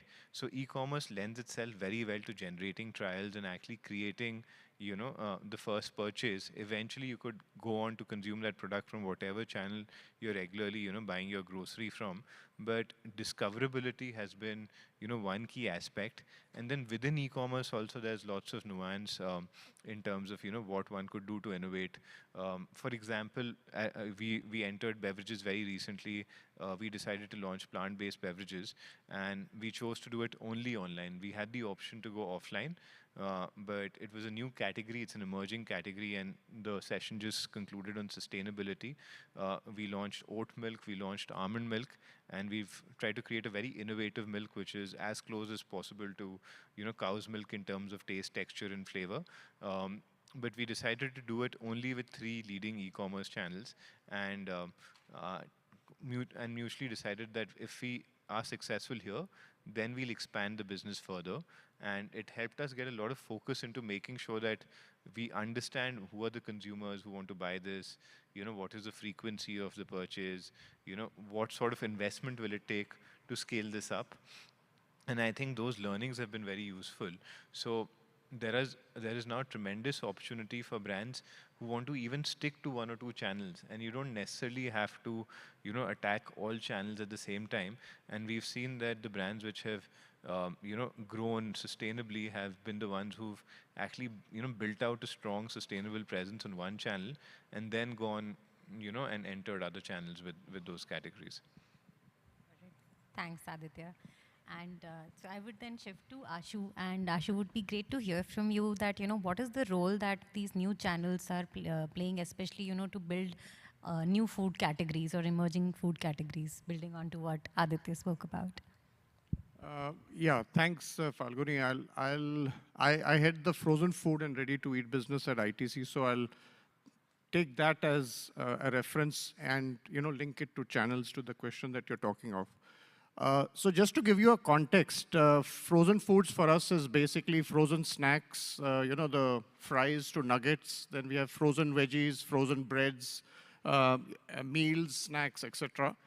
And the category internationally is a very large category. Even if you look at South Asia, including our neighbors in Pakistan and Bangladesh, the penetration of frozen is about 6x of what it is in India. The challenges frozen foods has had in India have been basically 4. One has been that of the outlet universe, only 1 in 10 outlets has a freezer. So you go to your neighborhood and you'll realize that out of the 10 outlets there, only 1 has a freezer. That freezer has stocks everything from ice cream to ice cubes to veggies and everything else. And in that freezer, if you have to discover a product of frozen foods, your fries or your nuggets or anything of that, it is quite a nightmare, unless you know what you're wanting to buy. And these are some of the barriers for growth of the category. The third is, how do you get it home? Because it's a frozen product at -18. The challenge of bringing it home, the product thaws, then the experience is not so great. And the fourth has been the challenge of the freezer at home, where the space is so limited that you can't imagine buying this product as often as you would like to, because you have to go to a GT or an outlet to pick it up. So for us, what has been brought a dramatic change to the growth in the category has been e-com. So e-com, and within e-com has been quick commerce. So quick commerce solves all 4, right? You can go onto the platform, it democratizes it. You could be in any part of the universe that they operate in. You can go on the app, you can discover the products you want, you can just flip through it and you will see all the products. You don't have to go into a freezer and search for your product. You can place the order, it will be home in 10 minutes, so it becomes an impulse purchase. And you don't have to bother about pantry space at home, right? You don't have to bother about your freezer space. You want it today, you want it now for a party, you can pick it up. And so what's it's done for us as a category is that while e-com for most categories will be about 8 to 10% in the urban areas, for the industry, frozen industry, it is now touching about 30%. So 30% of the category salience is quick com, e-com, and for us it's about 45%. For the e-com guys, it plays a very important role because the category is low penetrated. And the quick commerce guys are looking at how do they increase the bill values, right? Because they want to turn profitable on every order that they deliver. For a category which is low penetrated, they get more orders on frozen. It's a high value item, better margins for quick com, so it works both ways. So both as industry and brand players and a channel, we've both kind of seen the advantage that this channel is playing out for all of us. And I think it's also leading to a lot of innovation in the category because you can discover online, you can really do a lot in terms of what, how you drive it. And therefore, this has really been a game changer for the category, apart from, of course, modern trade. That's really what's working for us. Thank you so much, Ashu, for sharing the example of how of a particular category. And I would now move to Harish. And Harish, while we are right now speaking about new channels, and while we've spoken about e-commerce and quick commerce, we believe that HoReCa also as a segment, as a channel has grown, especially with the food delivery also increasing quite a lot in the last few years. So it would be great to hear from you as to how do you view HoReCa as a channel which is emerging, and what is the opportunity for food processing sector in that? Sure. Good evening, everyone. So first of all, I'd like to thank Mr. Ashu for giving valuable insights into the frozen food industry and how it can play a big role in the overall food processing sector. If I were to describe frozen food in one word, I would say frozen is nothing but all about convenience. So having said that, when we talk about e-commerce and especially quick commerce, I feel that quick commerce also has paved way for the HoReCa channels, especially when it comes to food deliveries from these restaurants.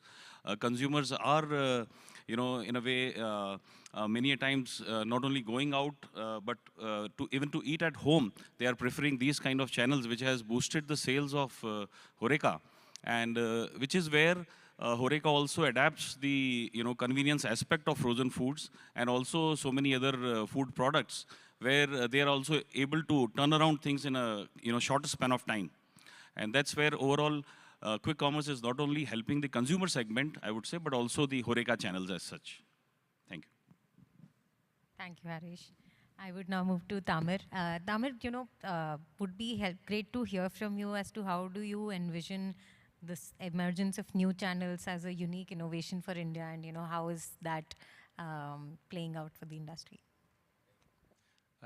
Hello, everyone. I think my colleague summarized it very nicely, and I'm very intrigued with what you said, Aditya. On a personal side, I'm very interested to know what milk alternative is best for you, because there are a lot of options. We'll pick this later.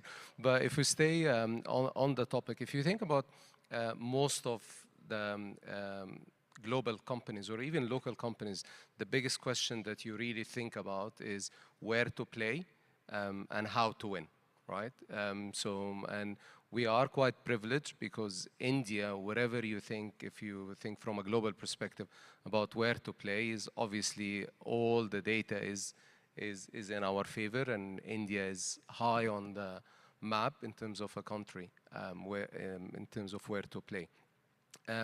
But then once I don't think there will be any debate in the room around India as a place to win. The biggest question becomes very quickly how to win.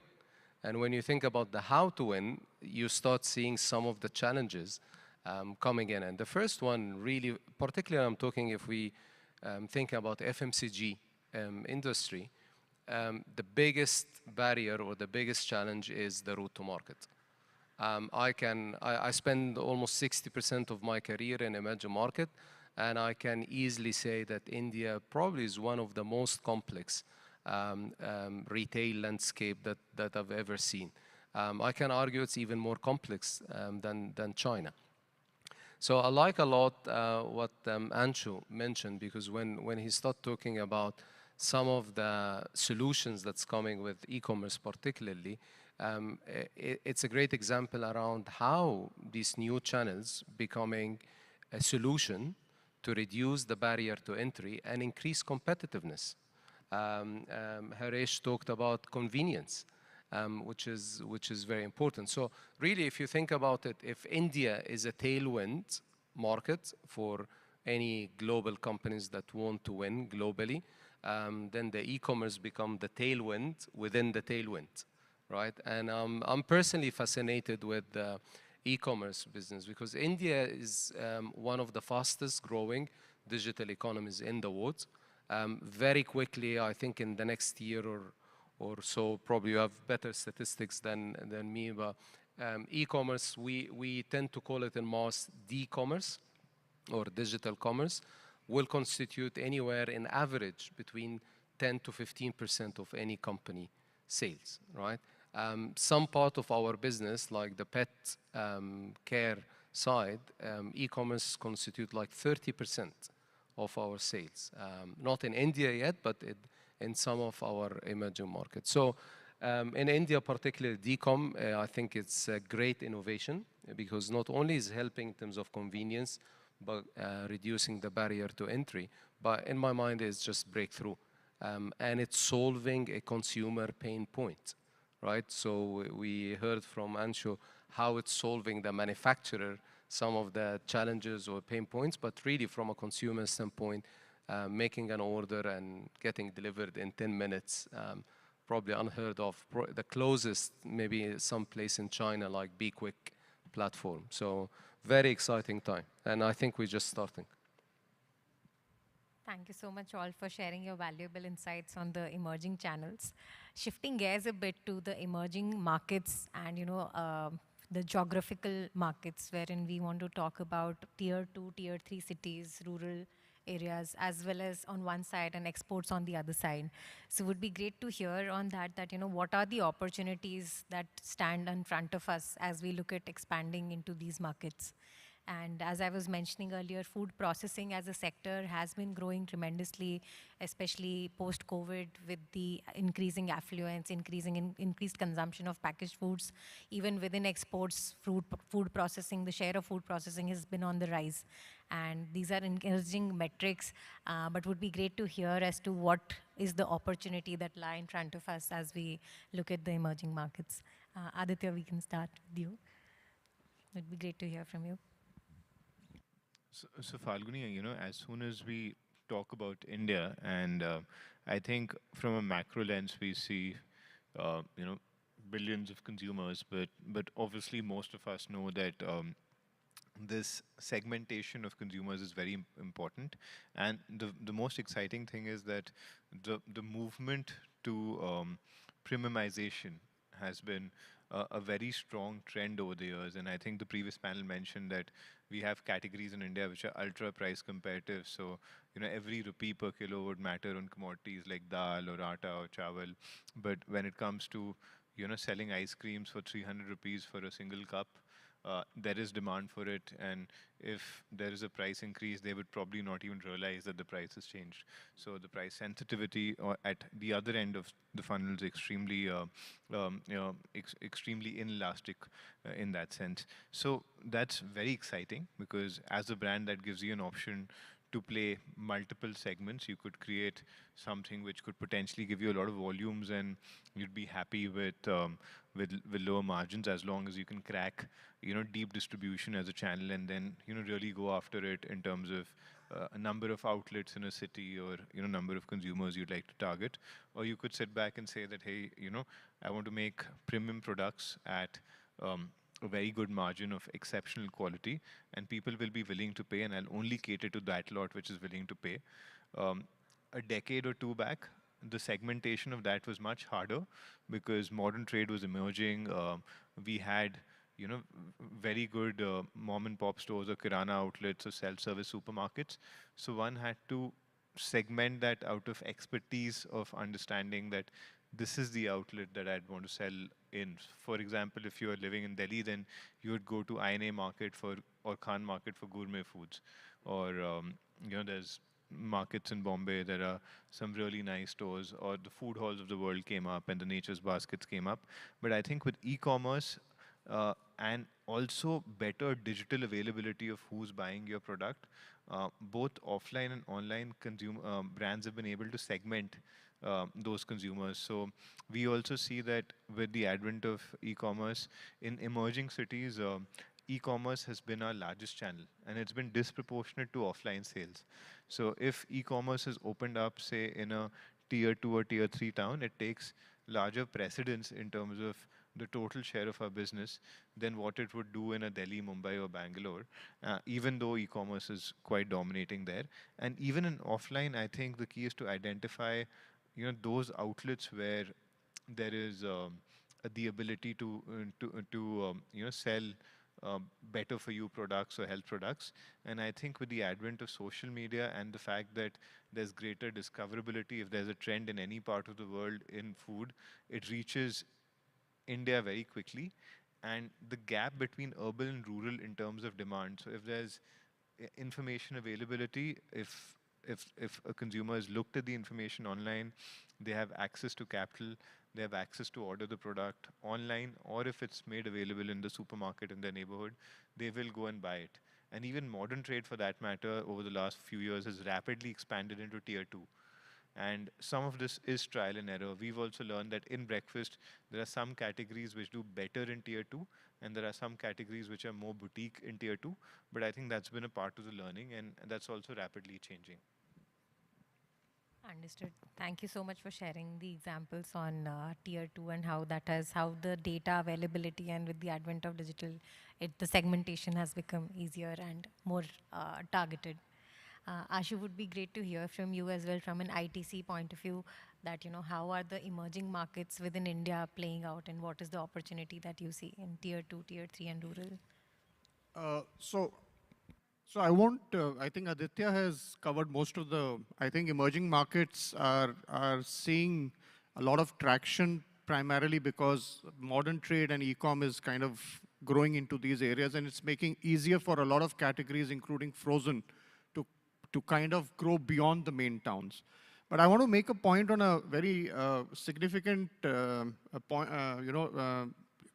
what's happening in the frozen business in terms of emerging markets is that this supply chain disruption that's happened where today I can take my product not just at the 12 towns, the top 12 towns in the country, but if any of you travels to Andaman Nicobar, to Leh, to Srinagar, to the northeast, to even the smallest town, I can guarantee you will be eating a product which is manufactured by one of the frozen large players. It will be either a hyphen Harish Bhai's product, which is the fries, or you'll see an ITC Shi Kebab or an ITC Nugget in those markets. And I think this whole thing around emerging, and I'm talking of the HoReCa space. So when you go to these markets and visit a lot of the outlets that you eat from, most of these outlets actually have frozen products which they heat and serve to you in these destinations.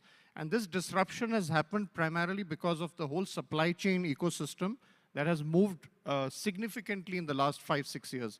And no more are you constrained by full truckloads or special reefer vehicles. You can do it in multiple methods of reaching your product to these locations. So I think that's another big change that's happening, and is opening a lot of the small towns beyond the regular retail, which is in any case, which was what we are seeing in our markets. Yeah. Understood. Thanks, Ashu. And Harish, would be great to hear from you about how exports is it's not a new market. We've been big on exports, and now with the share of food processing increasing in exports from India, that's very encouraging. So it would be great to hear from you as to what is the opportunity in exports to boost food processing share further, and how should we go about it? Sure. So the opportunity which I see in terms of exports, when it comes to the context of India as a food processing, the sector of food processing in India, is on one side we have a lot of production of agricultural products, wherein especially I would like to talk about abundant fresh produce, in India. India is in a lot of fruits and vegetables probably world's largest, second largest, or third largest. So which is where we are privileged to have so much production of raw which can be used in the food processing industry. And on the other side, we can really, curate very interesting, exciting products with the Indian taste profile which we have. So on both these fronts, this can be leveraged in terms of, selling so many interesting products, globally popular products, leveraging the production of raw produce in India to so many global markets, right? And I would say here again, frozen is an interesting space because of the fact that frozen, without adding any preservatives, you are still able to get an extended shelf life of as long as 2 years. So which is where, again, the frozen food industry has a long way to go in terms of capitalizing on the opportunities available in the market of India. Thank you. Thanks, Harish. Tamar, would be great to hear from you about how tier 2, tier 3, as well as exports, what do you view as the opportunity that's emerging? I think the team covered it very well. I want to maybe bring a different spin to this because you heard me and I'm quite excited about obviously the evolution of e-commerce and e-commerce in general. But the reality of the situation, it's still, irrespective on which industry you're in, e-commerce would not be still the big part of your sales.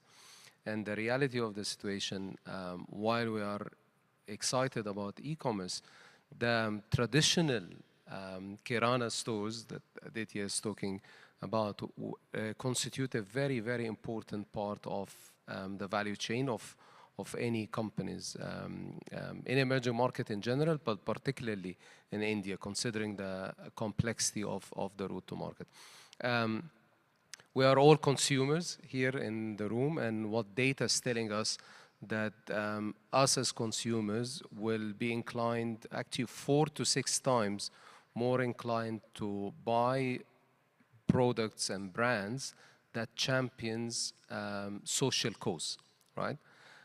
In Mars, we've done an extensive study on the ecosystem of our industry across FMCG, and we discovered that one of the challenges that's facing our Kirana stores, particularly in tier 2 and tier 3 and rural area, when you speak with some of these owners and you tell them, okay, are you willing to let your kids take over from you? The answer is no. Right? And that puts a big question on the sustainability of the value chain, because the reality, most of the companies are actually more profitable with the Kirana stores. And some of these pain points is things like availability of capital. Actually, digital comes as one of the big pain points. So I think my spin and invitation for not just for the panel, but all the companies is how, when we think about this evolving trends, and particularly tier 2 and tier 3, not just think about it from a financial capital standpoint, but I would say in a holistic way, whether the human capital, whether the social capital, whether the environmental capital. And I think that's probably the only way that we will ensure a holistic value creation. So that's the spin I want to bring. Thank you so much, Tamar, for bringing a new lens to looking at how we increase the penetration in tier 2, tier 3 cities. And I think that also helps us segue into the next segment, that while we look at these opportunities, what is it that we need to do at an ecosystem level to make the most of the emerging channels as well as the emerging markets. And there could be multiple ways to look at it, with varying, starting from product innovation to using more consumer data and insights, to doing more processing closer to the farmers. And there are many more things on my mind, but would be great to hear from the panel as to what do we need to do to make the most of these new emerging channels and markets. Maybe we start with you, Tamer, wherein you can, it would be great to hear from you on consumer data and insights and how, what role can that play? I won't comment on the frozen industry, so we have experts here. I'm willing to do that. But maybe if I bring it back home, and particularly chocolate is part of snacking. So let me start with a quiz to the room. Who had a snack today? Raise your hand if you had a snack today. Okay. Okay, not a lot. Okay, now more people are starting to raise their hands. So actually, when we think about snacking, snacking is a $700 billion category globally, right? 9 out of 10 consumers, they say that they have a snack every day. And actually, we know that 35% of those consumers, they're saying actually we're snacking more. 2/3 of the consumers, they're snacking differently. With the change of our lifestyle, with the change, probably some of the evolution in terms of the channels and all that stuff, the way we snack is different. The way we shop is different. What we are looking for from the brands is quite different. And all of that puts, I would say, a big opportunity, but also a big challenge, because the consumer trend is changing. So introducing a new launch based on a 5-year-old data or even a year-old data is no longer relevant. And this is where now Aditya was mentioning that some of the products that he's thinking of launching will start probably doing it solely in e-commerce. Because the data and the availability of the feedback and the consumer insights is much more robust than some of the other sources and all that stuff. So really the consumer preferences is changing.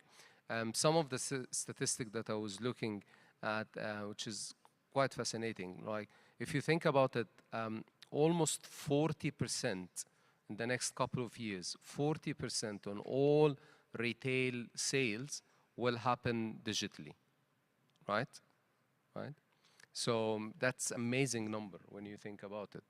And when you double click on that, 70% will be influenced through some digital platform.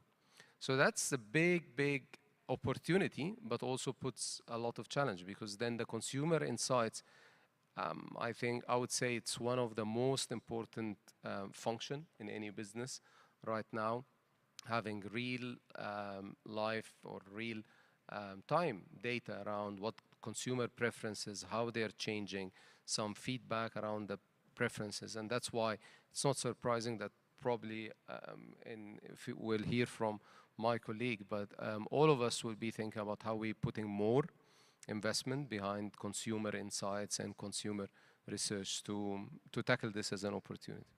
Thank you, Tamer. I would now request Ashu's thoughts on this topic, and yeah, go ahead, Ashu. So the question you have is innovation in the category to grow it and how we are dealing with it. Yes, yes. So I'm going to make this a little interactive, because I think we are in the last session and maybe some of you are thinking of catching your train or your cabs. Innovation in frozen is happening. It's happening for a while, and I want to reverse it and ask all of you here that how many of you know that most of the frozen food that you eat or you buy from the shops comes with no added preservatives? There is no added, wow, it's good to see 20% hands up, 30% hands up. There is no added preservatives in frozen. So whenever you can go in the market and pick any frozen product, do look at the pack. I can talk for ITC MasterChef for Hyphen here. Check the other brands. And this is where innovation and technology is used, because the IQF technology of freezing the product when it's cooked within 30 minutes ensures there's no microbial growth after that. And it is absolutely good to have. Nutritious, no added preservatives. The second question I have is, how many of you know that, what's the form of cooking for frozen foods? What's the one that comes to your mind? Frying, right? But convenience 2.0 on frozen today is that you don't need to deep fry it. You can microwave, you can air fry, you can tawa cook, you can bake. And I'm telling you this for real. And you can also deep fry. So why is that? Because of the technology and innovation that has been brought into products to enable that. You can do that in your microwave, in a convection oven. You put your products in, it works like an air fryer. So that's innovation for you. How many of you know that frozen is not just potatoes? Yes, potatoes is standard to the category. Potato fries, the chili garlic potato shots, the tikkis. But do you know that there is also a really yummy, free of preservatives, paneer pakoda in the market, which can beat any homemade pakoda? I won't tell you which brand. I think you'll know when But I'm just giving you these examples to tell you that this category is working to really disrupt convenience, disrupt taste, so that you're not looking at just one standard taste. You're looking at products beyond potatoes, whether it's a hara bara kebab, a dahi tikki, a paneer pakoda, or fried chicken. You're looking at multiple cooking methods. You're looking at no preservatives in the food. And you're looking at availability now coming through e-com. This disruption with a complete monitoring of the entire food, the frozen delivery system from factory to the retail, which is online. I can monitor it today and see, is it at -18 to ensure you're getting the product right, is what is really changing the way this industry is. The growths that are happening, how people are accepting it. And I'll just end with one point that a lot of us think that convenience is not good, right? We think, no, if it's convenient, there'll be preservatives, it's processed. But when the pressure cooker came, we always felt slow cooking was the best method. Pressure cooker, not good for us. Instant meals. Today, pressure cooker is standard in every home, and pressure cooker is great. It doesn't disrupt the food nutrients per se. So similar story for frozen. I just trying to hard sell the category to you guys that it's a no preservative, great to have product. Do look at the packs to know the ingredients, but I just thought I'll leave you with that. Sorry for making it look like a commercial. No, I think that made a few of us hungry because of the wide variety of foods that you mentioned. This is helpful, Ashu. And with that, I think the other way to look at this is also that, to enter tier 2, tier 3 markets and getting there, at an economic viable manner, supply chain innovation would also be important, processing infrastructure, storage. Harish, would be great to hear from you, and maybe for frozen food, it's even more pertinent, the kind of infrastructure and logistics required to expand into emerging markets. Would be great to hear from you on that. So first of all, I'd like to second what Ashu has said about frozen food again, and especially from the aspect of being really not only convenient but also preservative free, and hence high quality product for the consumers to always consume. And I believe what probably FICCI can do, and also rope in some government agencies, is also to kind of try and break the myth around frozen food as not being as healthy as fresh. I would like to mention here that what the Western world, the developed countries, believe is frozen is in fact better than fresh. So let us all start by at least talking about frozen being as good as fresh. Now moving on to the broader question about what needs to be done in terms of the tapping the opportunities rightly, is when it comes to food products, I believe, and I think everyone in the audience would agree, when it comes to food products, quality is paramount. So to also tap into international markets especially, it has to always, the product has to speak of high quality. And to ensure that you're able to offer a high quality product to these international markets, as well as our Indian consumers, which are also growing in demand, you need to ensure that the quality of raw has to be really right. Now when it comes to quality of raw, what one can do rather is, to work on the right varieties, work closely with the farmers, which is what Hyphen Foods has been doing. So bringing in the right varieties where farmers can also increase their productivity, and also the varieties which can give you the desired parameters which are finally desired in the end product. So that is one way of ensuring that you're able to get a high quality raw, which in turn you can process to manufacture a quality product. And at the same time, when it comes to the infrastructure, it has to be like the world-class facilities which we have been building is mostly to do with hygienic food processing.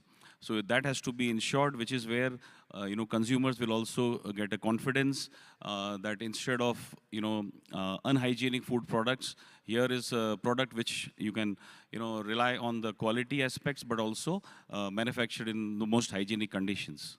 So infrastructure in terms of food processing also is key to success. Thank you. Absolutely, absolutely. And in the white paper that we just launched today, we also talk about how landscape level coalitions can play a key role in enabling this, wherein bringing together the entire ecosystem players, starting from farmers to food processing companies to infrastructure enablement with support from the government. How can all of that be brought together? And also that will also enable the farmers to grow better food with less chemicals, and at the same time the right varieties to improve their own income. So definitely quite resonate with you there, and I think doing this at an ecosystem level is quite important versus doing it in silos. And I think in the last 2 sessions we spoke about how most of the companies here are also working towards efforts to increase, to make the food systems both planet positive and people positive. And growing the right food and bringing processing closer to the farmer would definitely be a key step in that direction to improve the value addition and shelf life. I would move to Aditya. Aditya, would be great to hear from you on what you think is required to tap into the emerging channels and the markets and make the most of it at an ecosystem level. So Falguni, I think, Tamir, Ashuji, Harish Bhai, I think my colleagues have already covered most aspects, quite thoroughly, especially, on the frozen side. Again, I'd like to iterate that today, and you just touched upon a topic which was, very close to our understanding of how, in terms of the food supply chain, as we move from upstream to downstream, typically the phrase that goes around is farm to fork, whereas what we actually need to be doing is fork to farm, where as brands and as processors, we're able to understand demand a lot better typically than farmers or farmer producers can, and that feedback loop to relay what needs to be made. Because as I understand, there is still a huge gap between the varieties we need to process versus the varieties being made, and hence a lot of wastage in the supply chain. But that gap is narrowing down. But if we talk about opportunities, which is the topic that you'd mentioned, so in terms of opportunities, I think there's lots of opportunities depending on what factor you look at. And we already covered convenience. So there's convenience, which is one key factor. There is quality, which is another key factor. Health and wellness, which is a sector that we closely work on, is a very core factor. And then there are other factors such as affordability and sustainability and access. So there are all of these factors which derive, what new food product should we launch.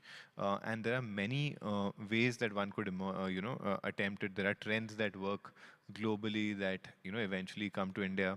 India itself has very strong, taste palettes. So you could take a traditional food and convert it into something that works better in terms of modernizing it.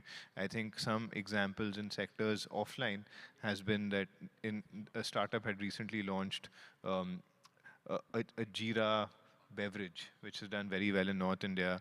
There's a startup, there's a established tobacco group out of here which has launched a candy which is done so well organically offline. And gone to multiple retail touchpoints with Aam Panna inside.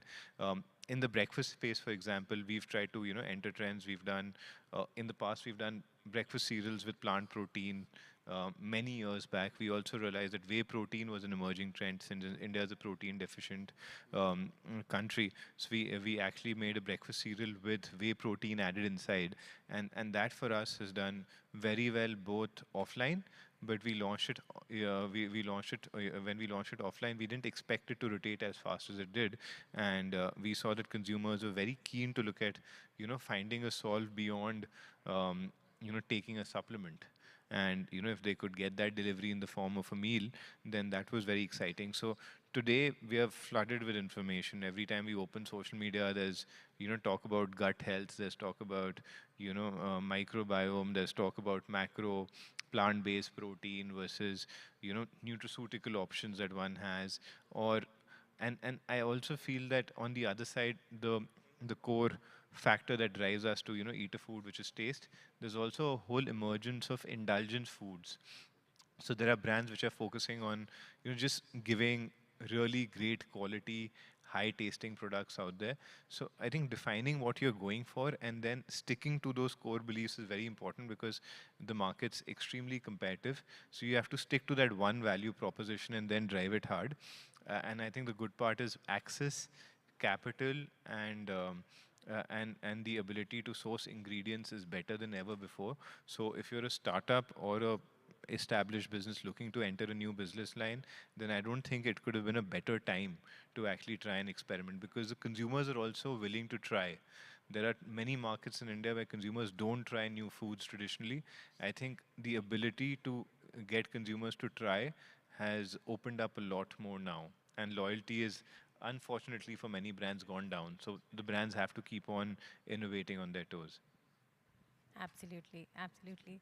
Thank you so much, Aditya. And that brings us to closure for our discussion. We got one question from the audience. I'll open it to the panel.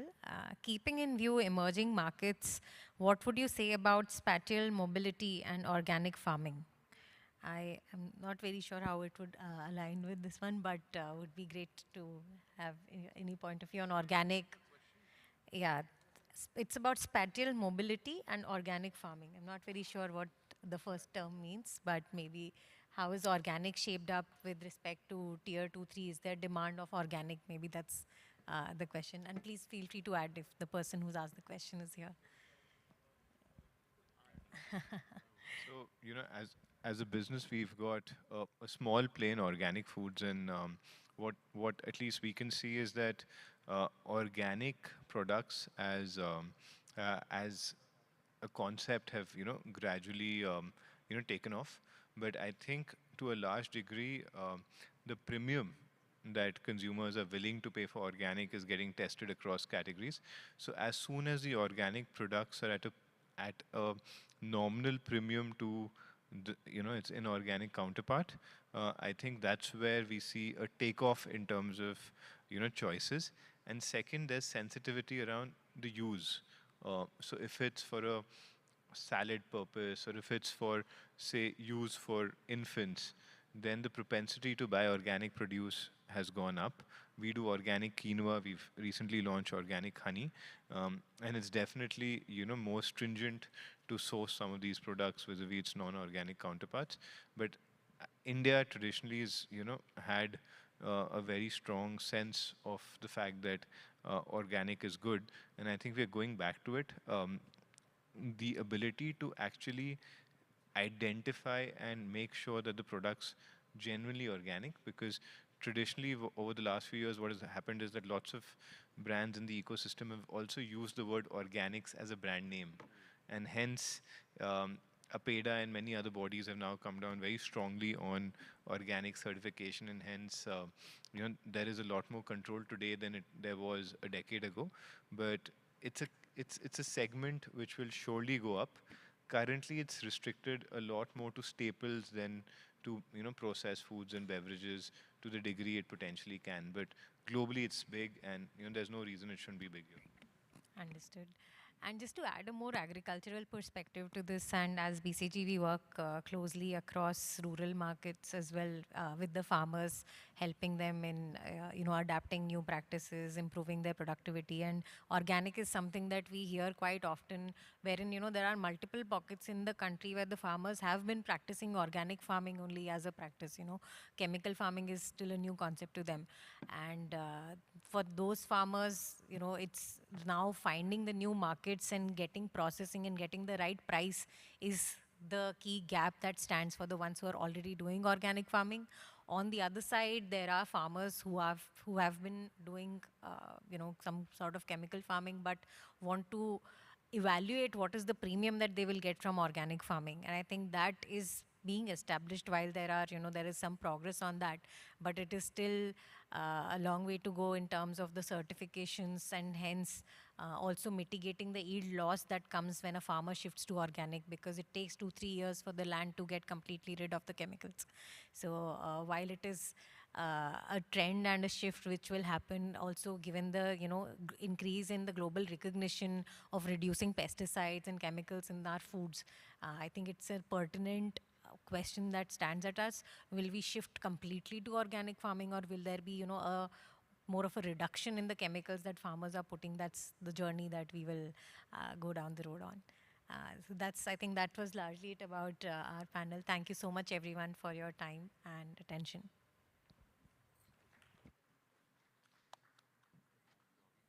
Any questions that we have in the audience?